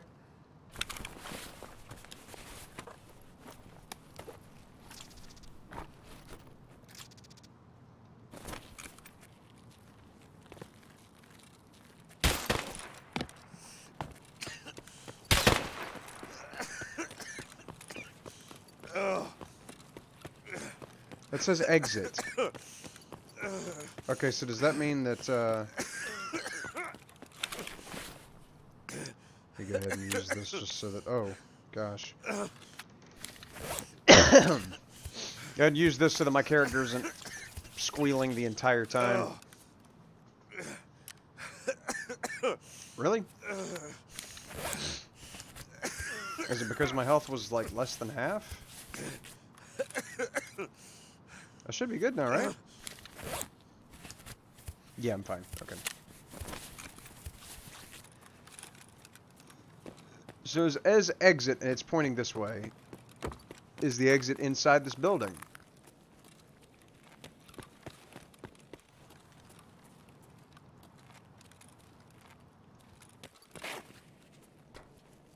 Requisite cat. That says exit. Maybe? Get ready. Nakatani basement stairs. Okay, get me out of this. And let me look at this building. And try and figure out what it's near. We found the Nakatani basement stairs. Okay, so you have to follow green exit signs. For one thing. That is one important thing. You got this barricade of the Zamac trucks. Here, sorry, I have my headset off. You're talking. Yeah, I'm playing a little bit of Tarkov. How's that going? As well as can be expected. I'm on YouTube if you want to look at the gameplay there. Alright. Playing the new map. Ground Zero. And I've just discovered one of the extracts. Okay, so it's got the red Nakatani on the sign up above. But what is this near that is easily referenceable without having to be right in front of it? Is it just the green signs? Okay. Gagarin Hotel. Oh gosh, these guys had an accident with green paint.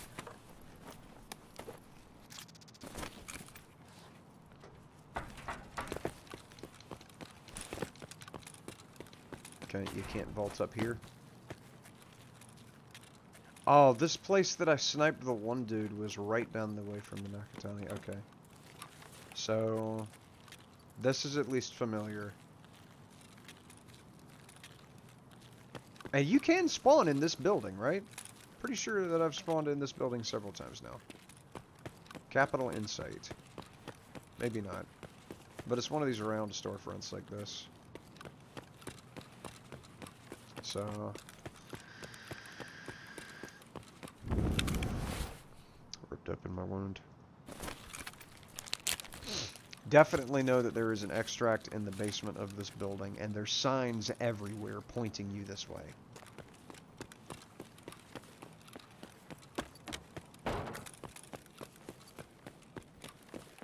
You gotta go all the way to the end of the hallway, and then run down here. How much further down can you go? Not much further, okay. There's nothing to loot at the bottom. Alright. I was hoping they had some 087B situation set up where you just keep going down. Alright. It was offline mode, but found an extract.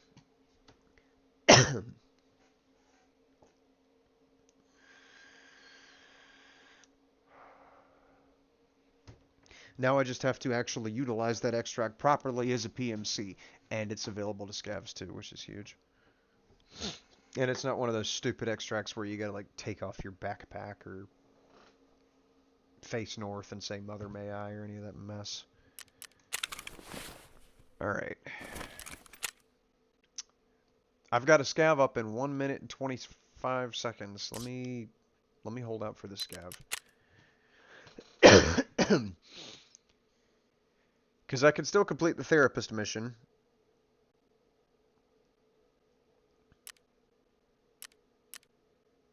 And obviously I've still got other stuff to collect. I got to collect the scratch all on the soap and the toothpaste and the toilet paper and matchbox. Pills? Oh, multivitamins, okay. Oh, I have to get pile of meds, not medical tools. Uh-huh. And I think I had that in my gamma container too. That's so stupid. This is going to be the thing that I definitely want to gamma.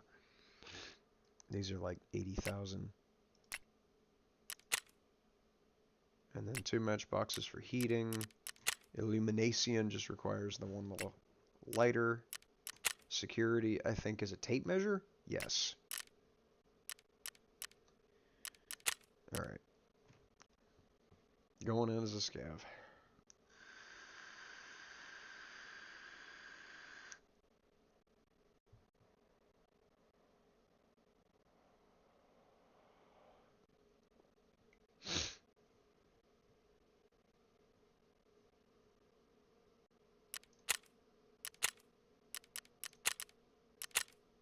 So this new Ground Zero is supposed to like replace customs as the tutorial map.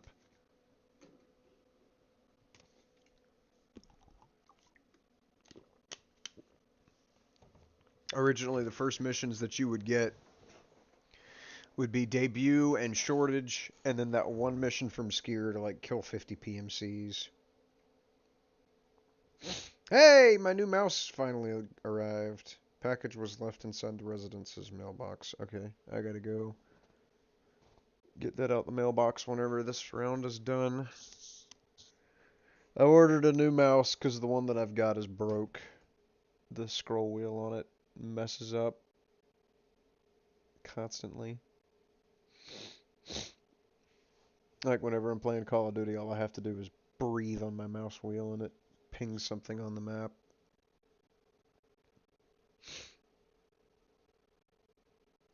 Which is better than my other mouse, because my other mouse, the clutch broke on the scroll wheel, and so it was just constantly like tilted to the left, and you couldn't scroll unless you really just mashed on it.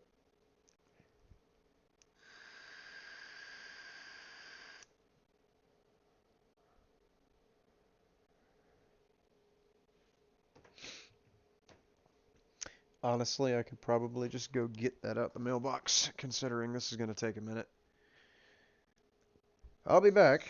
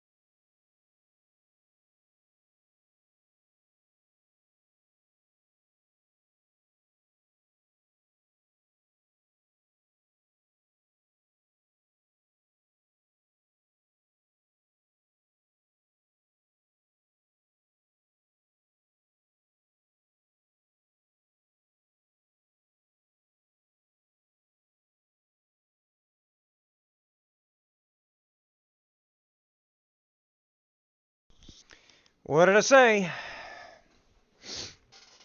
I knew that I was going to be able to get back in time. I'll show you the mouse. Let's see. Tear it perforation. Okay. Where is the Alright. I tried it your way, Amazon. There we go.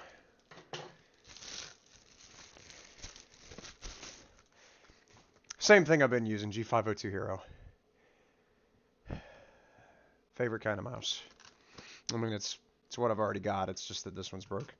I've been using this mouse for years. It's so good. Let's see, what else did I get in the mail? I check my mailbox about once a month because, like, there's nobody actually sends me anything. Amazon Project. Okay, that's weird. Electric bill, internet bill, both of which are already paid. And a whole bunch of Christmas advertising. That's so cute. Alright, what is this one from Amazon?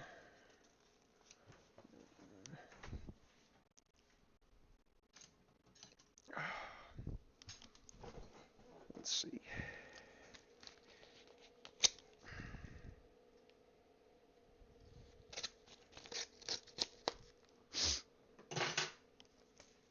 Ah, finally loading loot. Okay. Congratulations! You've been selected to join the Early Reviewer Project. The Early Reviewer Project encourages customers to test the hot new releases and share their authentic experiences about that product. Reviewers get full refund through Amazon gift card for the item they test in 24 hours. The number of participants available is limited, and they will be given out on a first-come, first-served basis. And it's just a bunch of sex toys. Wow, that's literally all it is. Okay, alright. Yep, they gave me like 8 example products, and it's all vibrators. That's cool. Alright. WTP store. Okay, that's a useless key card. I do know that key card.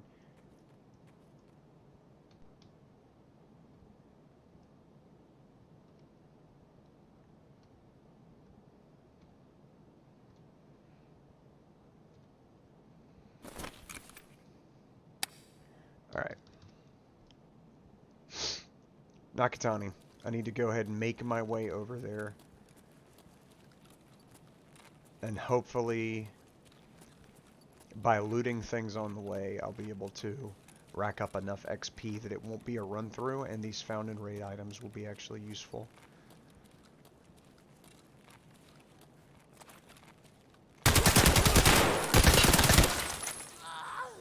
That was a scav!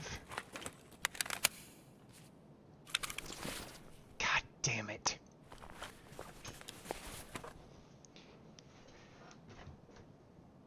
This don't shoot scavs mechanic is really annoying. I would like to not shoot scavs. I would like to be friendly, absolutely I would, but... having to wait to shoot whenever I know damn well the other guy isn't going to wait.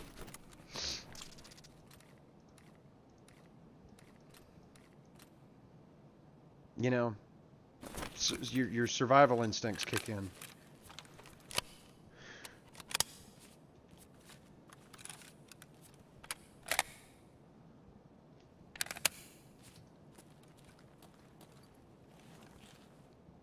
Now every scav on the map is going to be gunning for my head.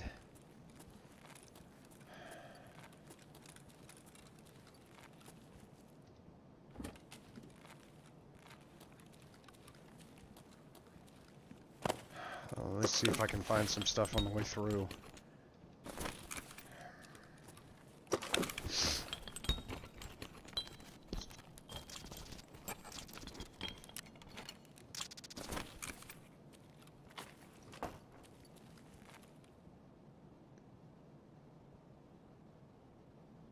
I already hear walking above me. Alright, well this match is just bricked. There's no way to pull this back. Relay I need from my refrigerator. I know what building I'm in now, at least. Because of that elevator.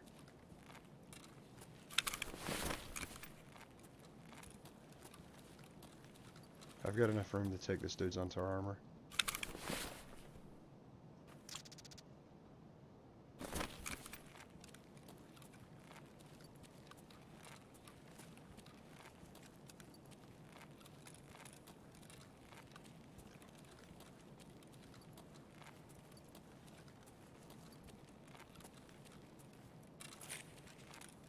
Really? Wouldn't it be hilarious if this dude, like, had the key for the safe? Yeah.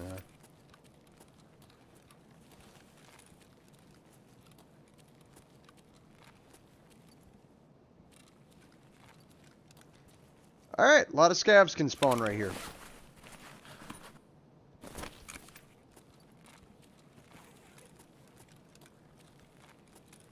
Okay, there's an exit sign. Yeah, I'm a scav.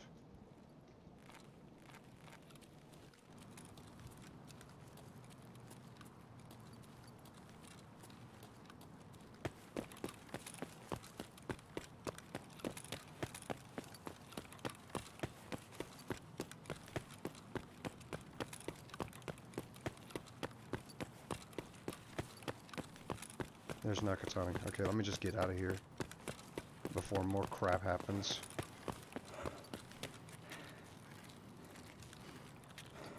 You just escape from Tarkov.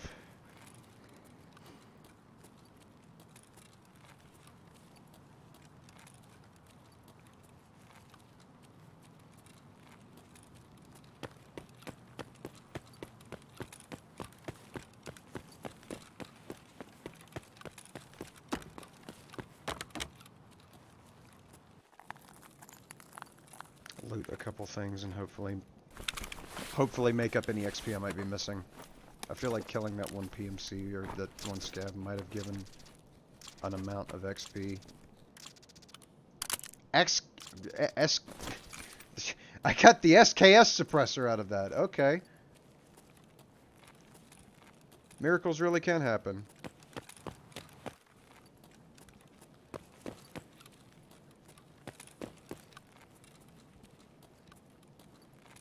Alright, extract me.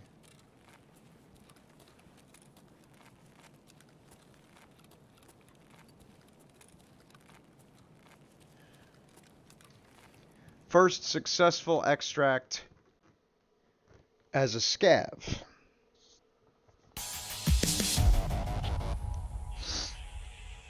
Alright, I did get... Yeah. Unfortunate about my rep with tons of fun.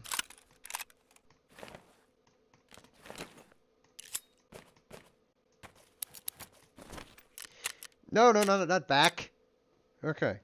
But I did get out with loot for therapists too, so that wasn't completely in vain.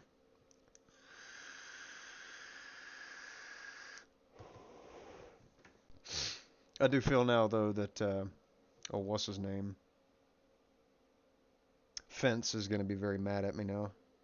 I've killed one PMC, and I've successfully extracted, and those are the only 2 boosts to my scav rep. Other than that, I've killed 2 player scavs. So, what's my rep with him now? 0.4. And it starts at 0.2. 0.04. Yeah, alright. My bad, buddy.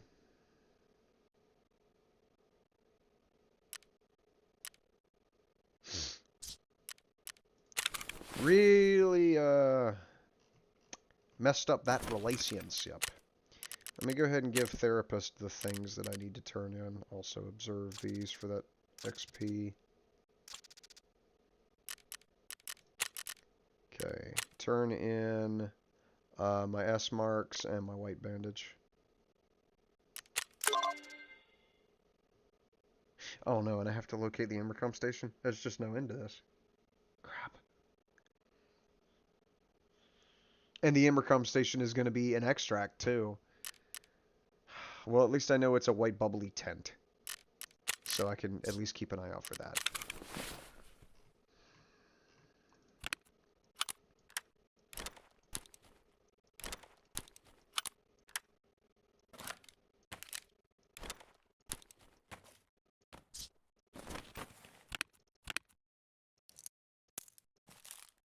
Go ahead and start nesting backpacks, even though I literally never use backpacks.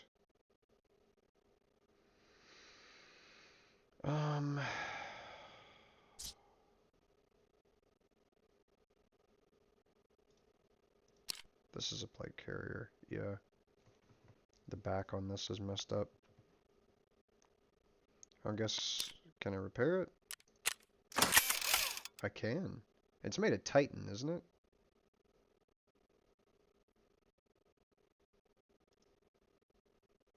No, it's aramid. And titanium, okay. I'll just go in with this, and then this will be the next thing that I use. And might as well go ahead and repair the Antar.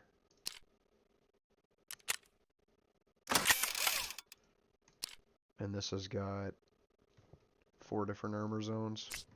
This only has 2, right? Front and back. Nope, it does have 4 armor zones. It's just that they have no protection whatsoever. Alright. My next scav has a shoddy, and that's loot's gonna continue getting worse as I continue to mess up.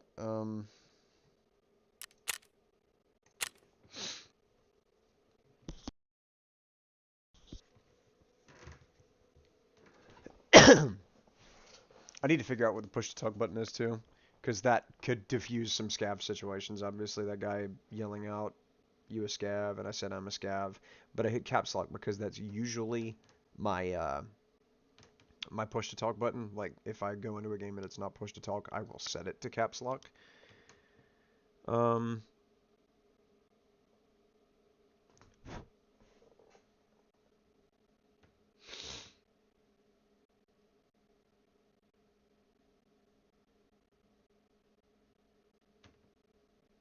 Weird. Normally I will set the voice to caps lock, but because the thing changed whenever they updated, whenever they wiped the game and added the new controls, they got rid of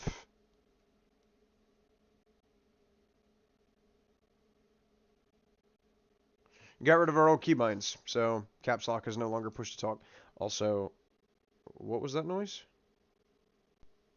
It was Gareth leaving. Okay.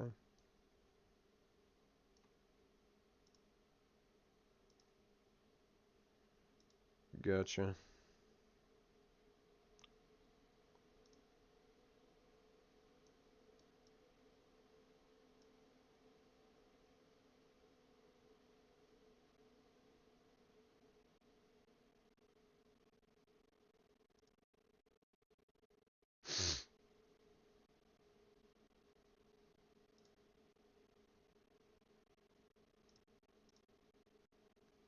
I might as well go ahead and disconnect from Discord as well. There we go. Alrighty then. I've got 2 solid extracts I can use. I need to use the paid extract.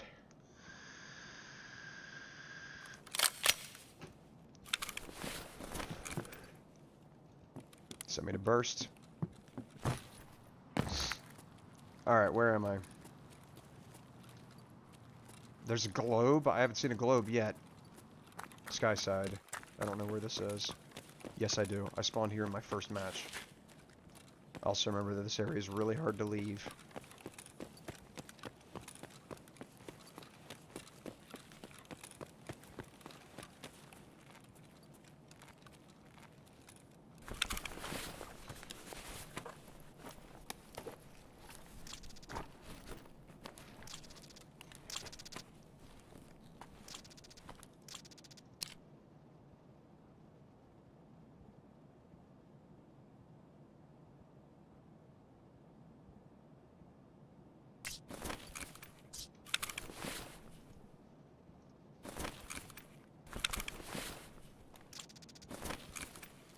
Okay. Yeah, I don't remember how to get out of this building into the rest of the map.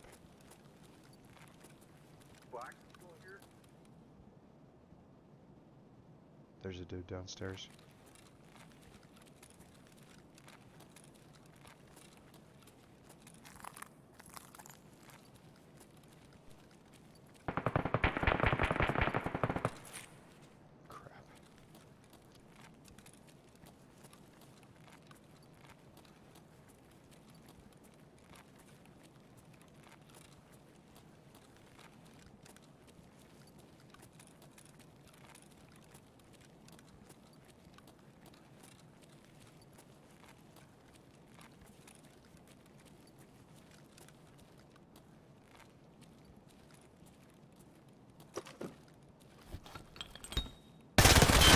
Whoa! I thought I had time to line up a one-tap headshot, but nope. He came out of that toolbox fast. I should have just pulled the trigger and let the spray and pray work. No, don't skip to the main menu. Didn't remember I had to pay to do that. I could have killed that guy if I just would have squeezed his trigger. I wanted to line up a headshot so that I didn't have to make a whole bunch of noise.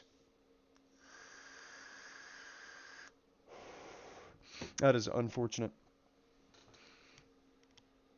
It's just the Tarkov way, man. You spend hours and hours and hours and hours and hours on this game and get absolutely nothing in return. This is just Buyer's Remorse Simulator. But I did get wires. My one thing that I got out of that. And then...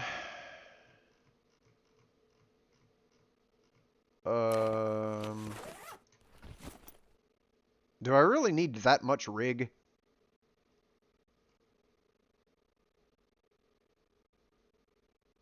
Ah, why not? And then what ammo is in this? That's the 7.62. Okay.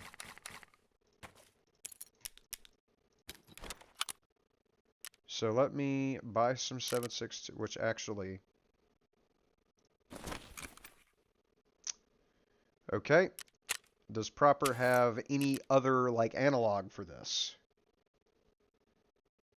Buyer's Remorse Simulator, man. I'm telling you, there is nobody who enjoys Tarkov. It's just people lie to themselves that they like it.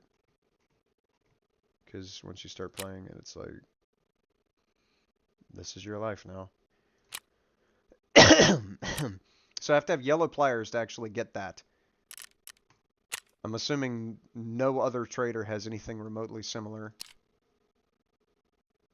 Oh. Yeah. Yeah, give me 2 of those.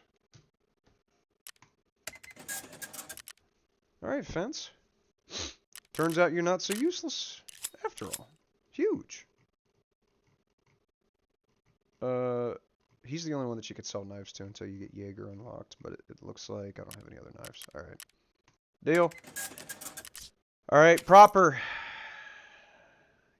Unless it's Skier that sells the 7.62 ammo.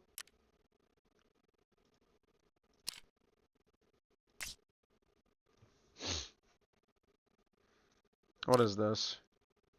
Practice and recreational shooting. Yeah, okay, whatever. Headshots only with that. Is that actually the only ammo that I can get?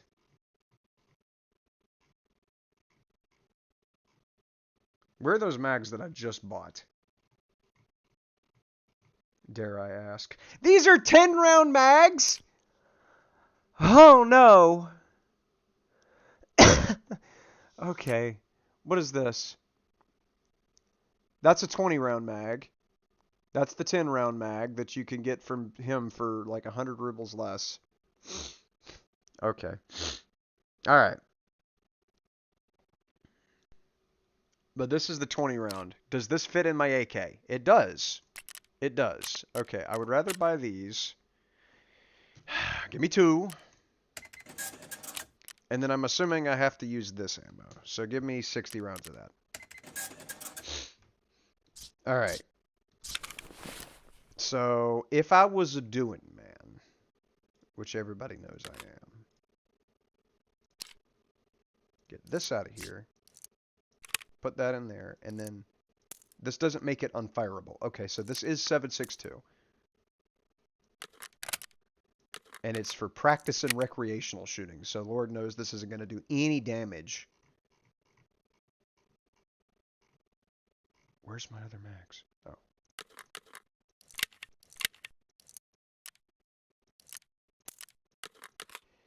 Alright, so there's that. There's that.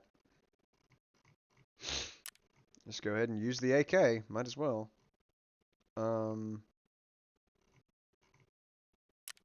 With a 6B2 armor, which I think is only 2-zone. Yeah, it's only 2-zone. I'll end up selling these whenever I think about it again. And then that should be it, right? Like I I've got 100 rounds. That's what I got to work with. Also get that out of here because that's just taking up space. I had my 9mm ammo still on me. Everything's good. I could use something on my head. I know that. Where's that turtle shell? Here we go. Which, that turtle shell, you can't get that, can you? Yes, you can for nearly 30k. Ugh. Alright.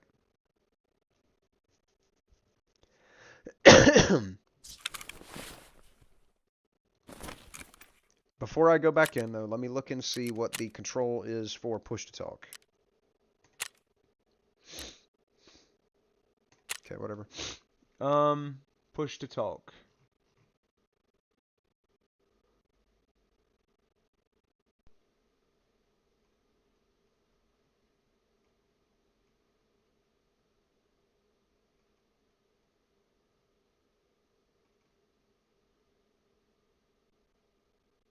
Push to talk is K.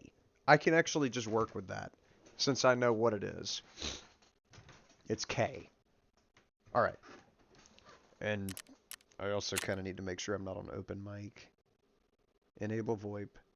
Device needs to be... Wow, I'm glad that it actually... I'm glad I checked. Corsair. Needs to be this mic. Because it was my boom mic there. Can I go ahead and repair this? Please. Thank you. Those are the magic words. Okay. I'm going like this.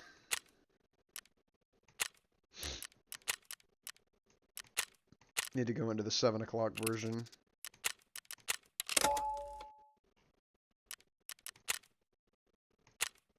Because the other one is getting close to sunset. I'm not trying to play this map in the dark.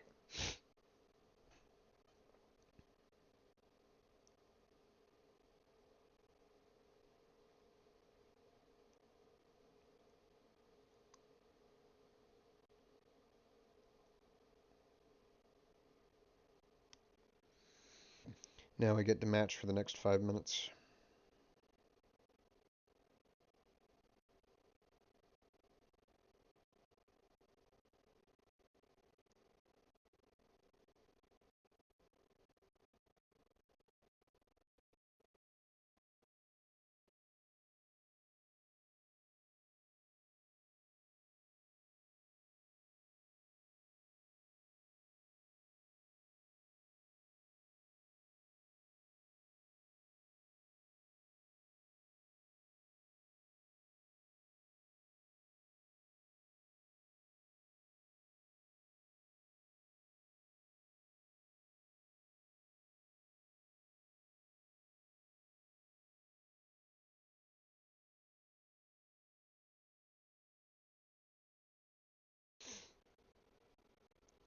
Matching for the next 5 minutes, guarantee it.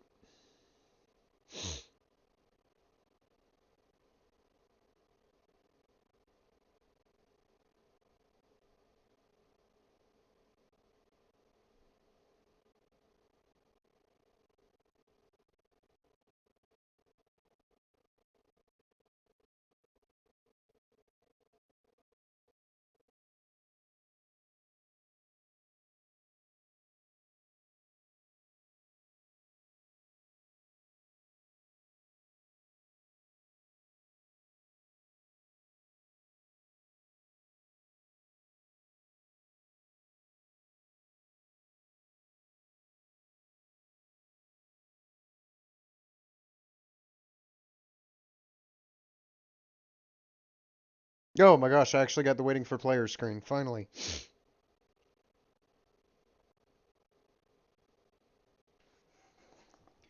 It actually happened within a timely manner. Now the question is it going to take 5 minutes to get the match going? Surely there's other people playing this map. There we go, okay. Alright. We got 2 solid extracts in pocket. But I also got to find the Ember contents. Okay, there's Gagarin, so I'm oh, I don't have Nakatani. Oh no. It shuffled me. Immercom, Police, and Mira Prospect.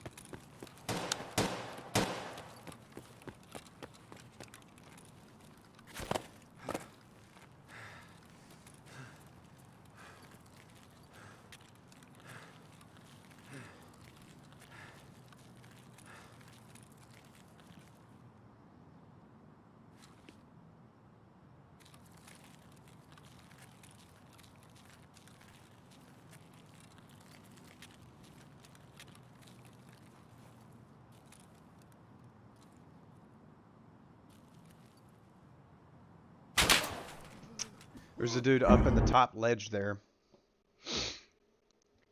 Oh, man. It's not a love-hate relationship. This with Tarkov, it's strictly a hate relationship. Like, the only reason I'm playing this is just because it just came out with a new patch. Like, off-stream, I will never play this game. Like, I've done my stint with Tarkov. I have. I've run my full course with it. This is a game that will never suck me in again. It did for a while. I will admit that I did get drawn in by this game, which, I mean, in fairness, this game used to be really good. It used to be fantastic. Like, whenever it first came out, for the first roughly year and a half that this game was out, yes, there was a lot of frame dropping and stuttering and, like, ADS stuttering. Like, whenever you'd scope in, it would, like, drop 70 frames. It had problems, but it was so much better than it is now because nobody knew what the fuck was going on. And when nobody knows what's going on, the game is glorious. New World. World of Warcraft, on release 2004. Season of Discovery. When people have no idea what's going on, the game is fun. Because they can't try hard, and they can't sweat, and they can't do stupid crap where as soon as you spawn in, they immediately rush for this one spot that everybody rushes to. You know, somebody suggested a while back that, like, loot hot zones instead of static loot spawns would improve this game, and it would, but it wouldn't change the fact that people would instantly rush for the hot zones.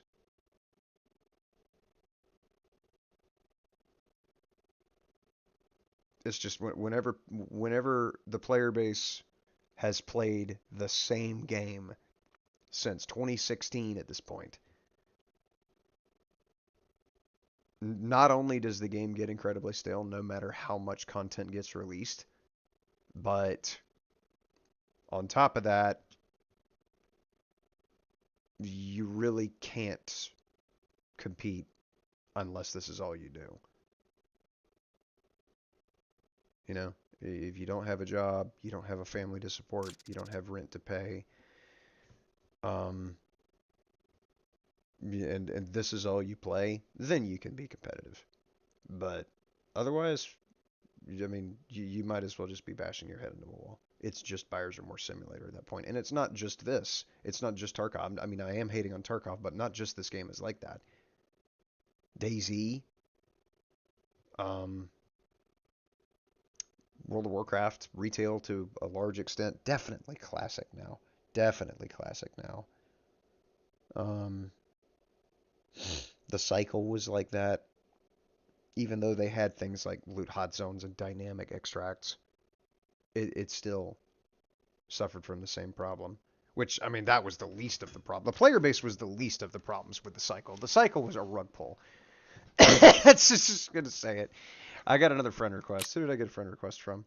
Am I just getting random friend requests from random people? Who's Grand Inquisitor? I've gotten one from King Crispy and Grand Inquisitor. If it's somebody, like, in the stream, like, watching the stream, then sure, I'll accept it. But if it's some random invite from some idiot in the game spamming invites like a bot, then I'm not accepting it. I got 2.5 minutes left on the scav. I don't want to keep throwing away my PMC, but whatever. Ensure that and these two things. Let's just go. Let's just run it. Wish New World would come back stronger somehow, but once people decided they were done, that was like that was the biggest tragedy for me, dude. The New World, 2 weeks in, everybody discovering all the different issues, the gold duping, the invincibility bugs, you know, all those different problems with the game, and then everybody leaving all at once. That was so sad. Because, like, the game, New World is a fundamentally good game. It's definitely not by any stretch one of the best games ever made, but it's just, on its own merit, it is so strong. It is such a good game at its core. It had launch issues, and it had week 3 issues that were overwhelming, but I really wish people wouldn't have just abandoned the game. Because it definitely deserves a lot more attention than it gets, and a lot more love than it's gotten. Not just from the player base, but from the devs as well. Like, they've changed a little bit. Obviously, they added the raid. They're changing First Light to be able to add a raid there. They changed the story a little bit, but and in fairness to the devs, like they probably would have put a lot more effort into it if the players had come back, not abandoned it like a bunch of cows. What's up, Rainfall? I am an electrician. Okay, bud. Huge. You apprentice, journeyman, master, commercial, residential?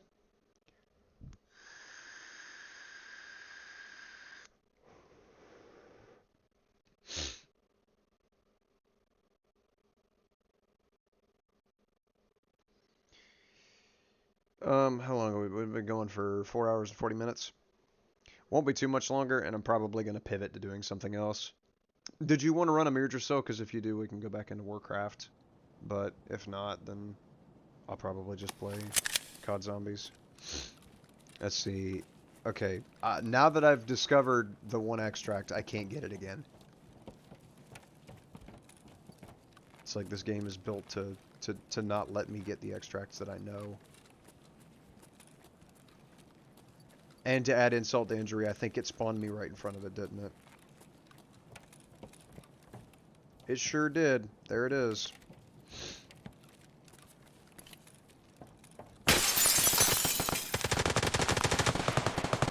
Okay. We're getting a little silly over here. I want to get silly.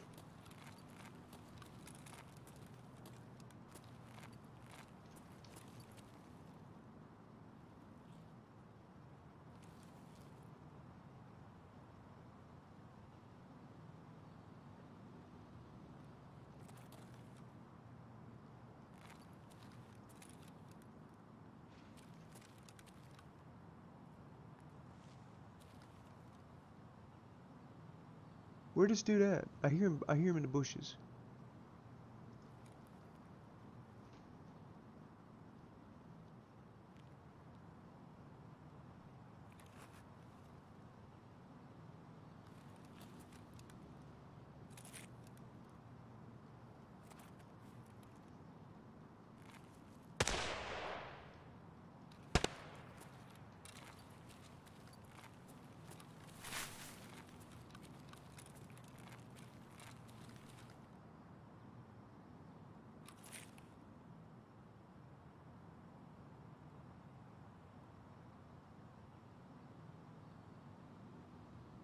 What's going on? We had so much heat right here just a second ago, and now it's just deathly quiet. Oh no, I'm having a... Okay, I thought it was about to disconnect me. It had that error code pop up in the top right. Packet burst or whatever it was.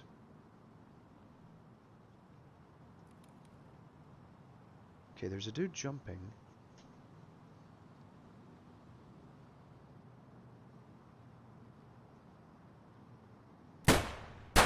Whoa.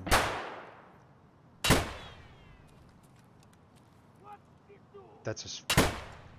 Oh no. That's at me. That's Cap shooting at me.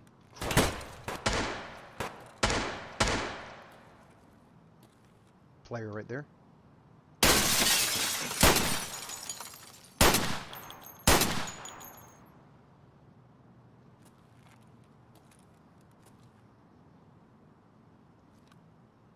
That was not a player.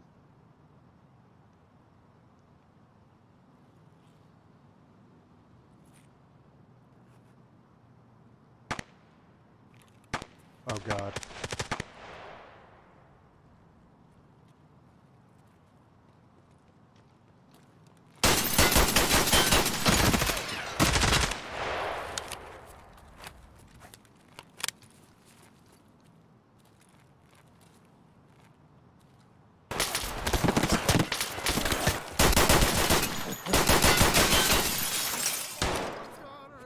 Oh, guys!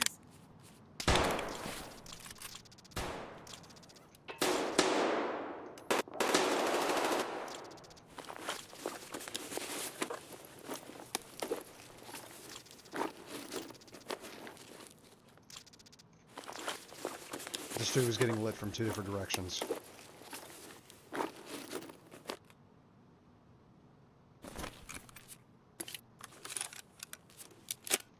he has the 855.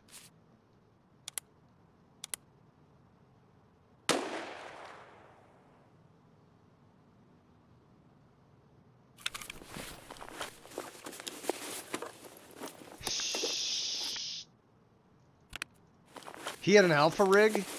For what?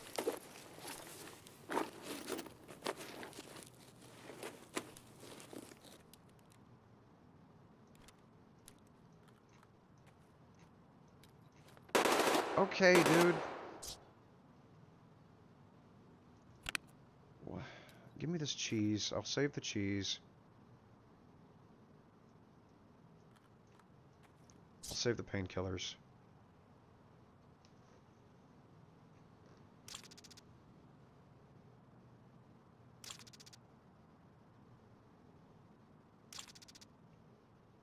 Just check my full mag situation. My pistol is... Yeah, my pistol is torched. I can't use that. There's a dude.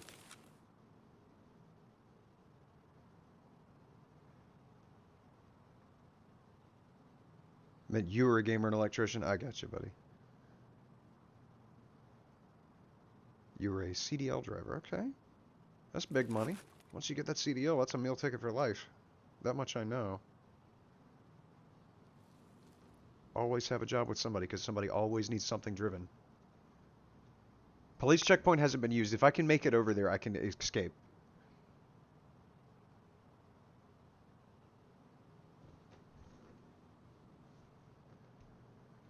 LFR is fully out, yeah. The whole LFR raid is out.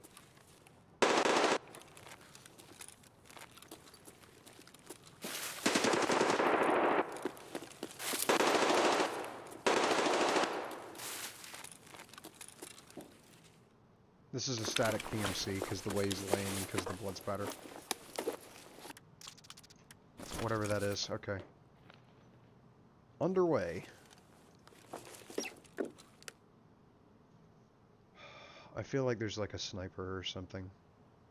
Like a player sniper. Who's just like overwatching this area.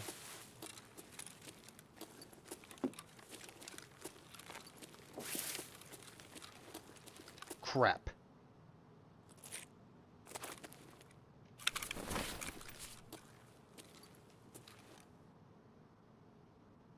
There's 3 bodies right there. I walked into a trap.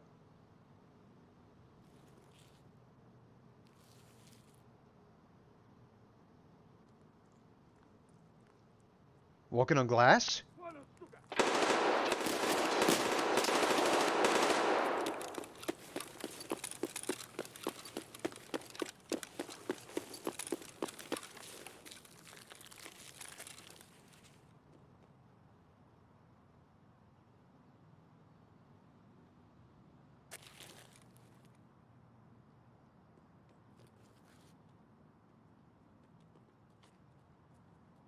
There's 2 dudes. It's a team of 2. They heard me running, and now they're going to start hunting me.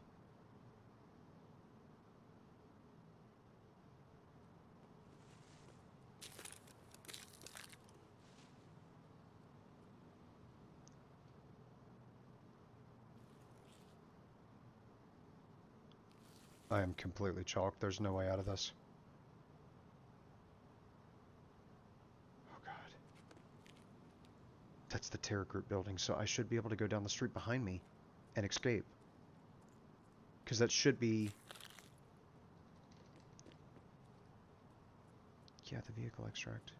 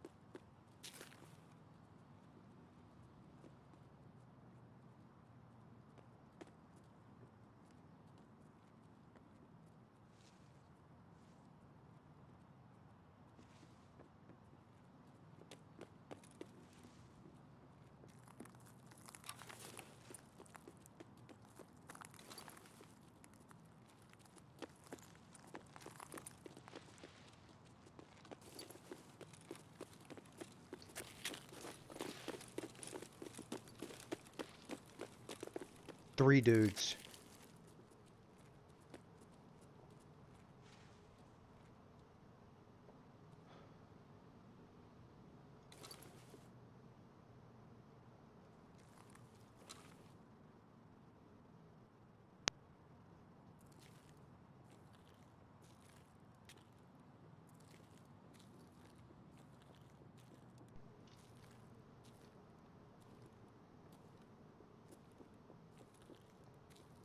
And there's another dude running around inside.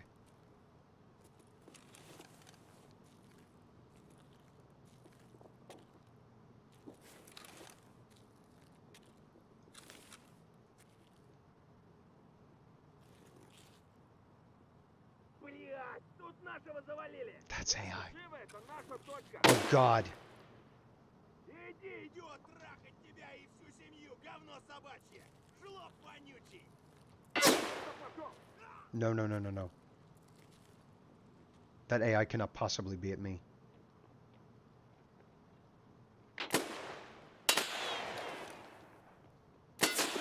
It is.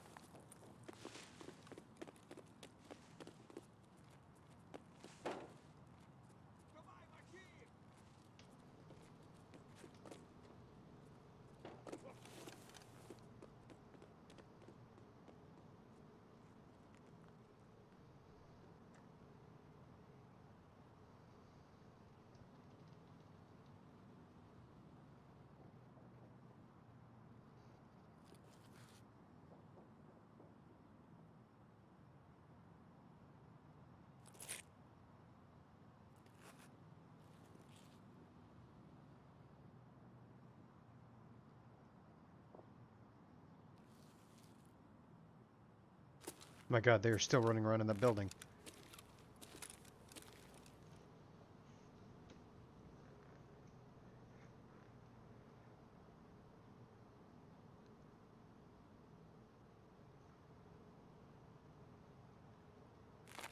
All right.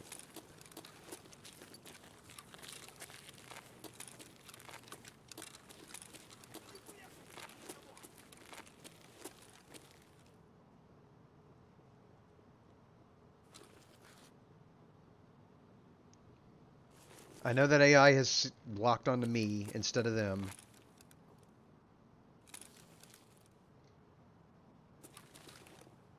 Which is a huge problem.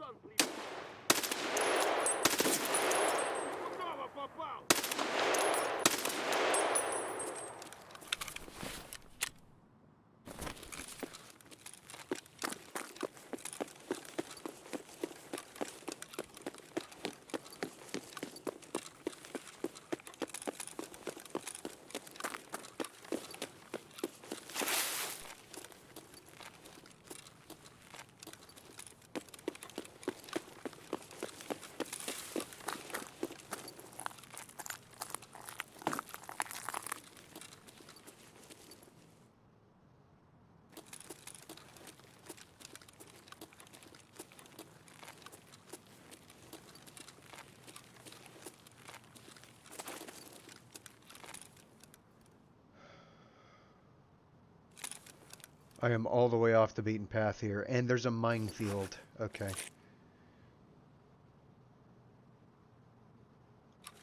That sign.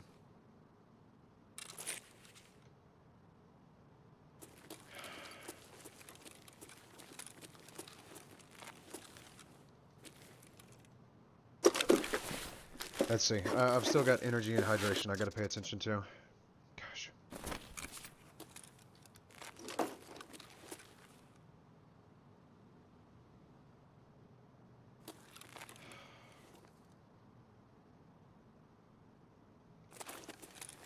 I don't think there's actually, like, anything I can do here. I don't think I'm gonna make it to the paid extract, because I'm pretty sure the paid extract was down that street where there's 3 guys running. 3 guys in a team. Pretty sure I can't 1v3. Not with this. Excuse me. Police checkpoint's already chalked. Okay, I've got to find the Emmer contents. I've got to find that or Mira Prospect, whatever the hell that is.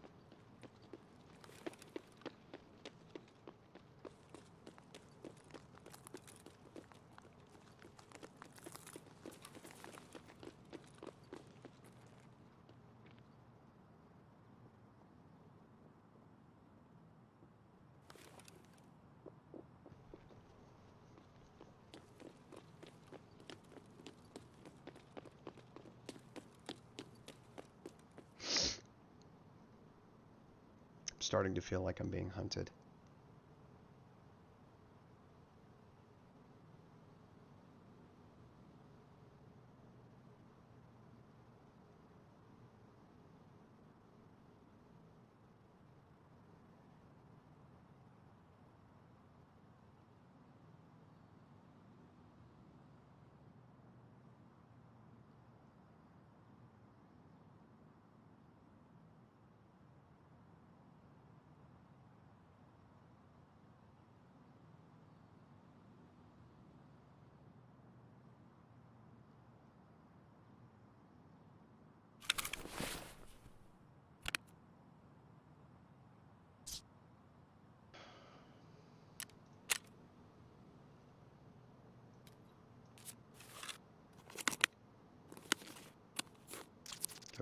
XP back up to full real quick.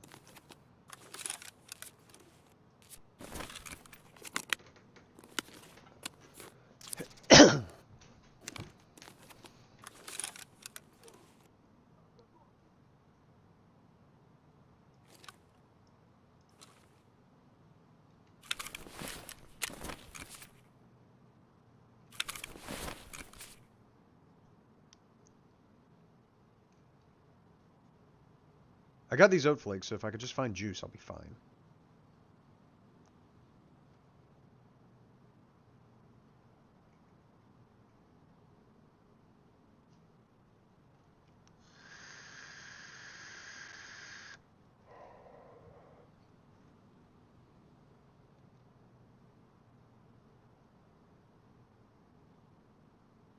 There's an AI running over there.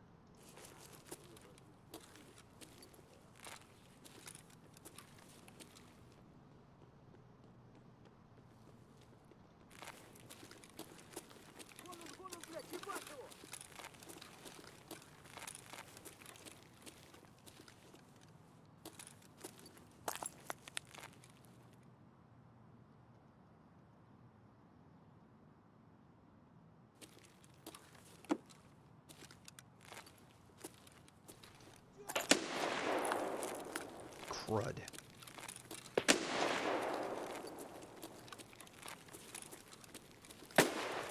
No. Shh.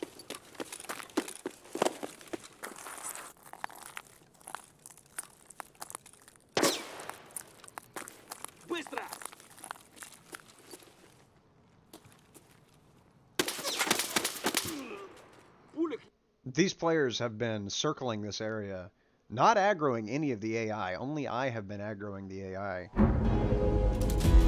this entire time.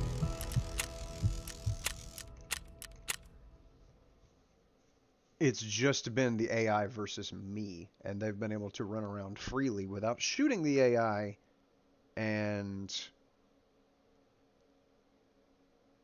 without the AI shooting at them. So, I mean, what am I supposed to fucking do?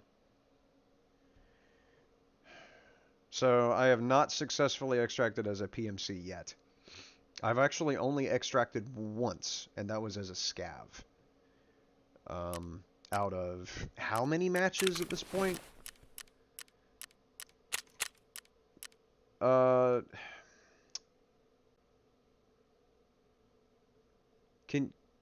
This used to be the fucking stats tab. No, this is the stats tab. Okay.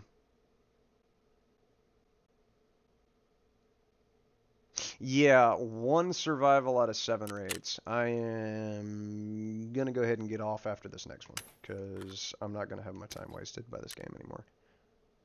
It is not fun. I am not enjoying myself. I never do, honestly, playing Tarkov. It's just not a fun game. It is an inherently unfun game. But wipes today. So here I am.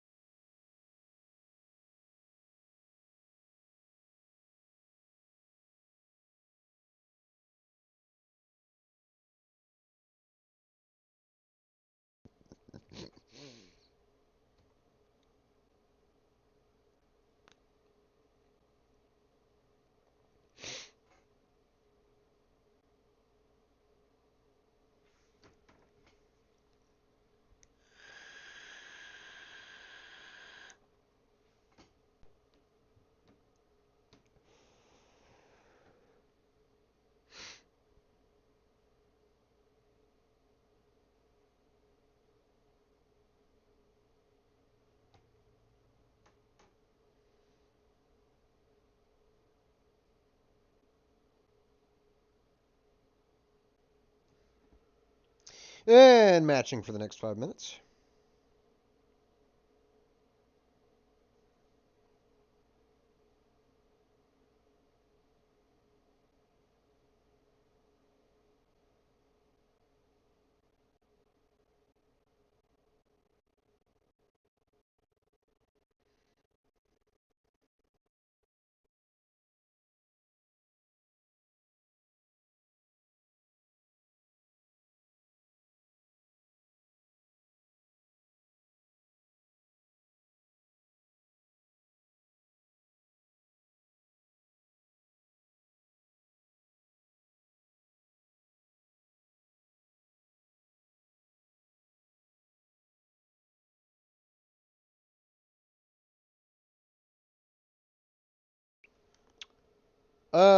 Matching for the next 5 minutes.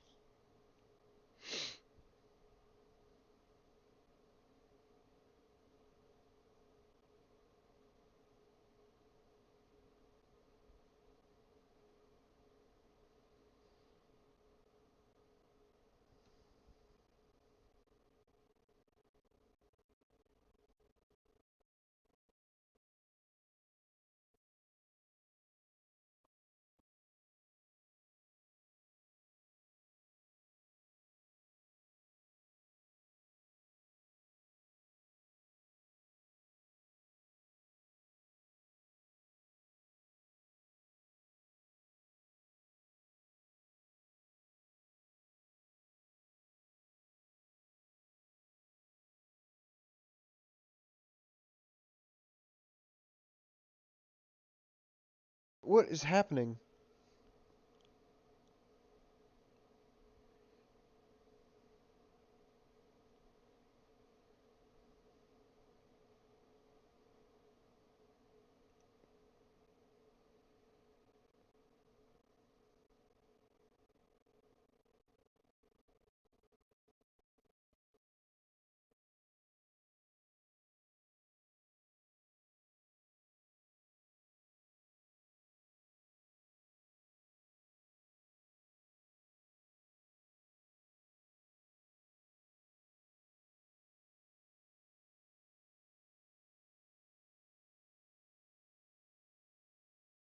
Alright, this is getting frustrating. Come on, match me already. Come on.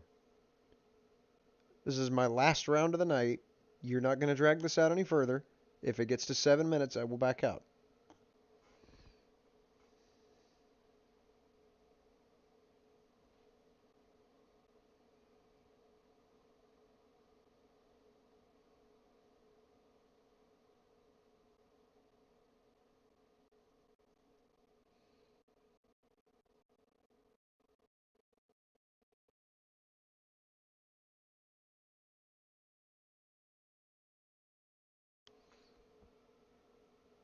I mean, this is just bland, is what it is. It's like,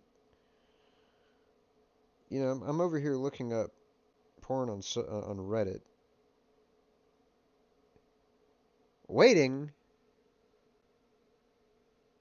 6 minutes almost for Tarkov to put me into a match. This is what we've devolved to. This is what they've done to me.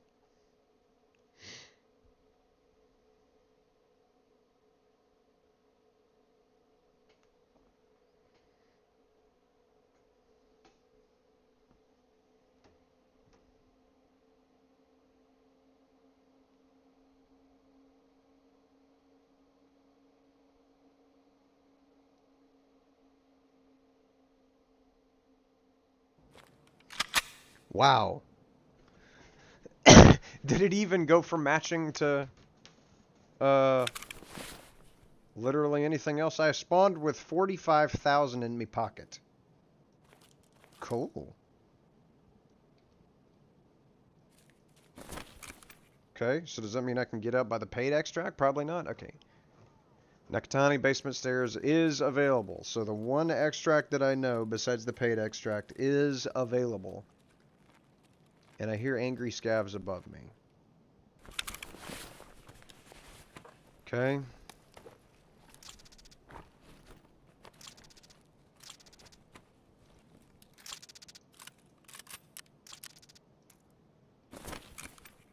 it's not. It's, you know, it's entertaining at least. I think I did a whole ass video, which is in my unlisted playlists of the super secret videos that are not available publicly.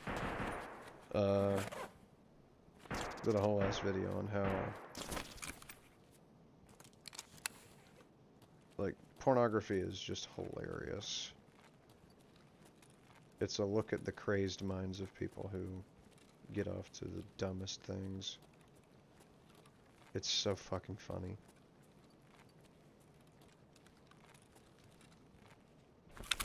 So this coal pack is going to neutralize my hearing quite badly.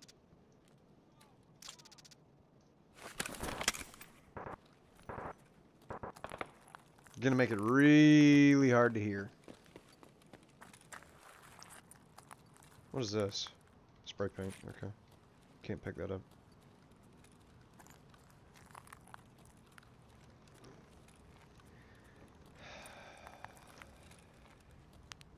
It's the only reticle for that site. That's horrible. Okay, that's fire from the top floor. Do you ever play Left 4 Dead 2? Lots of players. Yeah, I I have played about 2 hours of Left 4 Dead 2, and I can tell you it's just not for me, man. I realize that its player base is very dedicated to it and very passionate about it, and that's cool. Good for them. My time in it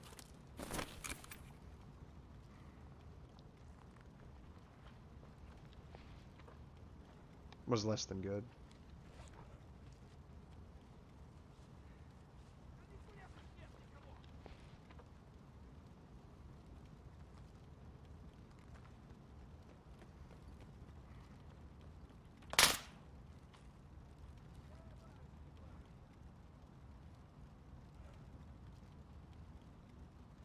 Okay, so there was a dude on glass looting.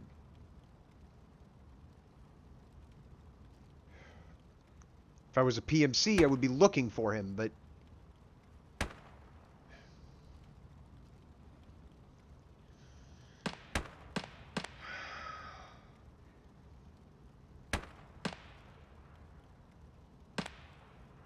Yeah, that's where the fun of it is.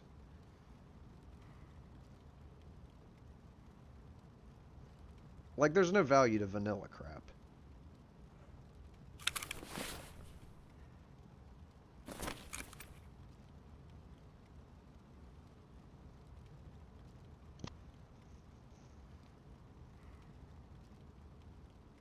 It's the goofy stuff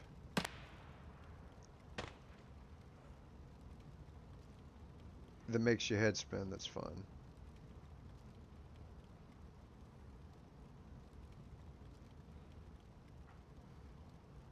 Running on metal.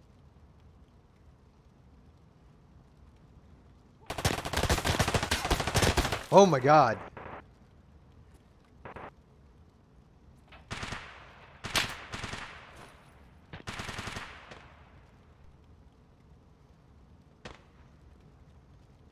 Just ran past that bench.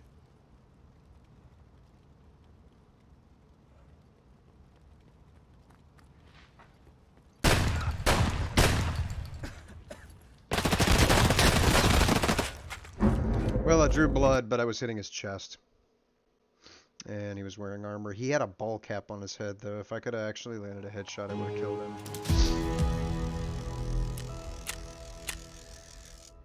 Yeah, there's a lot of damage absorbed by armor.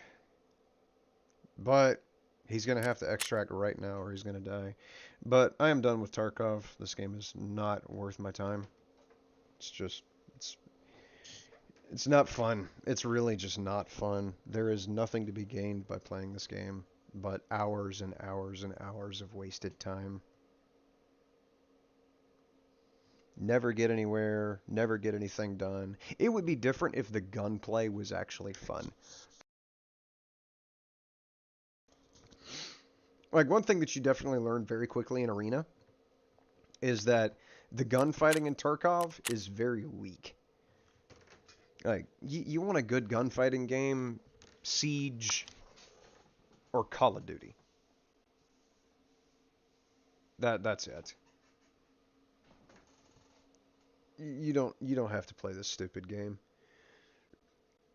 Honkai Star Rail has a game update, and learn more about games that will get you the most out of your PC. Well, I seriously doubt Honkai Star Rail is going to get me the most out of my PC. Epic Launcher, if that is your real name. Get out of my face with that crap. Anime crap. Did you run into hella toxic players? Every game I get into has racists in Escape from Tarkov? I haven't, but usually people don't VoIP. Unless they're scavs trying to coordinate, usually people don't VoIP. At least in my experience. Now, I have not played the game very much since VoIP was released. Maybe for somebody that does play a lot of the game, you know, they probably do hear a good bit more of it. In terms of like games that are racist or have racist communities, Call of Duty is probably the worst one. Sea of Thieves is okay, honestly. Sea of Thieves is probably the most tame out of all of the ones that have the capability for people to act horrible. PUBG's pretty bad. Arma 3 is just a bunch of old people, so nobody really is racist, and most people in Arma are actually really pleasant. CSGO's terrible. Yeah, I would say that my limited experience with Tarkov, I haven't really encountered anybody using VoIP in a horrible way. I'm sure it happens. I like some vanilla, though. I mean, you know, there's not really any like entertainment value in that, though, because like everybody's seen it. It's like looking at a picture of a cheeseburger. Everybody knows what a cheeseburger is and what it looks like. But some like fried octopus, breaded and fried. I would like to know what that looks like. That's cool. That's unique. That's crazy. Does your character have his finger on the trigger? In Tarkov, in the loading screen, they don't. They do have proper trigger discipline. In the game, though, whenever you're in the hot zone like you referred to, I would imagine they probably do. This game, yeah. If you want to run LFR Brightleaf, I'm gonna hop into it. That analogy. I mean, I've always used that analogy mostly for like explaining why using porn for any other reason besides just pure entertainment is. Man, I'm getting a lot of friend requests today. Using it for anything other than entertainment is stupid. Because obviously there is a very specific use for pornography. And in my humble yet unquestionably correct opinion, it's like being hungry. And so, because you're hungry, you go and look at a picture of a cheeseburger instead of just going eating a cheeseburger. Also, let me turn off the music and the dialogue because we don't have to have that. I had that turned on earlier to demonstrate the game for somebody. Which is why I'll never understand addiction to it. I never will. Like, I mean, I know addiction. Being addicted to porn, I'm gonna have to say that's kind of weird. That's I just can't get into that mindset. I mean, if you're idiosyncratic with it, I understand that's a serious issue.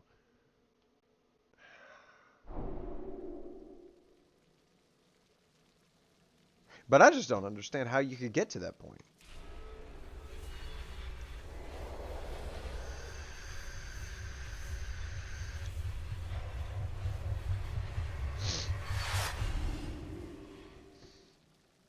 Definitely no addiction. I think we all do. I think everybody's had a stint with addiction to something.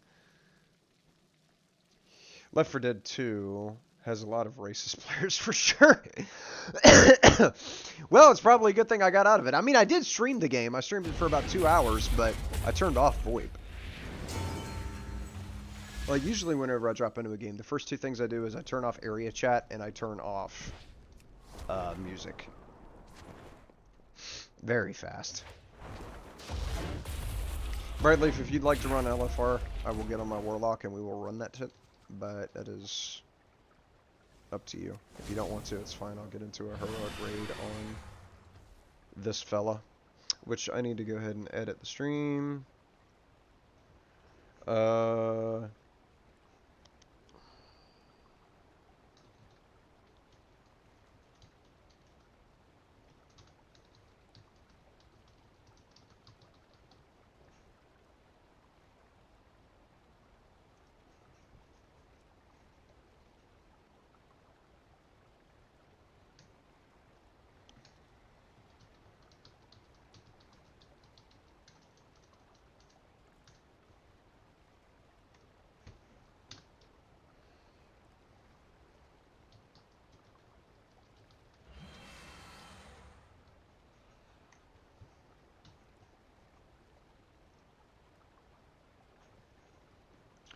Disc trial for I think good update. Okay.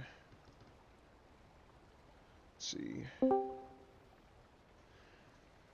Let's run it. Let me look and see what the actual eye level for this is, though. Raid Finder, Fate of a Mirdrasil. Oh, it doesn't say. Huh. Is there an eye level requirement? I'm gonna check. I know that my Warlock is like 420 something. Pretty sure there's like a boost that you can get that claims to be raid ready. And oh, that thing. Yeah. Yeah, and I'm pretty sure that boosts your eye level to 424. Oh, man. Not sure I approve of that, but let me see what my eye level is. Yeah, it's one of them situations. I have unspent dragon glyphs. Glorious. I have 6 unspent dragon glyphs.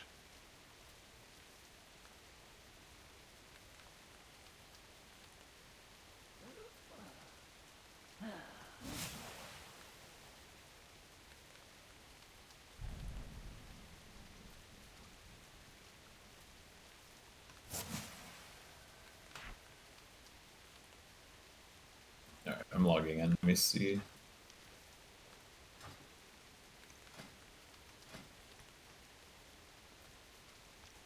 Yeah, I can queue for all 4 wings of a Mirdrasil at 424. Oh crap! I have things from the Great Vault from what's it called? Aberrus. Wow.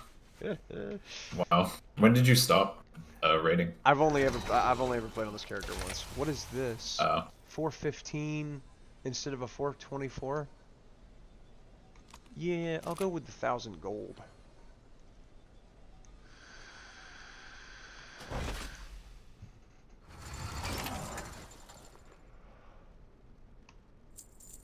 Oh, that's right. I don't have this game on my SSD because it's like, oh, I actually should just get another SSD. Loading time, you say? Yeah.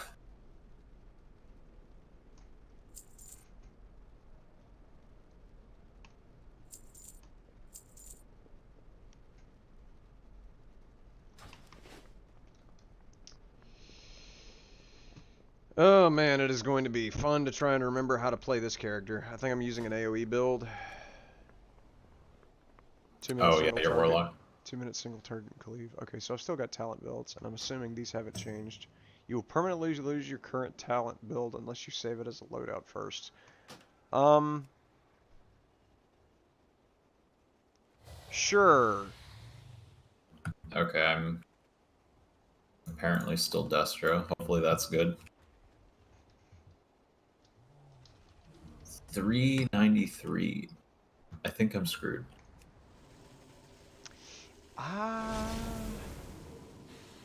You should be able to get a fair number of greens in Emerald Dream.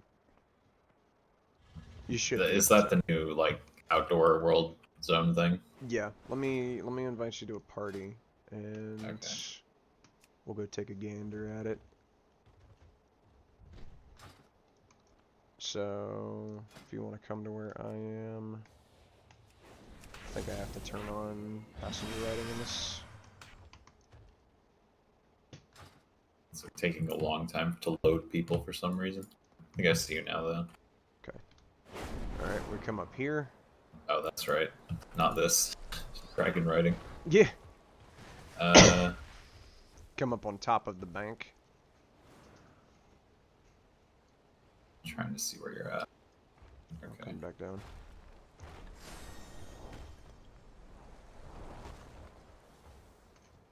Wait, why is it not loading like anyone?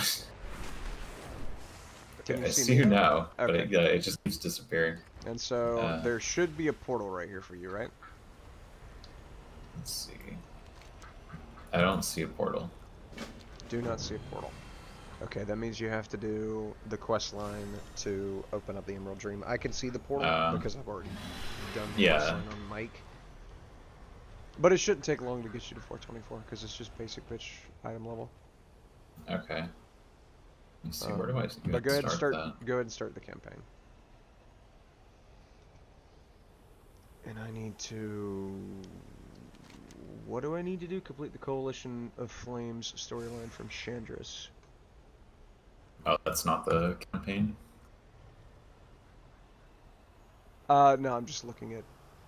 Like, where do I go for that? Join me and the others in the Ancient Bound. Together we will travel into the Emerald Dream. Do you have the Call of the Dream quest? Yeah. Okay. So that means I'm pretty sure that's in Onaran Plains. Should be.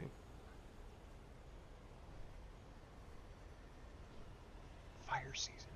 Yeah, we gotta meet Chandris and Onaran Plains.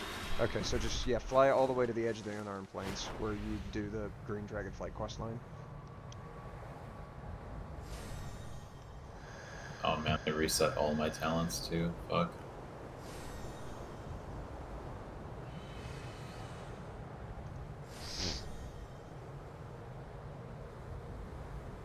I thought they were gonna make it so where you don't have to do dragon riding, or your regular mounts would work or something.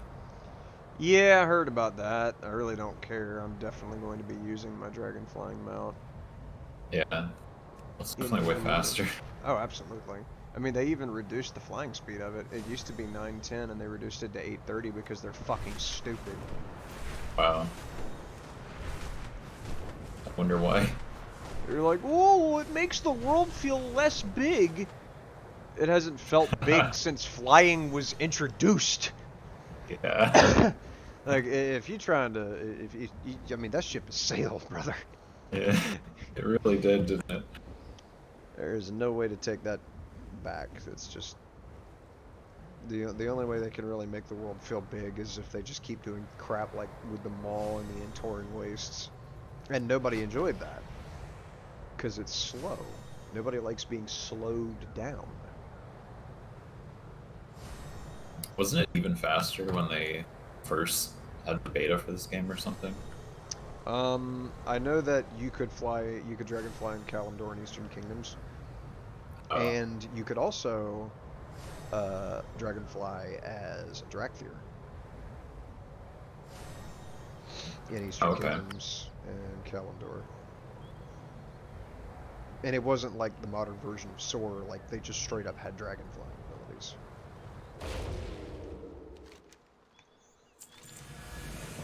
Dousing the wards. Stop moving. Eyes of Fire. Flaps, you are one of the worst characters in this entire expansion. People hate Toddy Whiskers. I hate you. And you're just going to follow me around, too, until I accept your stupid quest. Go die. Thank you. Alright. Alright, so you have to come over here to this corner. What is this? It says you're phased from me. It's because I accepted those quests. You should be able to accept the same quest that I did on that pier and come over here with me. I don't see any quests here. There should be a dude that you talk to right here. Like where I am on the mini-map. Okay, you're on this like precipice thing, right? Yeah, there should be Sandra's Feathermoon of the Sentinel Army. She should be standing here, and you should be able to talk to her. Why I don't see her? That is weird. That is Here, very hold on. strange. Oh, I can't stream. Why can't you stream? What? Yeah, it just says I can't to this channel or something. Okay, let's go up to VC1 then. Try streaming here. Can't stream to this channel. Why do I have to fucking man the stupid rolls, dude? Sorry. It's so annoying. Let me see, what roles are you missing? You have acquaintance, you have verified, you have Warcraft LFG. Let's see, if I add you to member, can you stream now? Actually, no, hang on. I have to actually, yeah, I have to move you. Restart. I have to move you from one channel to the next in order to activate whatever changes happen because of role changes. So you should be able to stream now. Why does it say you just can't stream to this server? You can't stream to this channel. I could try to restart Discord, but I don't know if that's the problem. Let me look at. Okay. What if I do this? If I go down to this, and then view channel,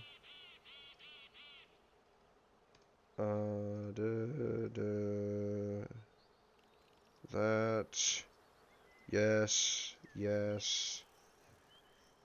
that,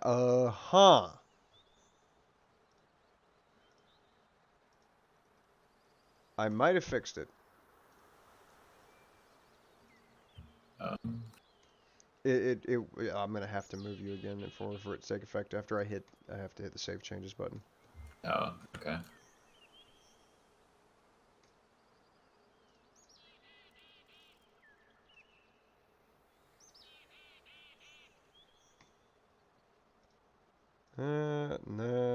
One of these, and one of those, and one of these. And that, in addition to that. I wonder if there's a prerequisite for this. Yes, save changes. There's definitely got to be. Okay, and then if I grab you, throw you down here, and then grab you and throw you back up here, there it is. Okay. Yeah. Alright, so you just straight up cannot see. Okay, so what quests do you have for the campaign? Call of the Dream. Complete the Coalition of Flame storyline from Chandris. Chandris should be right here. At least this is where she spawned for me. So is this? No, that's some Roki, stupid right? crap for the Onaran idiots, and that Roki is going to follow you around until you accept the quest. Whoever it was with Blizzard that decided that was a good idea needs to be fired. You have to start at the seat of the aspects and then come back. Okay. That is so weird. Like, I've completed the campaign, so that's the only leg of this journey that I don't have to do, is talk to them at the foot of the seat of the aspects. Literally everything else is the same after this, though. So, yeah, go back to Valdrakken, talk to the dude next to the fountain. Okay. And then just fly back. That's so stupid that that's like the only difference between completed the campaign already versus not. Alright, I'm gonna go start bombing shit. Okay.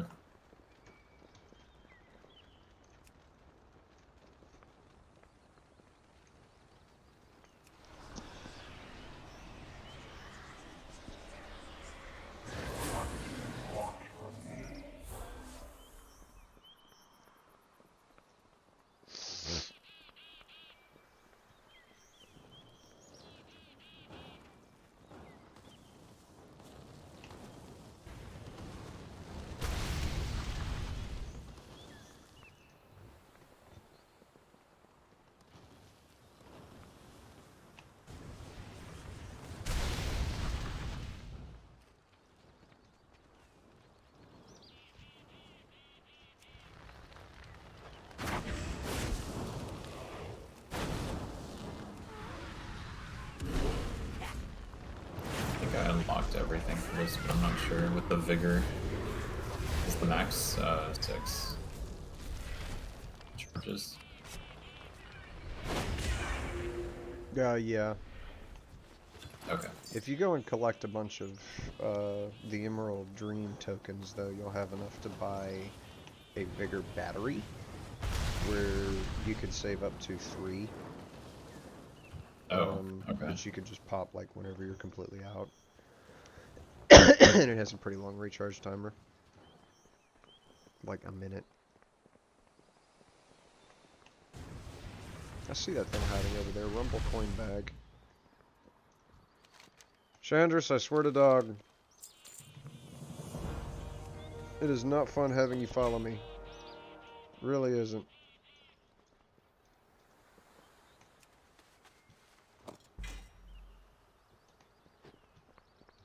Okay. Either I suck at this or I forgot how to fly on a Drake.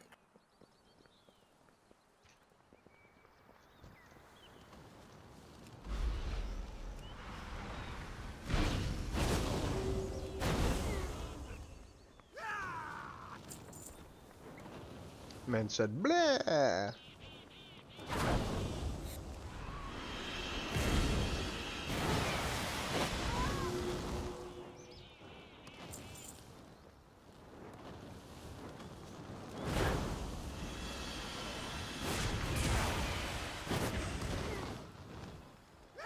Wait, these aren't primalists. Obviously not. They're like Shadow Flame corrupted dudes. Okay, there she is.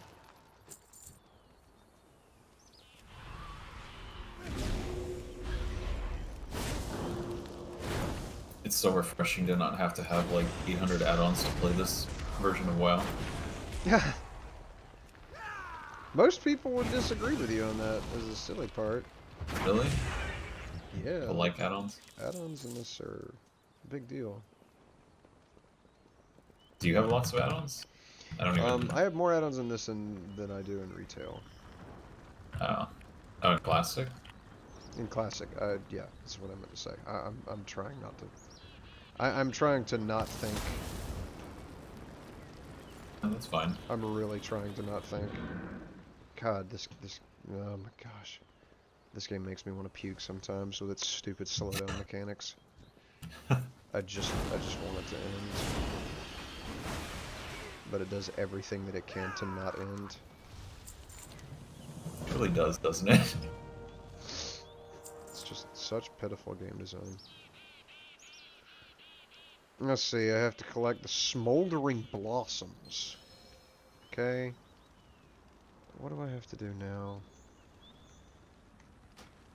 Wait. Oh.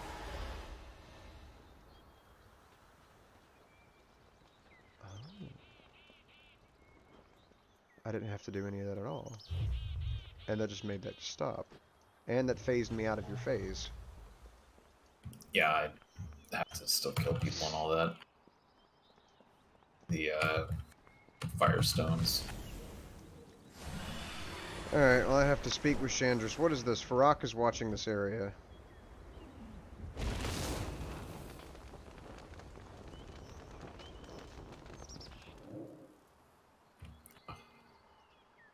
Oh, points. Okay, good. Alright, so can I go?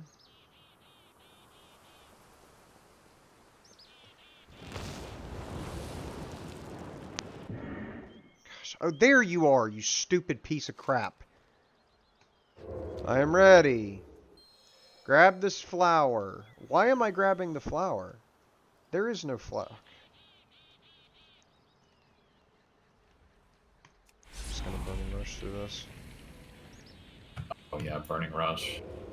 Yeah, we actually have that in this version of the game. Dude, I miss that so much. What do I have to do?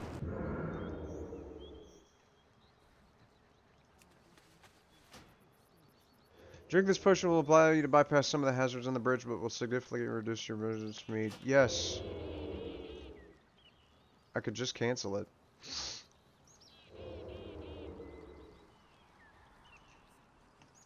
Well, there's no point in even having... Okay. Let's see. Abandon. So Call I the have to dream. walk across this bridge. Yeah, you have to like cloak yourself with the flower, and Oh, then the flower. and then walk across the stupid. It's just it's such poor quest design. And the stupid thing is, it's better than classic questing. Like, Well, yeah, it's from 2006 or 4. They just don't know how to make a game not make you want to shove screwdrivers in your eyes, dude. They don't know. They do not know how to make a game that doesn't fucking suck to play. I wish they didn't. Be nice for a change. Yeah, it would be nice to enjoy a video game, wouldn't it? Oh yeah.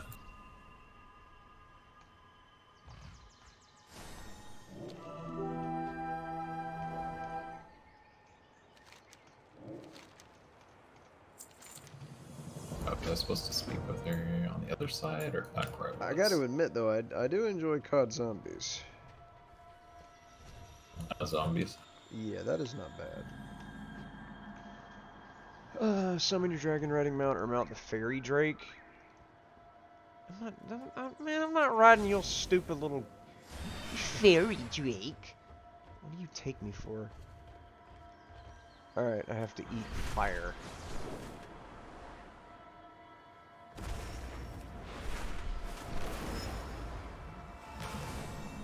Oh, good.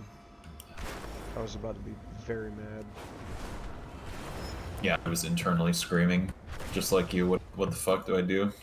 And I think I figured it out. Yeah, they got me doing one of these flying around for forever quests that you obviously don't have enough vigor to be able to do. And as it turns out, they actually did put down green balls that you can fly through to reclaim some of your vigor.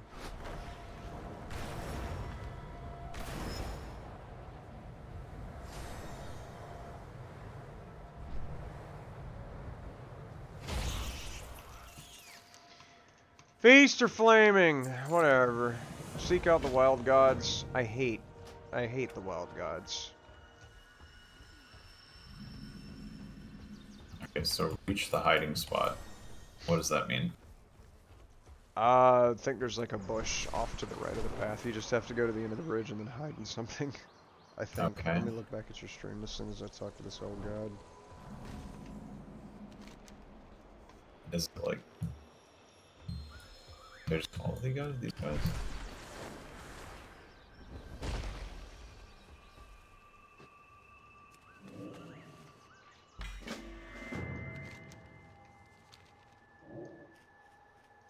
Okay, you are here, okay. Oh, this mess. Yeah, you have to stand inside the light, and then it's gonna, like, play a cinematic or some crap. Got it. Well, after you talk to Chandris.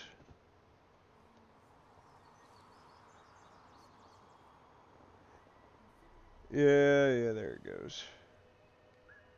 Okay.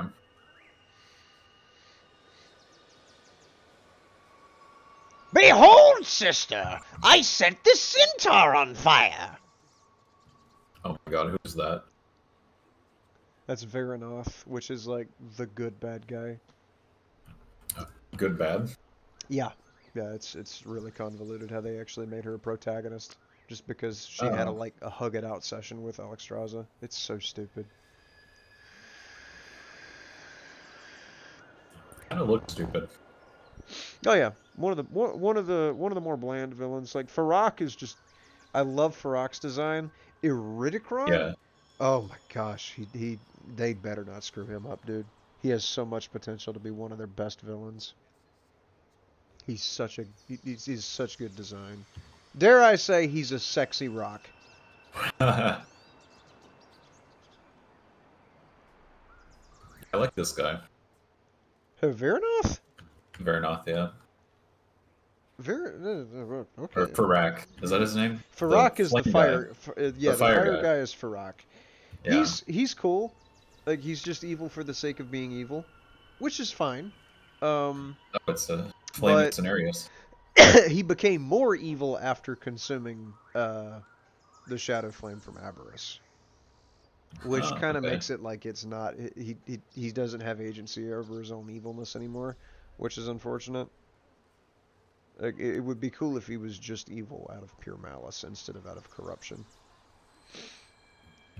So I kill the flaming scenarios? Yeah, you gotta kill that idiot. Or, no? What? What happened?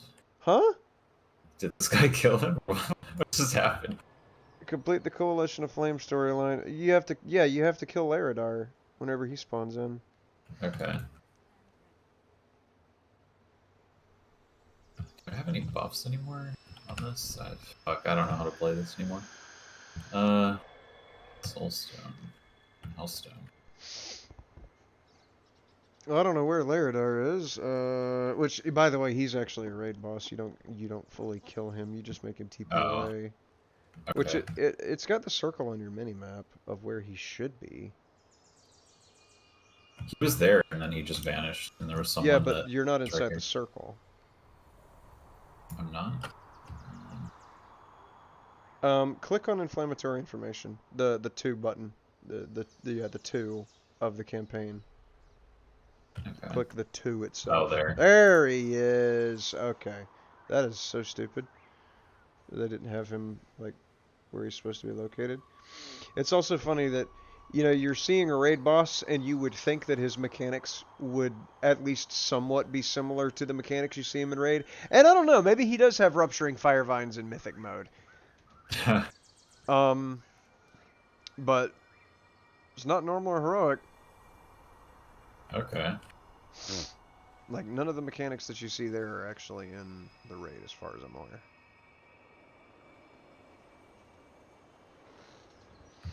And that's...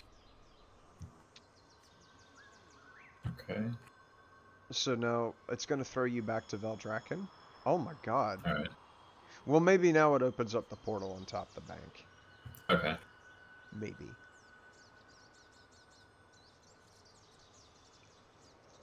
So what's the deal with the whole Emerald Dream thing? I thought they had a raid for it and everything. There is a raid, Amir Drasil. Basically, the Emerald Dream is like where they're cooking up the new world tree to try and replace Teldrassil. Oh, I see. And that's like the world tree's name is Amir Drasil, and it's supposed to be the replacement. And Farak wants to burn it down, and if he does, it kills the entire damn planet. So you got to protect it. Like from a narrative perspective, the raid is a joke. The fights are good though. Okay. Yeah, I feel like the mechanics for most of the raids have always been pretty decent, but... Well, except Sepulchre. Sepulchre was just ass. Which, I know Sanctum of Domination gets a lot of hate. I enjoyed the fights in Sanctum. The story was horrible for Sanctum. But the fights did not make me want to vomit. Obviously, everybody loved Painsmith. I personally, I enjoyed Ner'zhul whenever people would do the dispels correctly. How do you get up here, by the way? I think I fucked up, and it's... Do you turn it in up here? Or was it down there? You're not at the bottom yet. Complete report delivered to Captain Drine. So 2, which means they're all the way at the top. You have to go up. Do you just go up on your mount? You can, or you could just go to the teleporter at the bottom. Where's the teleporter? Okay. Yeah, you go inside the building? door there, and then all the Okay. way up the stairs, there's a teleporter. Look down to your left. Like, There's the teleporter. Okay.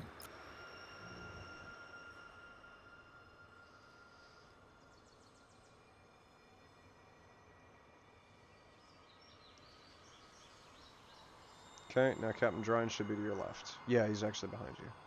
There you go. Captain Drine. Okay, so... Follow guards to the lower ledge. What? You can just dive with your mount. Okay.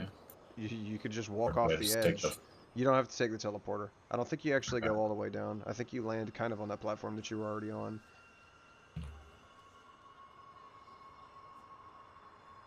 Yeah, because you have to talk to Viranoff now. And there she is! Okay.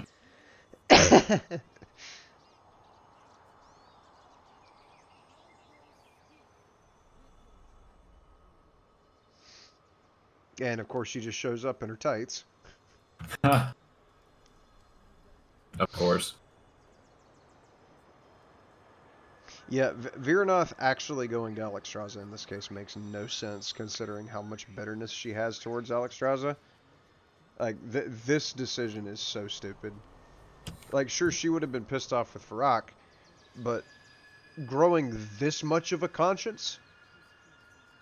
It's just, look at Drine just falling asleep in the back right there. He's like, I'm just over this. Yeah. Yeah, this is such bad storytelling. There's no reason for Viranoff to be claim good it. now.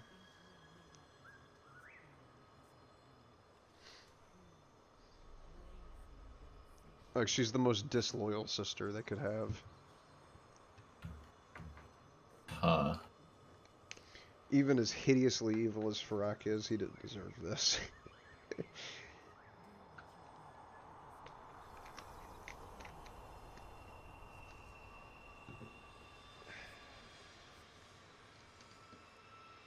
Astonished sigh.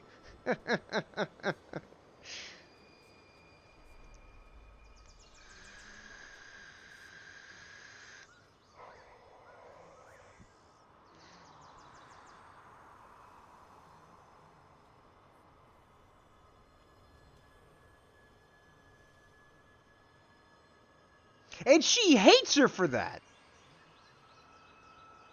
There was an entire ass cinematic after Aberrus that showed just how much Viranoff hates Alexstrasza. And yet, they have this cute little moment between each other, and she's like, "Oh, I am now filled with resolve to assist you." It's like, oh my god. Interesting. Okay. So she's like, alright. It's just, it's so dumb.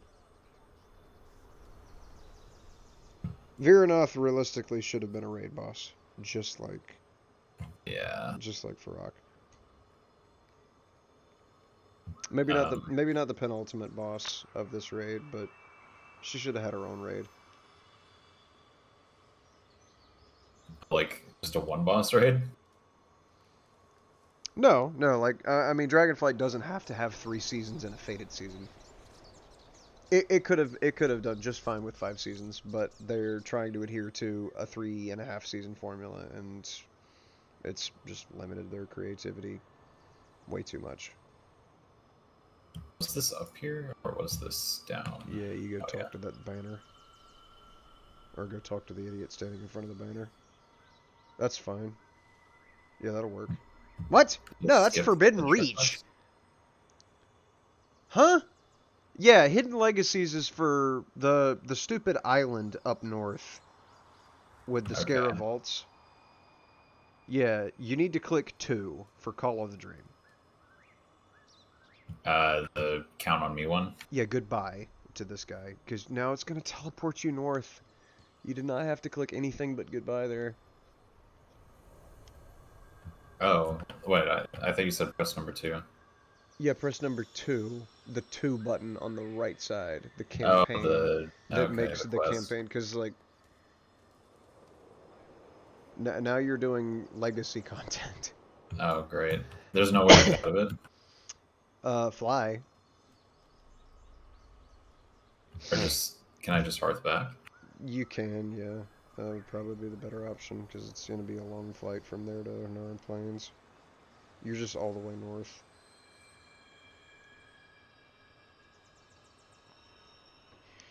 Let me move my guy before I get kicked for AFK. Let's see, which god did I need to talk to? Kwanzaa. Is this the stupid owl? Yes, it is.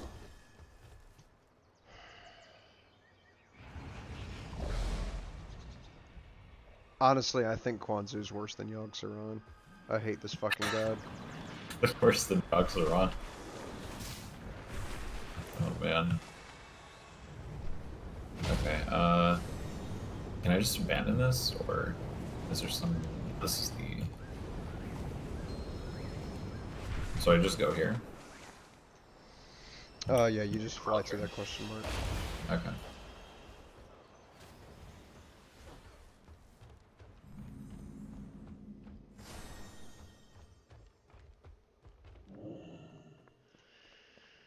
Alright, Casper the Friendly Ghost. Fucking help me with the bullshit. What is this? Oh, that's to unlock the statue.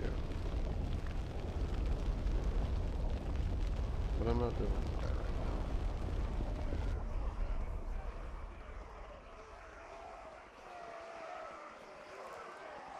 now. Now I gotta go meet Cenarius.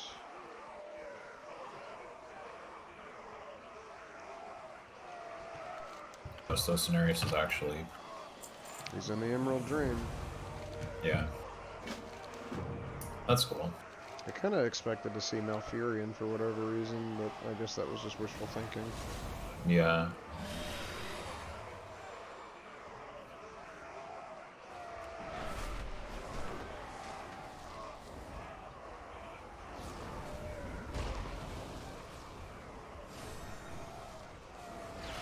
Are you still raiding on Classic, by the way? The couple raids that I've done have not been great. Yeah, I figured. The last one, at least, I think I watched you do it.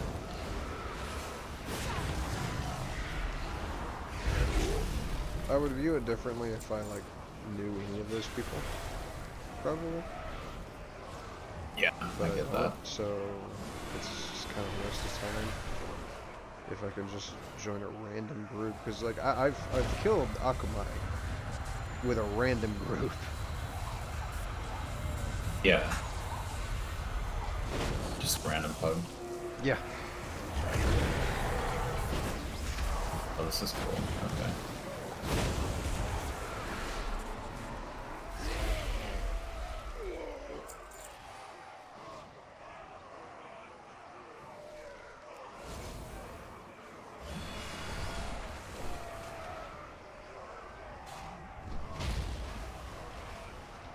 Alright, you.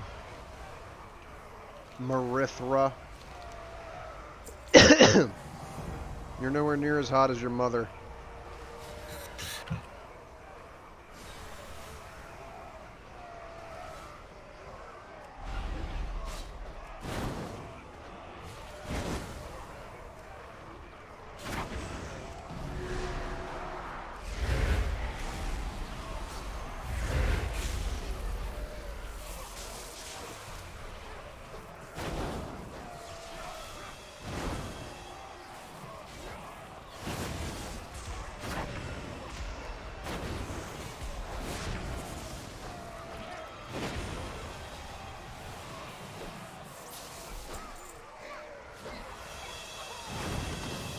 Oh no, random enemies.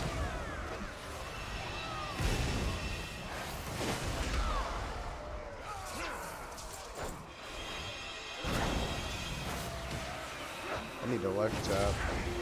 Where's my life tab? What? Do you have life tab? I should. Or, Soul Siphon, whatever it is that gives my demon health. Oh yeah. Health funnel? Yeah, that. Okay. Sacrifices 20%. Dark Pact sacrifices 20% of your current health to shield you for 200% of the sacrificed health. Okay, that is a survivability thing, and I do need that. But how do I give my demon health funnel? There it is. Alright, there we go. He's full now. I need to actually have that on the bar, though. Why is this not voice acted? These talking heads. That's weird.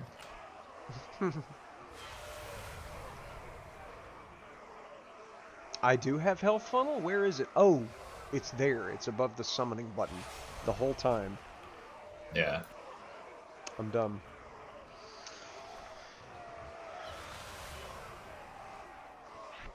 Oh, an Unending Breath got a swim speed buff? Well, Oh, that's really? goofy. Yeah, it gives you 20% faster swim speed in retail. Oh, that's cool.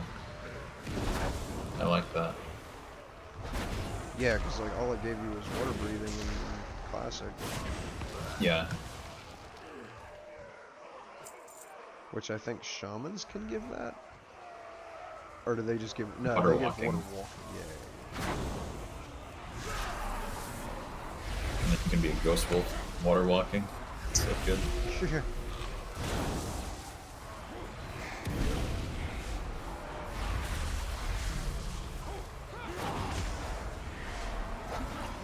Alright, I ate some fire coming over here. Huge.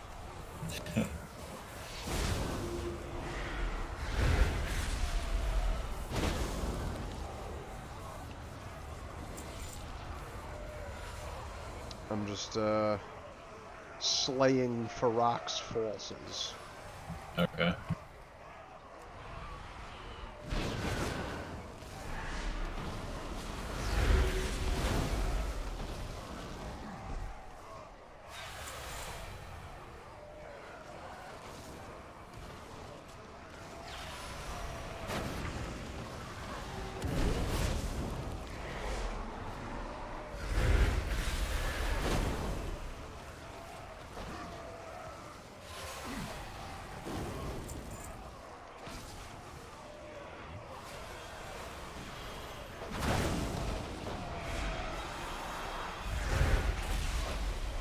Character models definitely look way better on retail. Yeah. I mean, there is kind of a charm to Classic and for sure. the design, but it's also nice to have a game that looks like it was made after 2005. Yeah. I just like the gameplay and the a lot of the mechanics, and there are nostalgic things to it, but like the zones, I guess.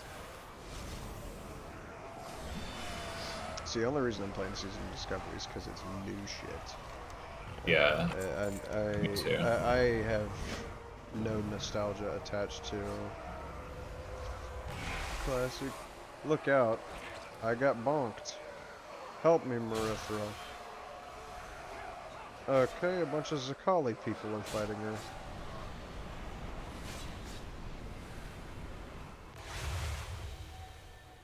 I need Apostle Finarl. Oh, you gotta kill the little quest bosses. Yeah.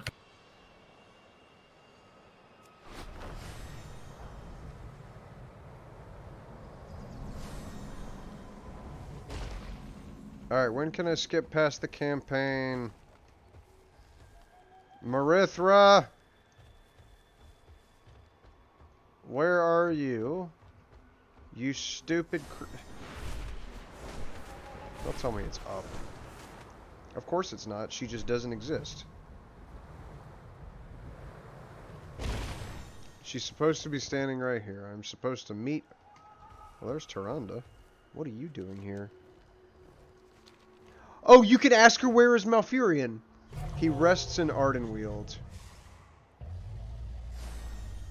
When the Primalists threatened the Emerald Gardens and attempted to find the nascent tree, he took Ysera's place in order to fulfill the bond with the Winter Queen.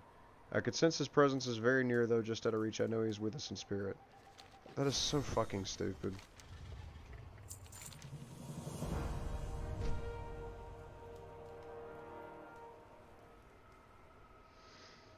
Okay, and now I've got to kill Cassiope. Alright, great. I'm going to go kill an old god for a random entry campaign quest. Old god? Elder Cassiophine.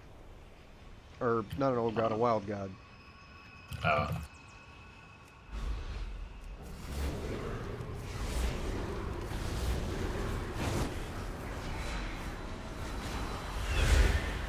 just raided Assad last night, and it reset, and I have to raid again. That just feels weird to me. Can't take this kind of commitment. It is pretty excessive. Yeah, like it resets every 3 days, but I kind of just like doing it like once a week.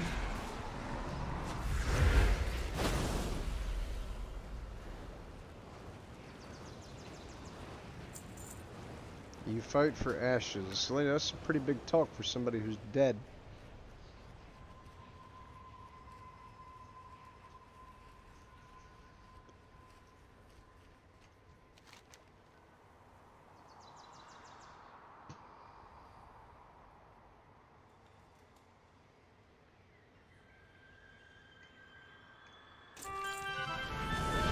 Why am I on fire? Oh, because Farak is coming. Skip this. Meet Mirthra at the central encampment. Okay, whatever.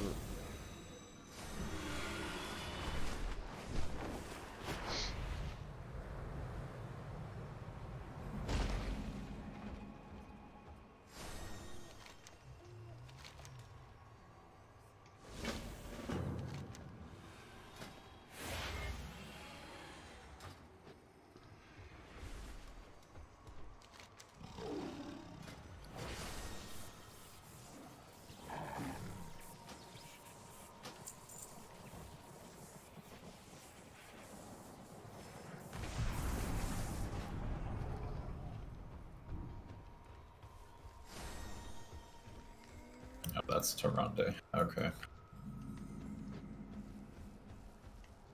Yeah, once you get to Tyrande, Mirthra just lands next to her in dragon form. Rathian is in the Emerald. What is his bitch ass doing here? Rathian. What business does the Black Dragon Flight have anywhere near this crap? Yeah.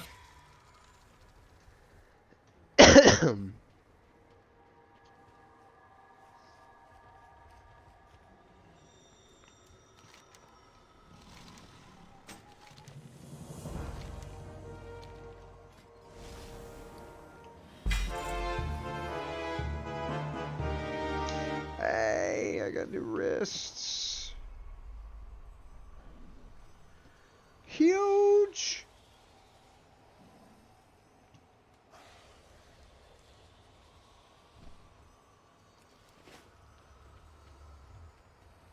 Oh, that's right. I don't have to wait for dots to fall off. I can just... You can just cast them at like 2 seconds or something left, right? What are you talking about?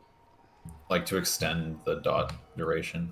Oh yeah, you can do that in retail. What are you talking about?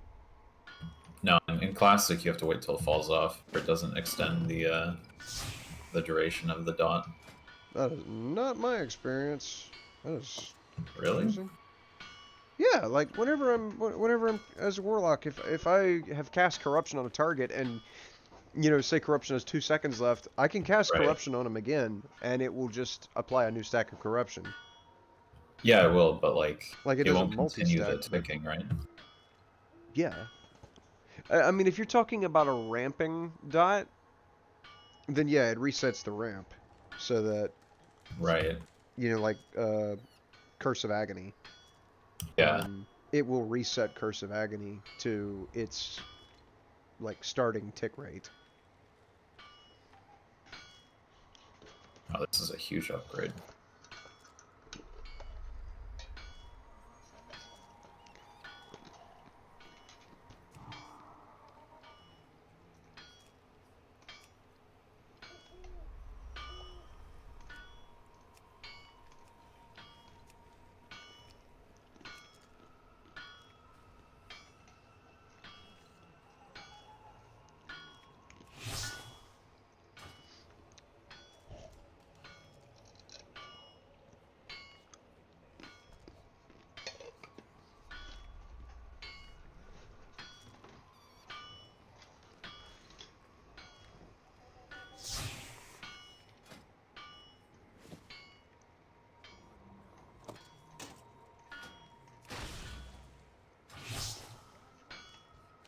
So is this the last raid patch until the next expansion? No, because they're gonna do a season 4 just like they did with Shadowlands, where there's like a fated season, and they're gonna bring all of the raids back in rotation. So Vaulted Incarnates, Aberrus, and Emerger. Oh, that's interesting. Okay. Just like they did with Shadowlands, but I didn't play I played the first like the initial raid of Shadowlands with the vampire guy. yeah, you played the one good season. Really? Let's see. Yeah, I mean, it's not... It's not that the 4th season was bad, but, like, the 2nd season was stupid. The 3rd season was horrible. And then the 4th season was... It was cool that they were willing to effectively turn content that was current a season or 2 prior into... like time walking almost. Yeah.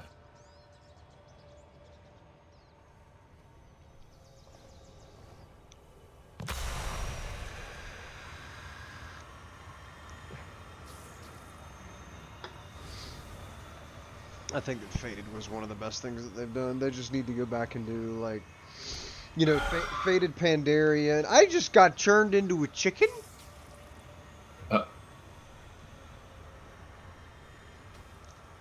Dude, did Pandaria? Like Mr. Pandaria?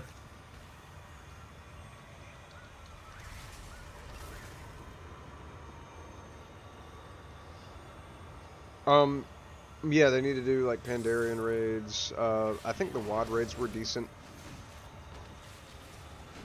Yeah, I loved Mr. Pandaria. And the first 2 raids in Cataclysm were good. Yeah. There was that one raid that was in WoD that everybody hated because the first boss was so cancer. Hellfire Citadel, was it? Where you had to, like, fight the army and you had to take bombs everywhere, and the fight could take anywhere from 15 to 20 minutes because of the stupid spawn rate of the ads. Oh, yeah.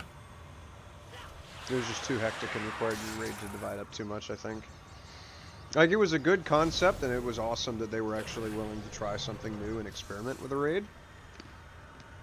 You know, back whenever they would experiment with the game, instead of just playing the same song over and over again for expansion after expansion, raid after raid. But yeah, unfortunately, in that one situation, it didn't work.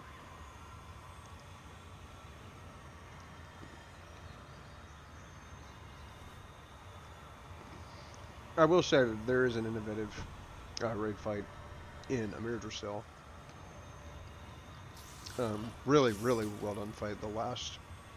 The next to last boss that integrates dragon flying into the fight. Oh, okay.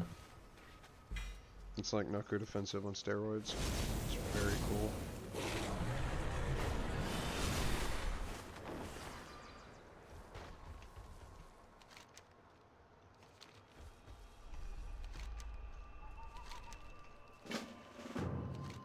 Let's see, we got 25 minutes until the next super balloon. I'm gonna go grab a Coke real quick. Okay.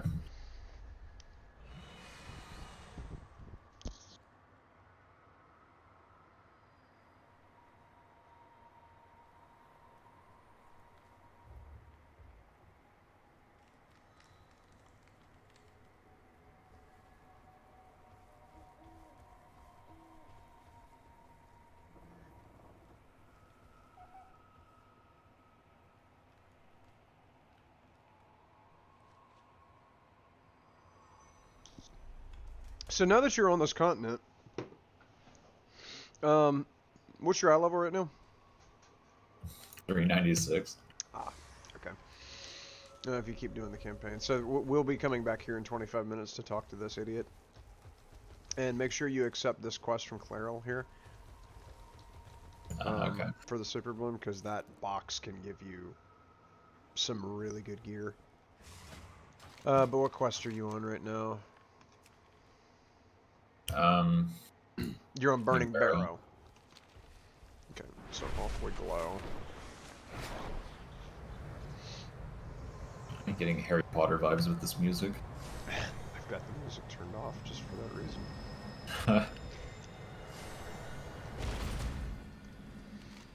Let's see. What are we doing? Ashen Soil. Not yet lost. Oh, that'll give me a new cape? No, it won't either. That's a terrible cape. What am I talking about? Oh yeah. It's kind of bad. Alright, so... I can just, like...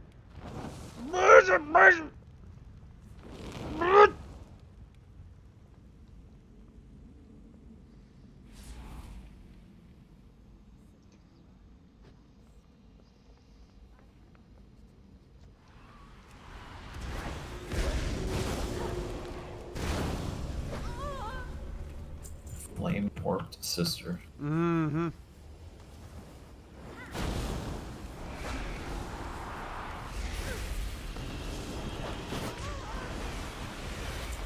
Oh gosh, there's a lot of crap in here.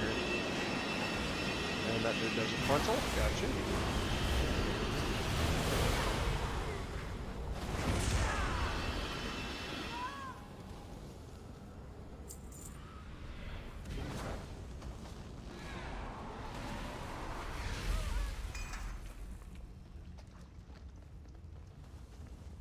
Is there a way to help her without dying? Yeah. Because I've got fell armor.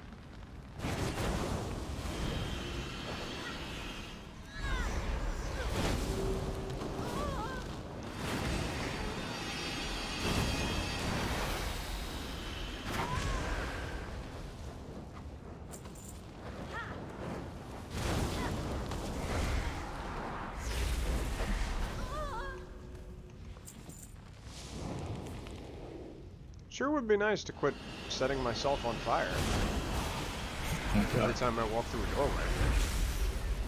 Like, if I'm gonna be in flames, at least make me faster. I know, right?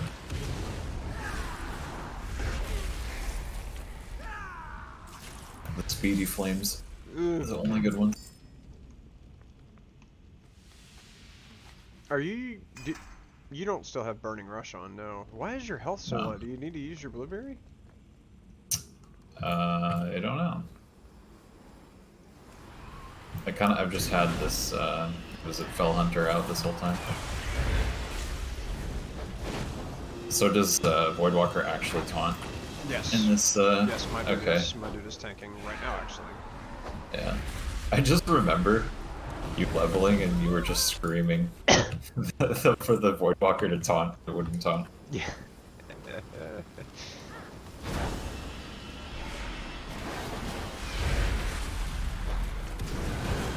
Things only work when I don't need them to.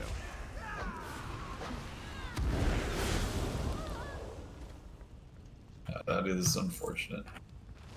Ow, ow, ow, ow.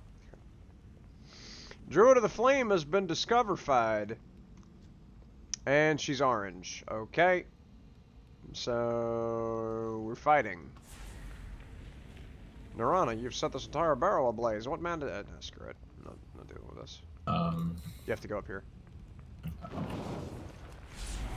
No you don't. How do you get out of this? Oh wait, you have to go this way. Tunnel simulator. That just, it's so obnoxious. And then you go up. Yeah, okay.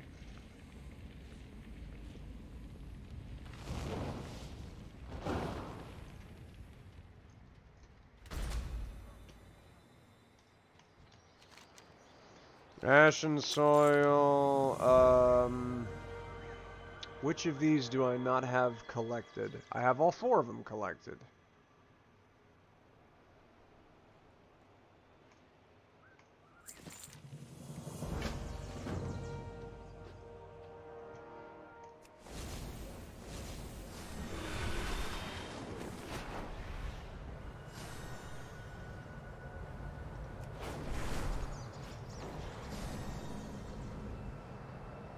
You only get gold from this epic node here on the map. Hmm? Weird. Hibernation heroes.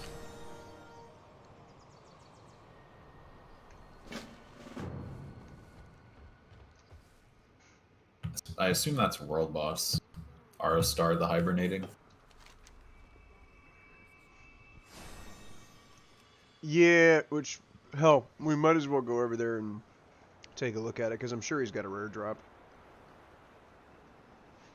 Okay. Let's see. How much time before Super Bloom? 19 minutes, okay. We're definitely going to want to be there for that. Which, hell, there's, you see Terror in Haven, which is northeast of us. It gives you a wand that's 415. I don't know if you have it offhand. I do not. I don't guess there's one that actually gives a staff. Probably not. I have a 415 two-handed staff right now. Yeah. Let's bebop down there and fuck with that world boss. Alright.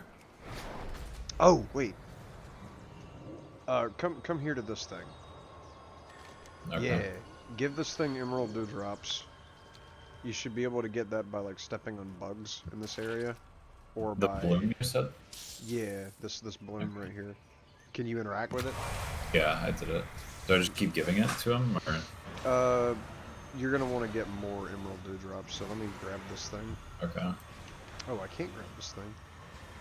If you step on the shiny bugs on the ground or interact with the encroaching growth bushes, like this one right here, yeah, you can grab this and then pull it. I see. And that'll give you emerald dewdrops. And then you can just feed this bloom those dewdrops. I had a seed too, I guess. If we can get it to 100 within the next 50 seconds, it'll give us a big box.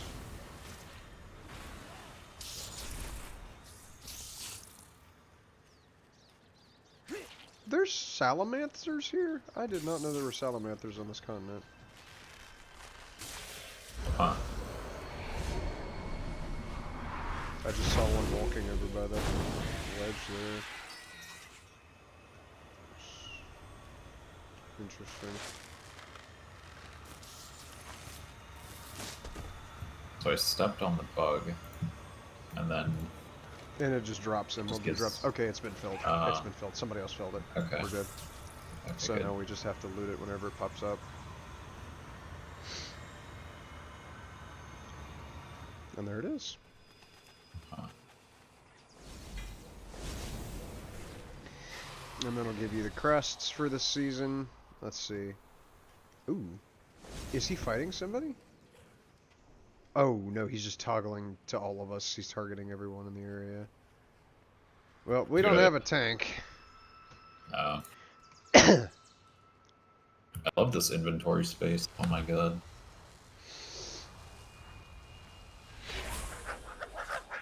That's a cool looking boss.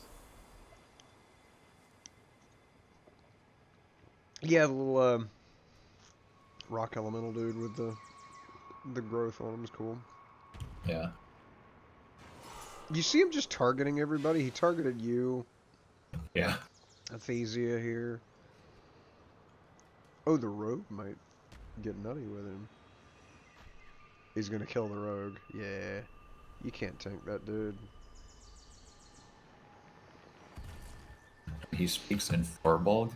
Wait, well, oh no, this Havoc just decided he was gonna get involved. Back up. Like, leave if you can. I'm running as far as possible.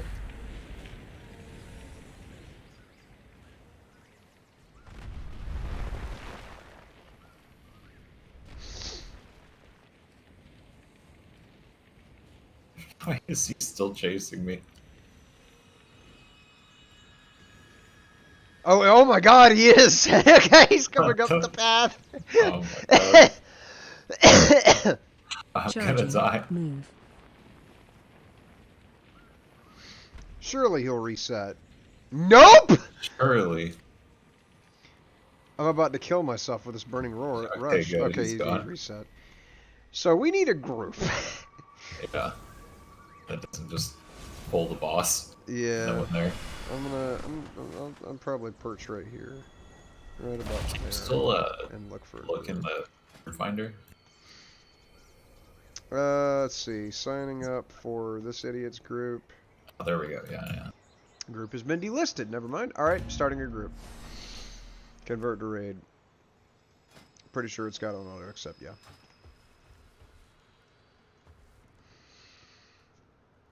Alright, so we'll get... Hey, we already got a tank. That's huge.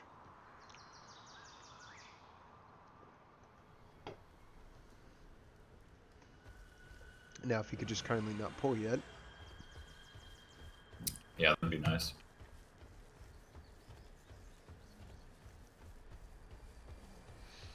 And we got a healer, too. It's big.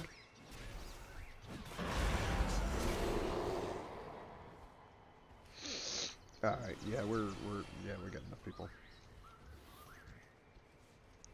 Okay. I guess we're going. Yep.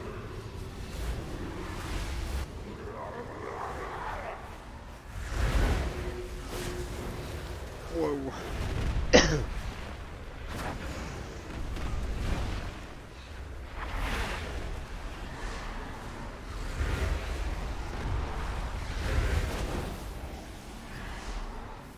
Charging. Move.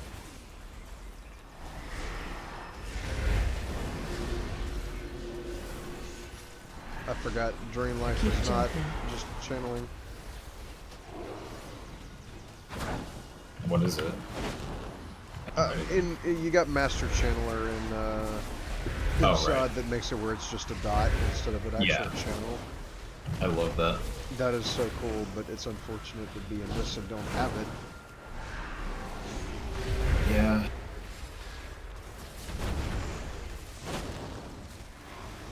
Charging. Move.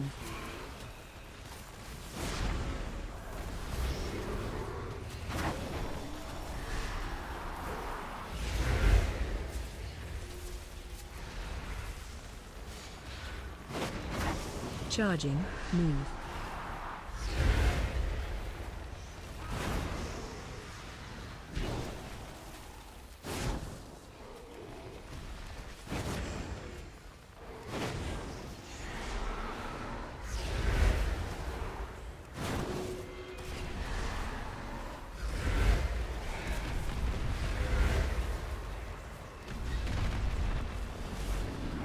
Keep jumping.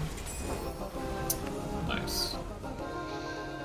Hey, I got a cosmetic I didn't have. Visage of Orster Snore. Oh yeah. Yeah. Yep, you never heard of that one, have you? No, that's a first.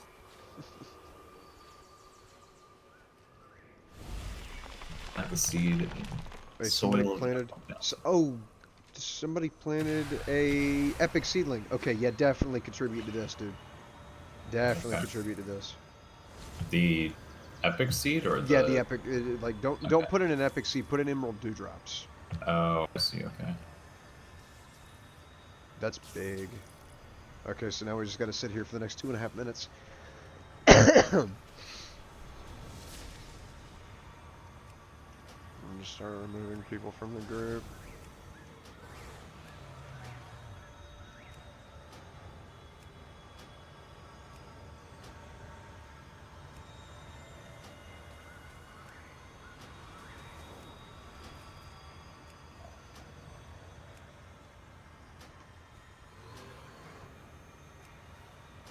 And then convert us back to a party. Did you contribute to this plant, though? Yeah. Huge. Oh, this druid over here, I can't click on. Ambassador Maki Garana has the appearance of that boss we just fought. Oh yeah, he does. It's like a bear form. Oh, I guess so. I mean, that modification is or a druid, right? Yeah, that's a druid. Guardian druid. So yeah, that's his tank form. That is crazy. How did you get that? Oh. No idea. I know that there's that stupid Kwanzu wild god You can get that bitch's form from the next to last boss of the raid as a druid for your travel form. Okay. I think it's travel form. I don't think it's boomy.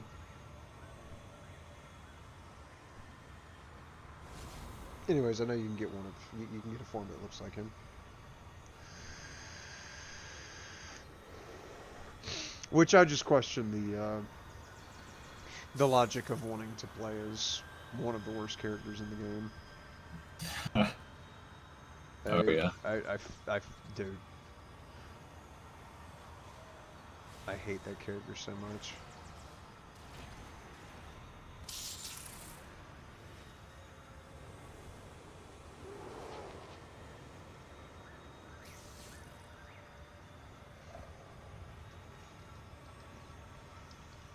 Ah, 10 seconds.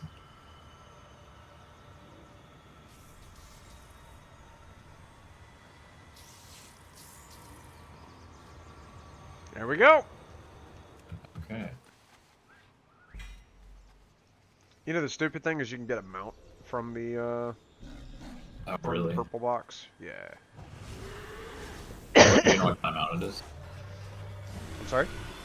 Do you know what kind of mount it is? It's a ground mount. I want to say it's like the old Talbucks from BC. Oh, okay.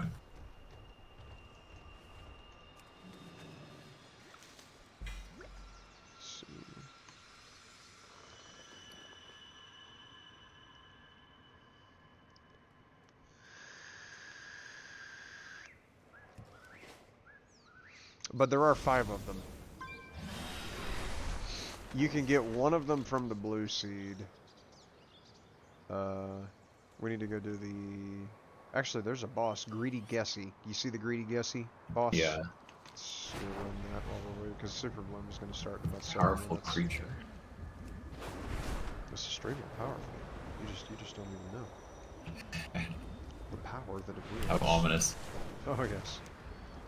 Who's Farak? This guy? Oh, Gessie? Oh, yeah. He likes to leave him guessing.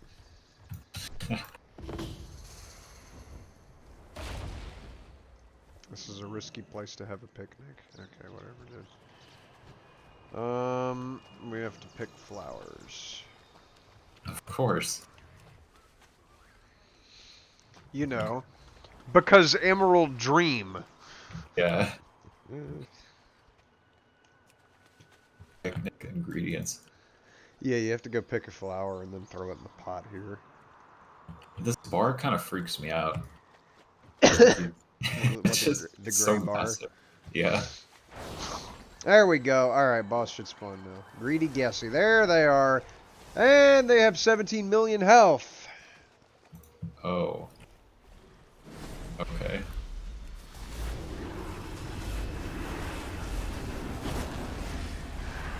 Guess we're killing it. 18 million health. Oh, and the stupid boss like selects somebody to bonk. What's the DPS, like average DPS now in this game? Like 100k or something? I haven't really paid attention to it. Okay. Yeah, I have no clue.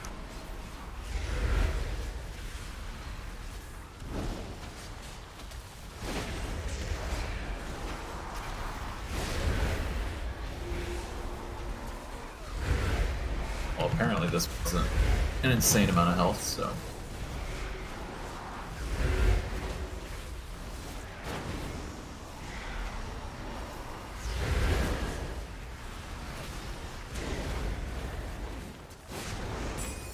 There we go.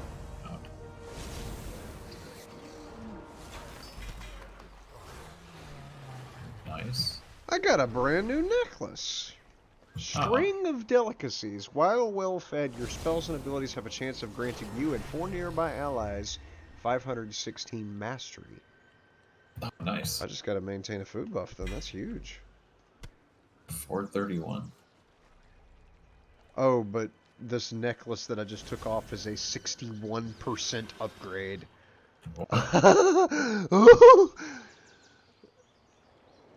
Why? Crit strike and mastery. Oh yeah, because my crit strike needs to be like above 50.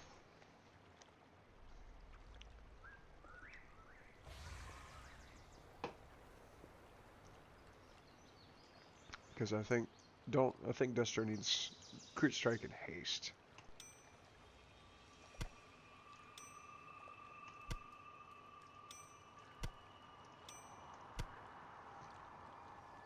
Whatever. I mean, realistically, at this low of eye level, you just gotta go for the eye level. Yeah, pretty much. Let's see. Super Bloom starts in 4 minutes. We might as well just sit there and wait for the tree to start moving. Okay.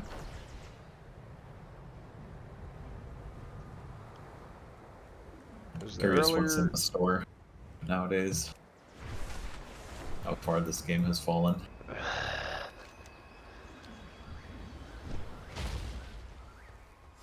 There's a couple people gathering. What's his name? Bobby Kotick is leaving in like 2 days or something. Yeah, that's.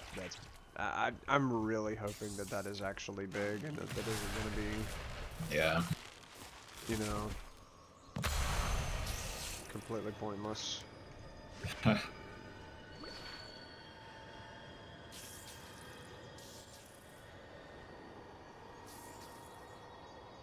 Did you contribute to the seed? Yeah, I think I have more. Okay, there.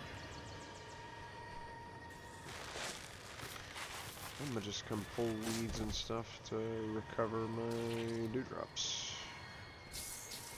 And antagonize this innocent lasher.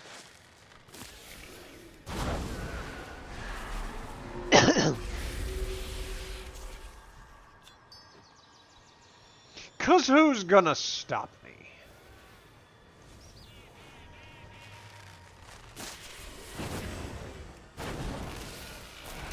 I attacked the wrong thing. Why was I did not mean to attack that random innocent bystander deer. I feel like a jerk. Oh. The, watchful Gladehind. Yes, he became a little less watchful by the time I was through with him. Yeah. You steered his eyes off? He is extremely dead. Oh, man.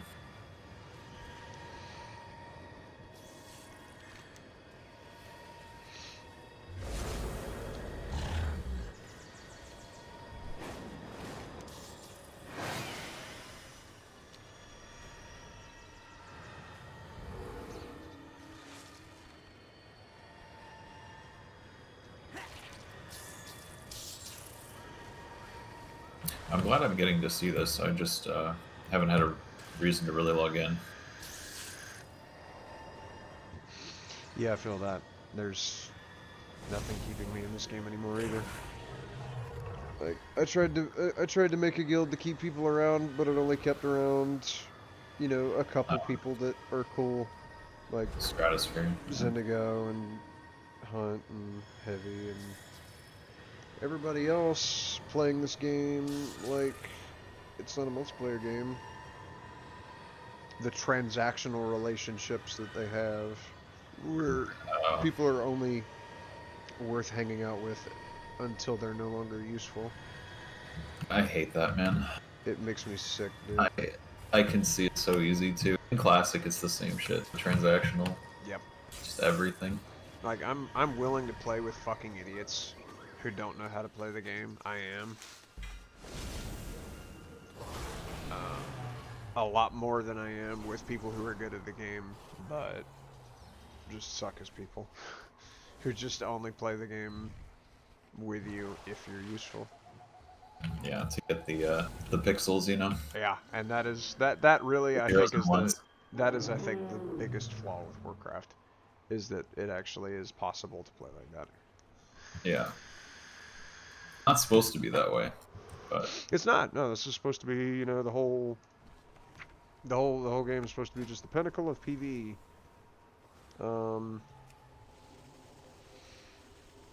But I contend that it's not. It's not the pinnacle of PvE, and definitely not the pinnacle of multiplayer. Okay, so now you got to talk to this thing, and it'll give you like a Torghast power. Oh, for the zone or? Yeah, for the duration of Super Bloom. Oh. I don't know which of these is good. Yeah, this one's rare. Huh.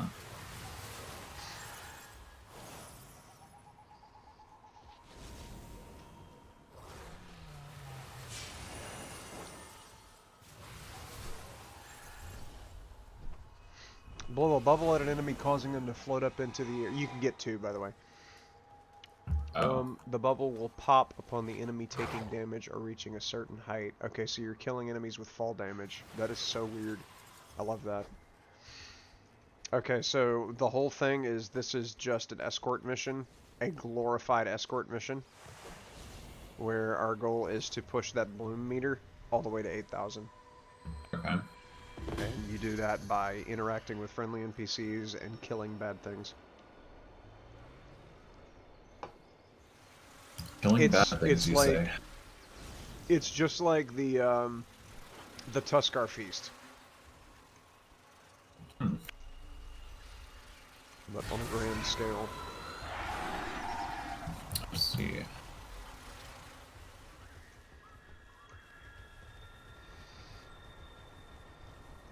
Oh, and it's a moving Tuskar Feast, so you can't get too far away from the tree. Okay.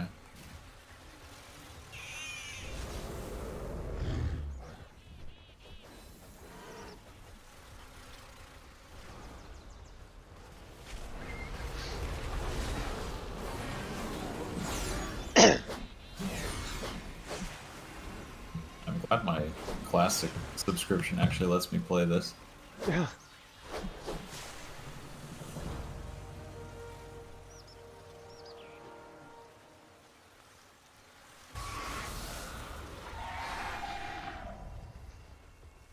Have you tried the new raid out yet? Or cleared it? I've cleared it on normal 909, but I have not cleared it on heroic. Haven't really pushed it too hard. Yeah. I mean, I need to, because I need to get AOTC, but honestly, at this point, if I don't... I'm assuming Mythic is just so, like, a huge time commitment. It absolutely is. I don't... I killed Mythic bosses back during Fated. Like, that was the first time I'd ever killed a Mythic boss was during Fated. I'm leaving the Super Bloom. No. No, stop.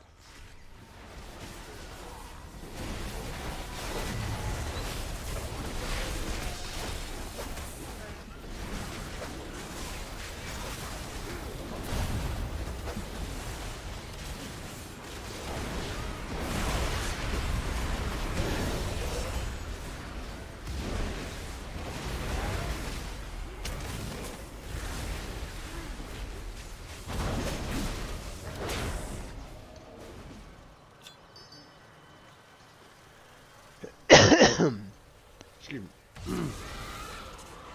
Is that a goblin? Oh, that's right.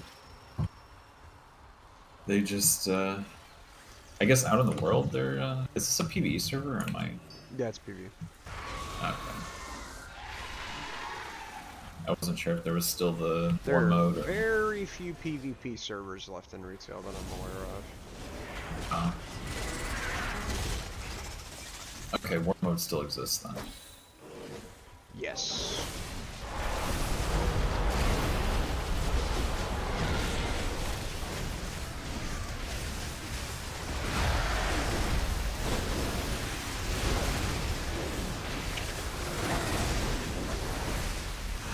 That's one classic all people play is PvP server. Yeah. I wouldn't expect that. Like most, people complain so much about PvP in this game, and for good reason, because the PvP in this game is dog water. Yeah. You would think that. Oh, this is like a major. We have to kill shit part. Okay.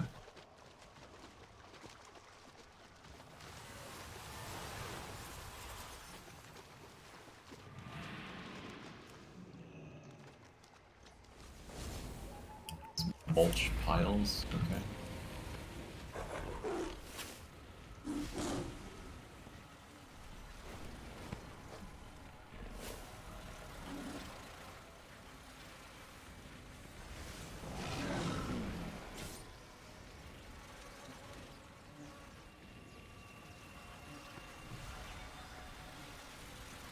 This is interesting. Very... I don't think I've seen this type of content in WoW yet. It is fairly unique. I like that they... I mean, it's not entirely unheard of and undone before. They've done similar stuff to this before, but it's a new take. And honestly, it's one of the most interesting things about this continent. Yeah. Because this, I mean, let's be honest, this continent is just definitely not what it could have been. I think in terms of like you think map so? design, zone design for Emerald Dream, something that was supposed to be released instead of TBC. They massively dropped the ball with how this zone is designed.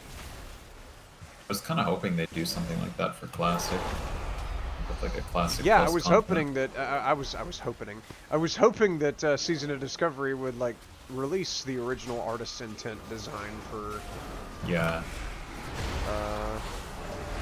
It's like neon green. Yeah, these weird trees and horrifyingly green zone. Yeah. A zone that's not all gay, for lack of a better term, like this one is, but instead it's like actively trying to kill you.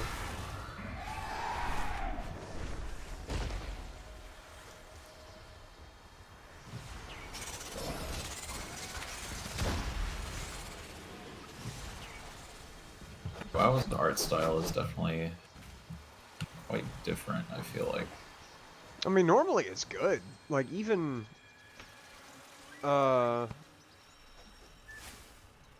during Shadowlands, the art style was fine for a lot of zones. Like, the only major weakness that I would say to Shadowlands' art was Maldraxxus.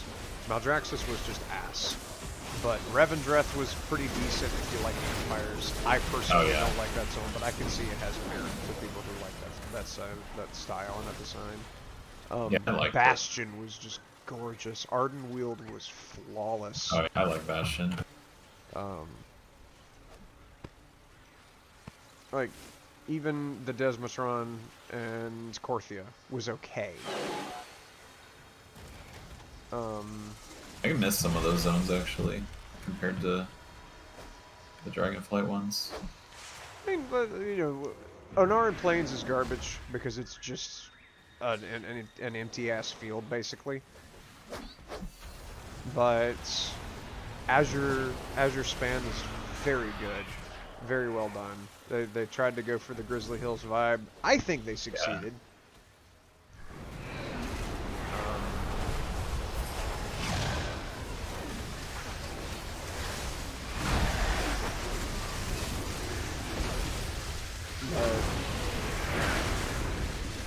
The Waking Shores, or whatever the hell the area is that's up north. That's the first area you land in. That was decent. Obsidian Sanctum is okay. I think it had a decent vibe to it. Could have been better, but God knows it could be a lot worse. Yeah. Did you ever play Star Wars: The Old Republic? No. Yeah. I had Zinni tried to get me into that, but I watched a little bit of gameplay footage of it, and then realized it was single player. The Old Republic? Like, most of it is single player, yeah. Oh. Yeah. And I don't play single player games. I don't like them.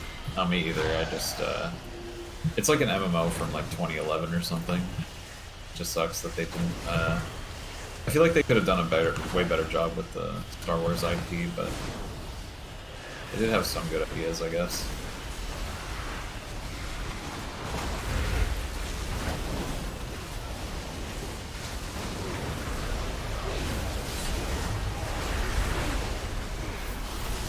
What I really miss is New World, actually, but I don't think that took off, though.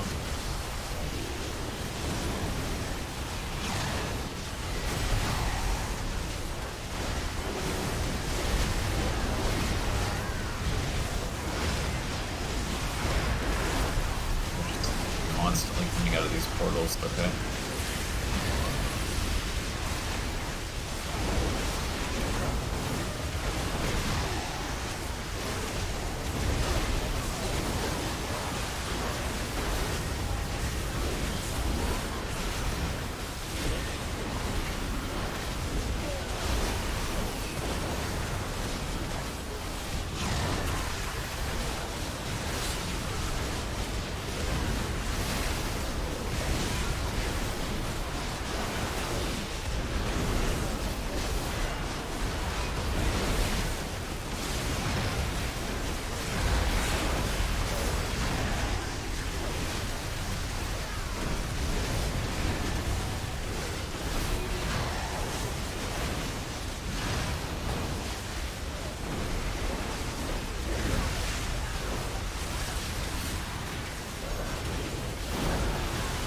I just realized I'm using the wrong talent build. Oh, really? I was wondering why my damage was so low. What build were you in? I'm in a Wowhead AoE build, but Heavy gave me a better AoE build. I think I'm Dustro, but I don't know what my build even is. It was from summer of last year, or this year.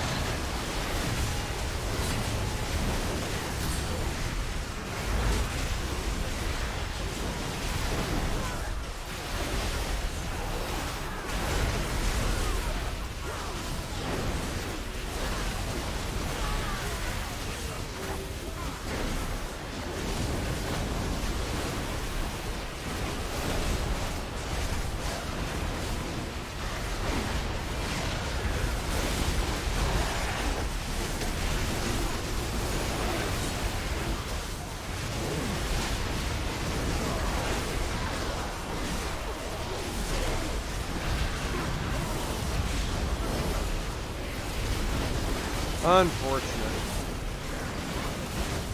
We did not get the purple bag. We did not have enough people. No.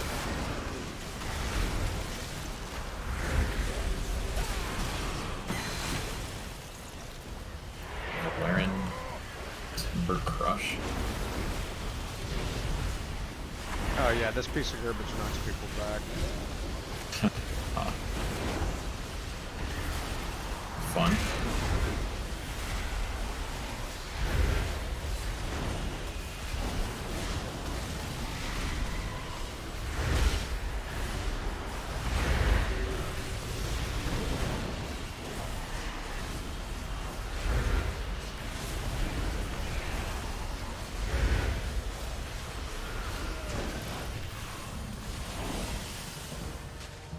Don't forget to loot the boss body. And you should have 2 bags in your inventory to open, and then we can go talk to this dude to turn in the quests. Okay. And it'll give us cash over blooming treasures. Oh wow, a cloak. I've got a 15% upgrade waste. Thank you, ma'am. Huge. Huh.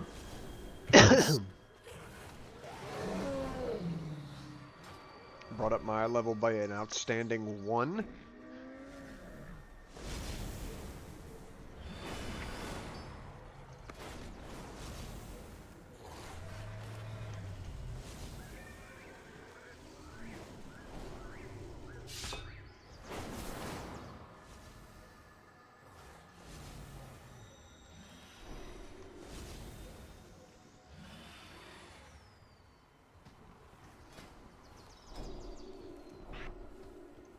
I like this, this druid form.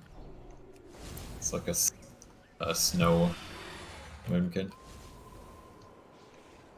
Oh, see that.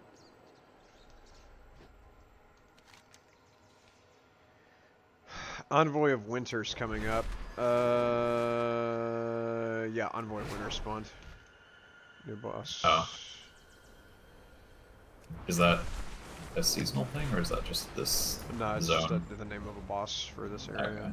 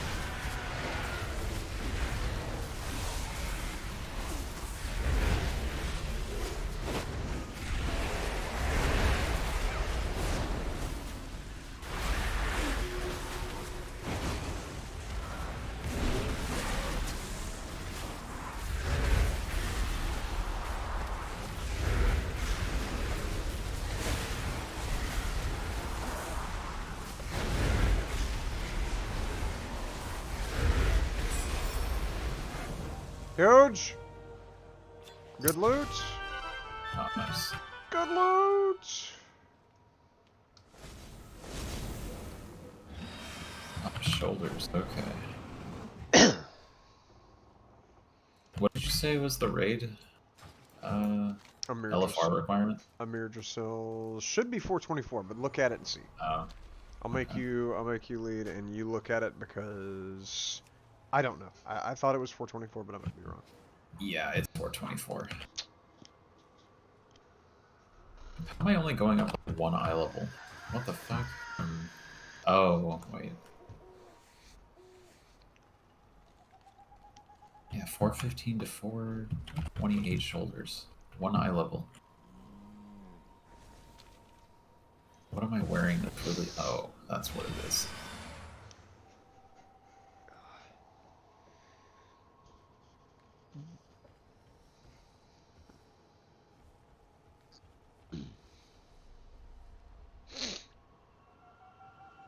I guess we might as well go do those other two quests, Burning Ground and Grim Reprisal. Oh, yeah. You should start to either get upgrades from that, or you'll get green BOEs that are not upgrades, but you can upgrade them with the flight stones that you'll be getting. Oh, okay.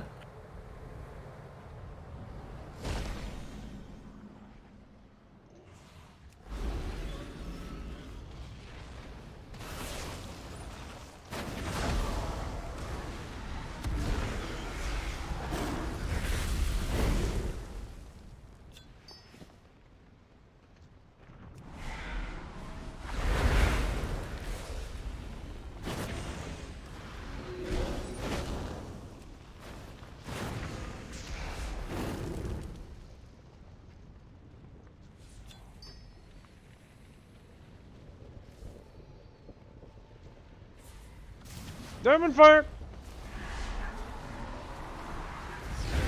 Oh, Havoc doesn't pull mobs. Okay.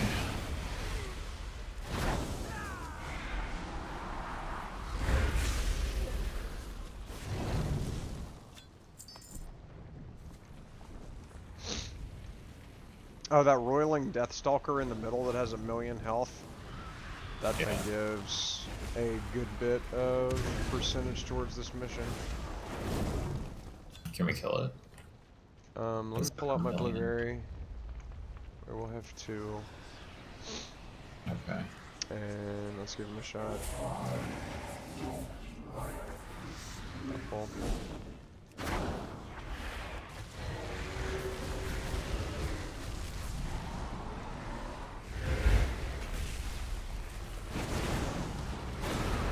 Oh, yeah, okay.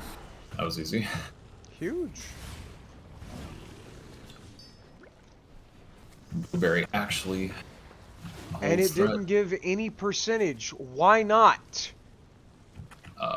We started with 50 and we still have 50. Yeah.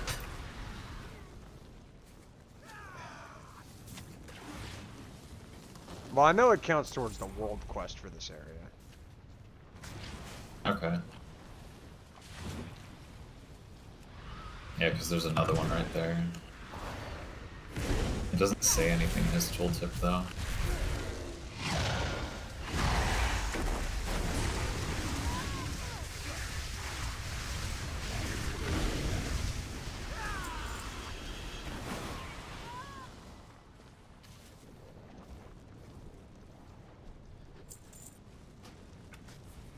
Let's see, what are you at? I'm at 80. 85? Okay.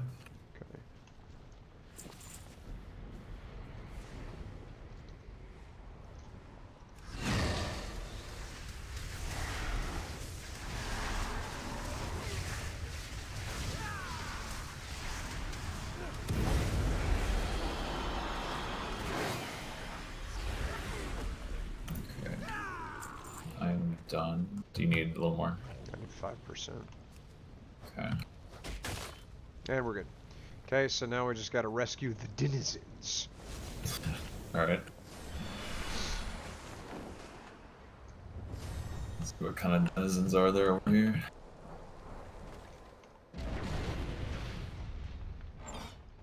Oh, My demon fell off.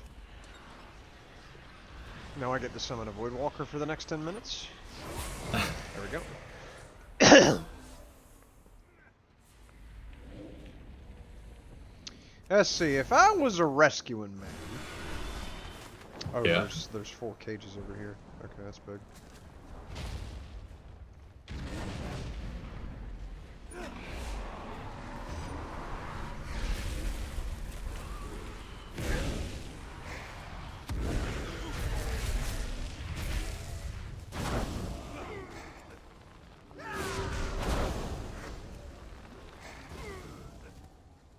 Alright, well that completed all of that.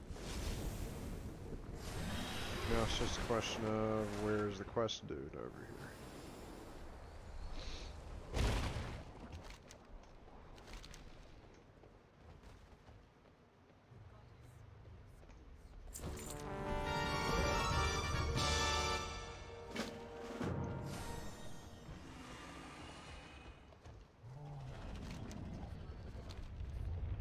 Wait, say I'm ready, I guess? Behold, I bless you with the ember.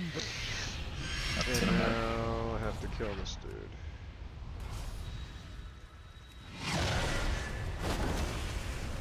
Just pure blood firehawk, Lesser Zora looking ass.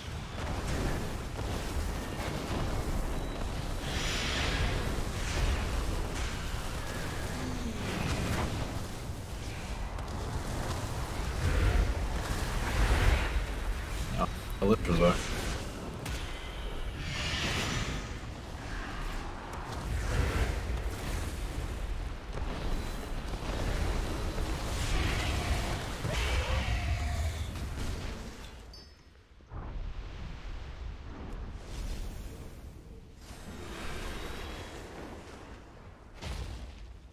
Okay.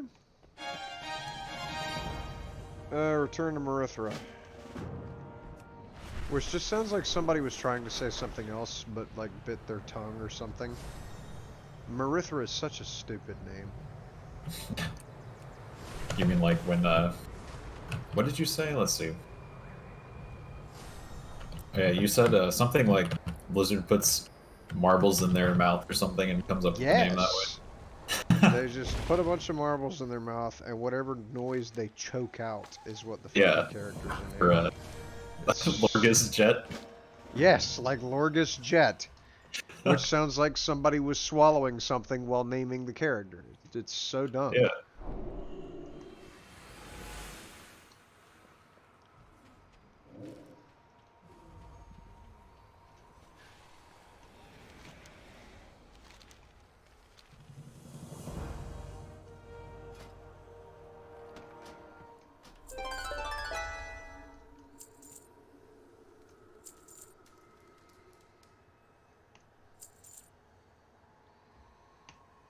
Alright, victorious, and I'm coming back. Huge.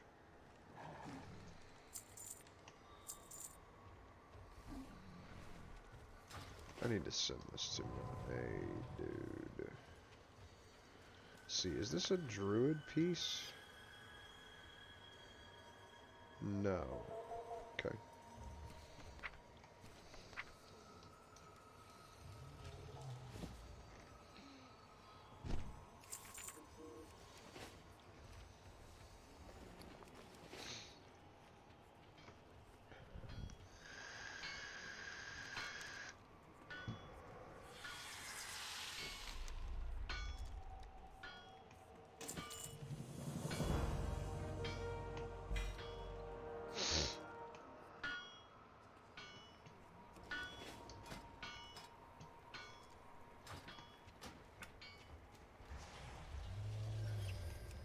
Yeah, I was gonna ask, was the I think his name was like Conrad or something? Was he a part of your guild or something? He was, but like he never showed up for anything. Oh, okay.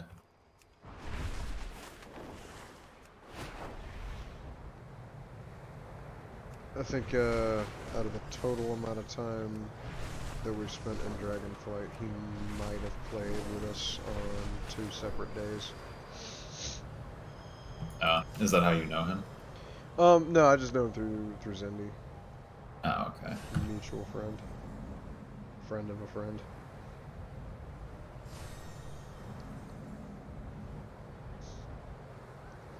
But like while we were playing retail, he was definitely on the classic.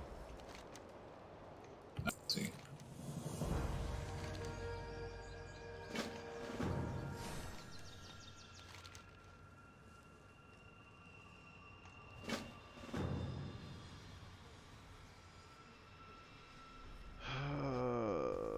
What's your eye level? 400. Alright. Only 6 more hours of work left. Oh no.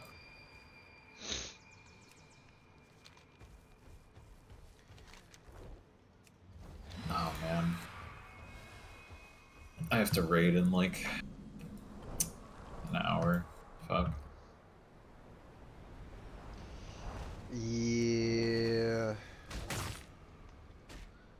It's one of them situations. Yeah. Thankfully it's like a speed clear, so it only takes like 30 minutes. Must be nice. Yeah, I just can't mentally deal with it. The wiping on what's that? The second to last boss. Kelrus. Yeah, Calrus. And the boss before that too. For some reason, everyone wipes on that boss. I don't understand why. Isn't the one before that just Lurgus Jet? Yeah, Lurgus Jet. The marble mouth guy. Yeah. That individual was overcute. Yeah, people really love not doing that boss correctly. It's like entertaining or something.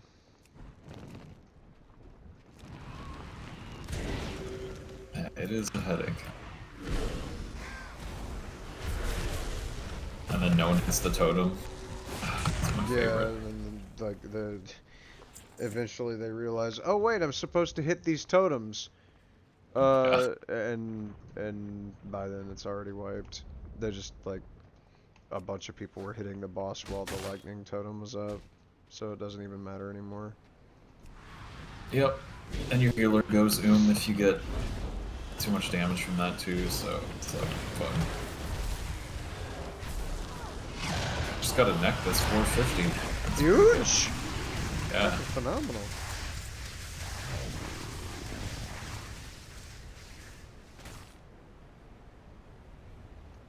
Let's see, I'm at 81. Man, I get so many spam calls. Annoying. Do you have a favorite spam call? I mean, because like if I'm being honest, I've definitely got a favorite spam call. Oh yeah, what was it? Some dude called me. I was at an elementary school job that we were doing in Savannah, and some dude called me from Madrid. Spain. Yeah. Okay. And like I never answered the phone. I didn't get to the phone in time. But I got a call from Madrid. What did he say? He didn't even leave a voicemail. Oh, Which is very rude. Yeah. Nowadays, I'm just suspicious they're trying to get my voice. Yeah, that's definitely true. Definitely a possibility. Okay, so this necklace is an 84% upgrade, and it's not even... It's Explorer level. Wow. Okay.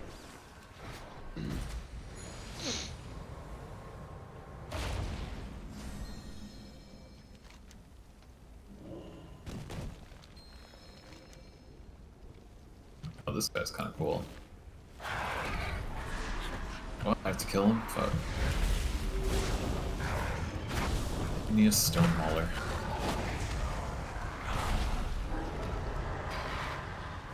Managed to interrupt his reflective hide.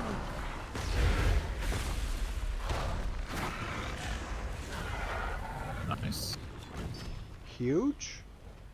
And now I just have to have. What's up, Varanoth, you silly bitch? What? Yeah, we both talk to them. Oh, this is one of those stupid things where you have to get them to turn green, but like they have a 90% chance of being red because screw you. Oh, okay.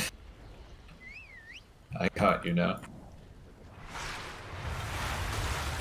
Whoa! Okay, Varanoth, you did not have to. Why did you walk here in visage form and then now you're leaving in giant fuck form? Giant fuck form, huh? Yes.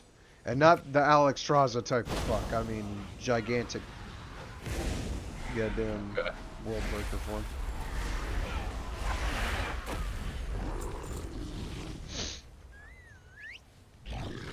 Sorry, I think we talked to the same one.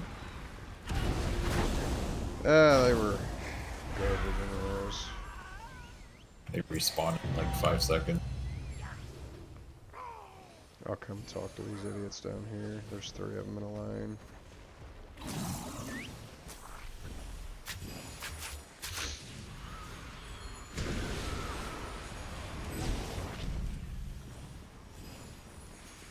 Okay, if they keep turning evil, I'm just gonna ditch them.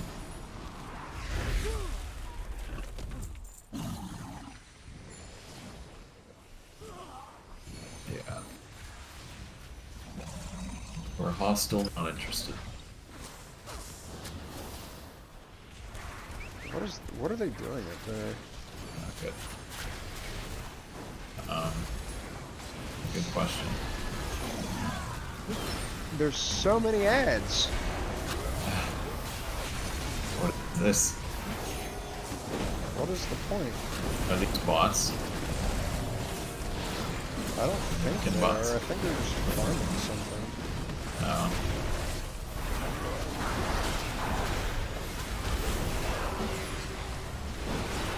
Weird.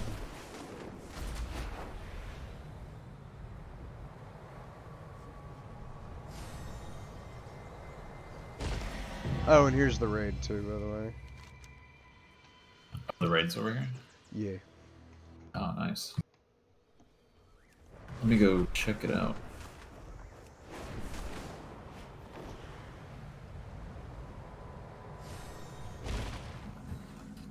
It's a decent raid entrance.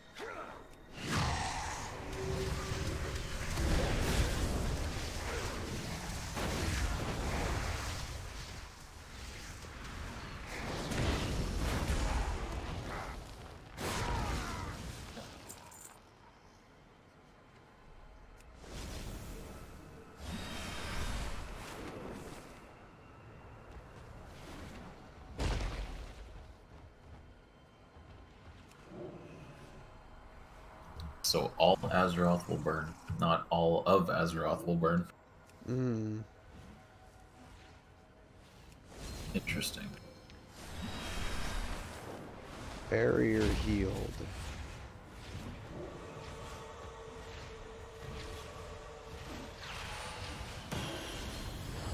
Okay, now I gotta go speak with Suzuki.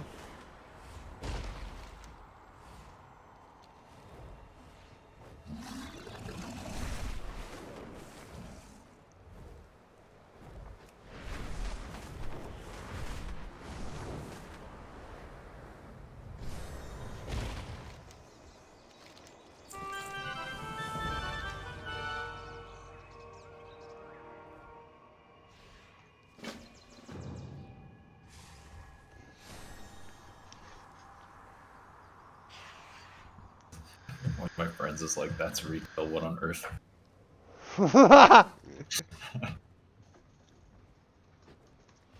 It's all the same crap.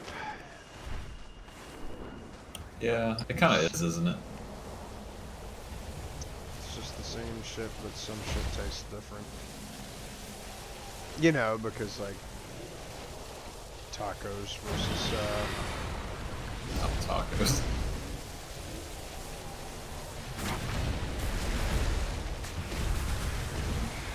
versus pineapple, I guess, would be the other thing that would make shit taste different. You know, if we were in the business of...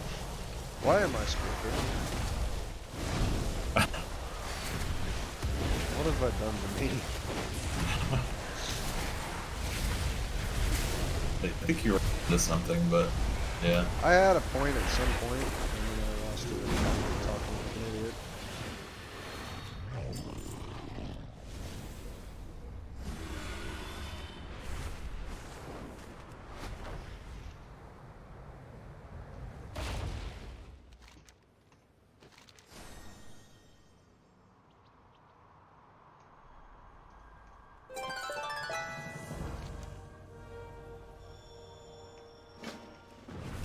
If New World was a food and WoW was a food, what would they be?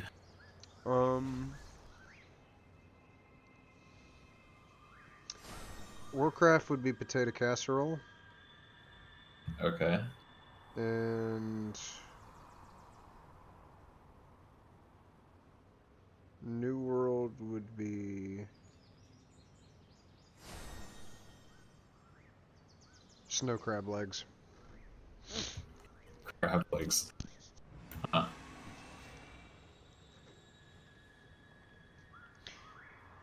Now, do you like or hate potato casserole? Potato casserole is just unsatisfying. Okay, yeah. And then snow crab legs are absolutely phenomenal, but you have to work to get good stuff out of it.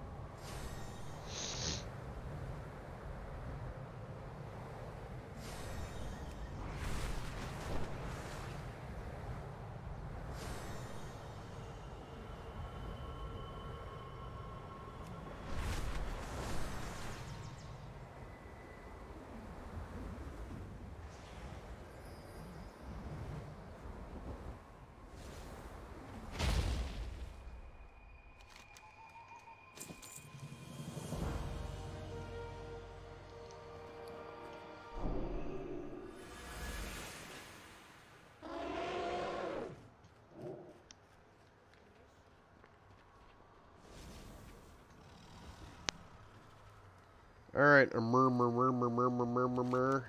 Dragon Isle supplies.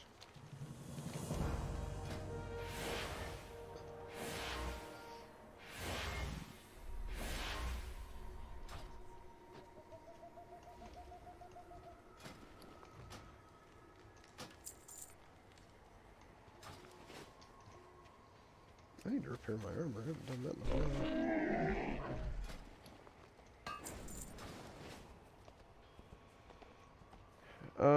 Okay.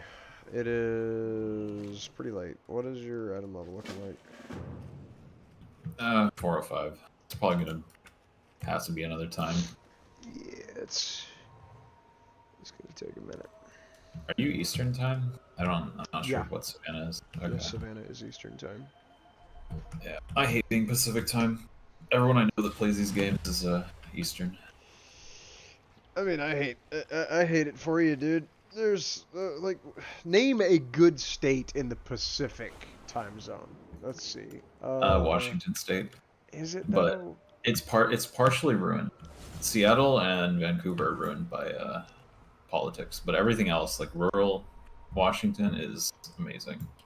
And Montana, I guess, if you consider that the West. But I mean, Montana is just a beautiful state, which I'm not saying Washington isn't either.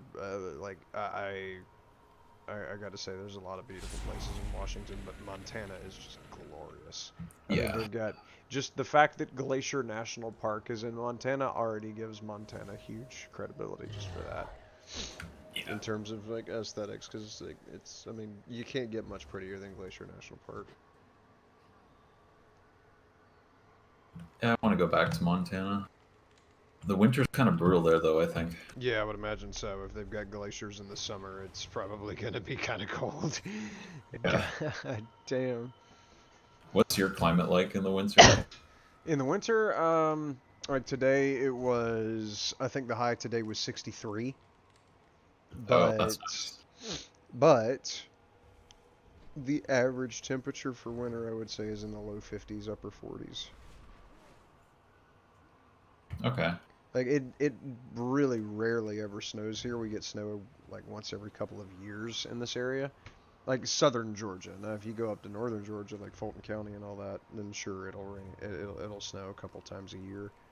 But down this far south, we don't get snow, and that's fine because like the last time it snowed tremendously was, I want to say it was February.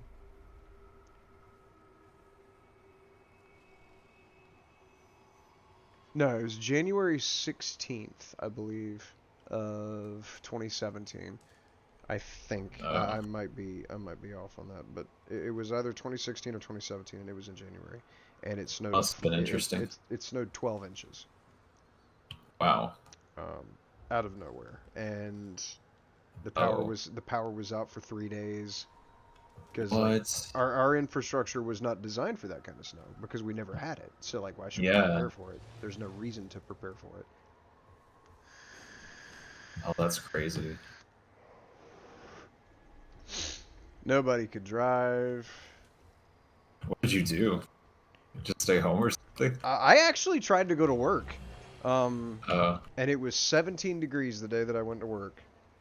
Wow. And I was working at a warehouse in Pembroke, I believe it was. And there was so much snow all over the ground. And this warehouse did not have its ceiling, like its roof completed. So some of the snow wound up in the building. And I was trying to climb up an 8-foot A-frame ladder to do something up against a column. And I slipped off of the ladder, like off of the 4th or 5th rung, and fell directly onto my ass. Ouch. Yeah, that was... Were you okay? I was like 3 or 4 hours later. Oh, okay. But it knocked the wind out of me. I couldn't stand up for like 15 minutes. That thing wrecked me, and the soreness the next day, God. Oh man. I'm glad I landed on my ass and not my balls. Yeah. Because I think they would have exploded. Oh no. Yeah, because how many feet did you fall? 5th rung is about 4 feet. Okay. And my ass was, if I'm about 5'11", 6 foot tall. Yeah. My ass was about 6 feet off the ground. Did I just fall on my ass and I'm already crippled? It sucks.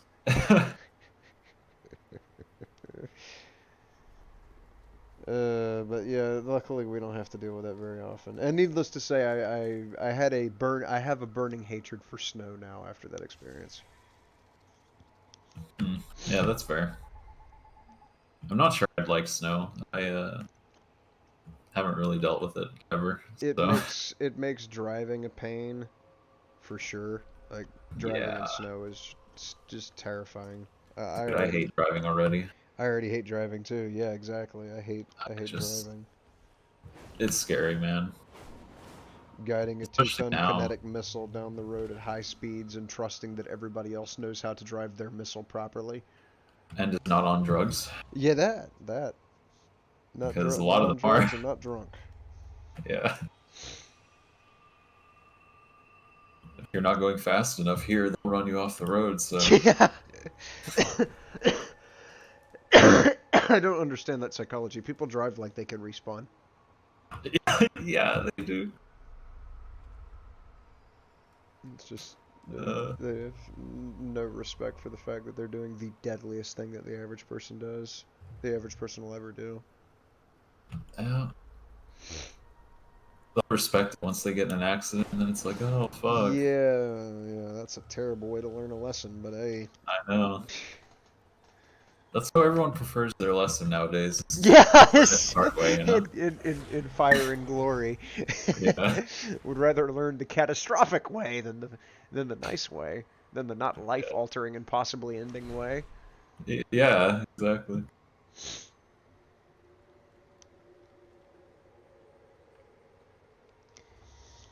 Oh boy, but yeah, it's about 9 o'clock here, so I'm gonna go ahead and hit the snack. Have a good night. And probably be on tomorrow pretty early, probably playing COD. Okay. But yeah, you have a good night too. And if you get your eye level up to 424, we'll run some LFR. Okay, that sounds good. Am I still in stress? Oh, I am. Okay. Yeah. Fat lot of good that does you. Which, I mean, there's no point in joining a guild in this game. Yeah. There really isn't, except to get the guild mounts from the vendor. Which we have unlocked, and very few guilds actually have those mounts unlocked. Oh, okay. I'll have to check that out. Yeah, there's like one from WAD and one from Pandaria. Oh, okay. They're like 3,000 gold apiece. Oh. Up like 10k. Okay.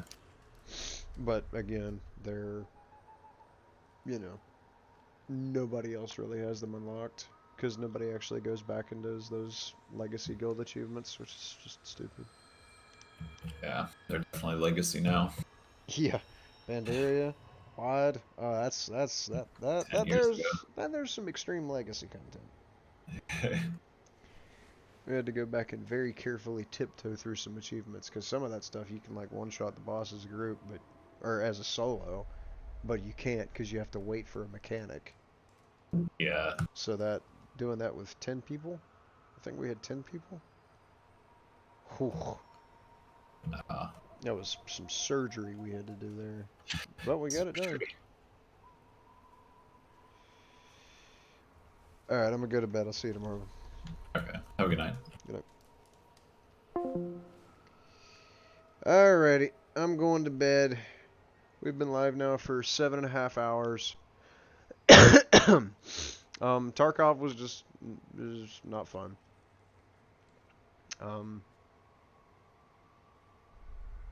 And Warcraft, I mean, I won't say it isn't much better because I had Brightleaf here, so I'm not playing by myself, which, I mean, at least makes this game more palatable. And I guess if I had had somebody to run with Tarkov, then that would not have been quite so maddening. But just generally speaking, if I have to solo a game, I don't enjoy it. So it was nice to be able to have Brightleaf available for Warcraft. So big preach to him for being around for this, giving me a reason to play Warcraft. And also thank you, Cyrus Hinu Juice, for stopping by. Appreciate you, buddy. Splash Fluff and Plant B. Thank y'all for stopping by. And who else did we have? Jaden, thank you so much for stopping by, buddy. And Mr. King, appreciate you for stopping by and asking me what I was eating. But I'm gonna get out of here. Probably be back on tomorrow. Probably be playing COD.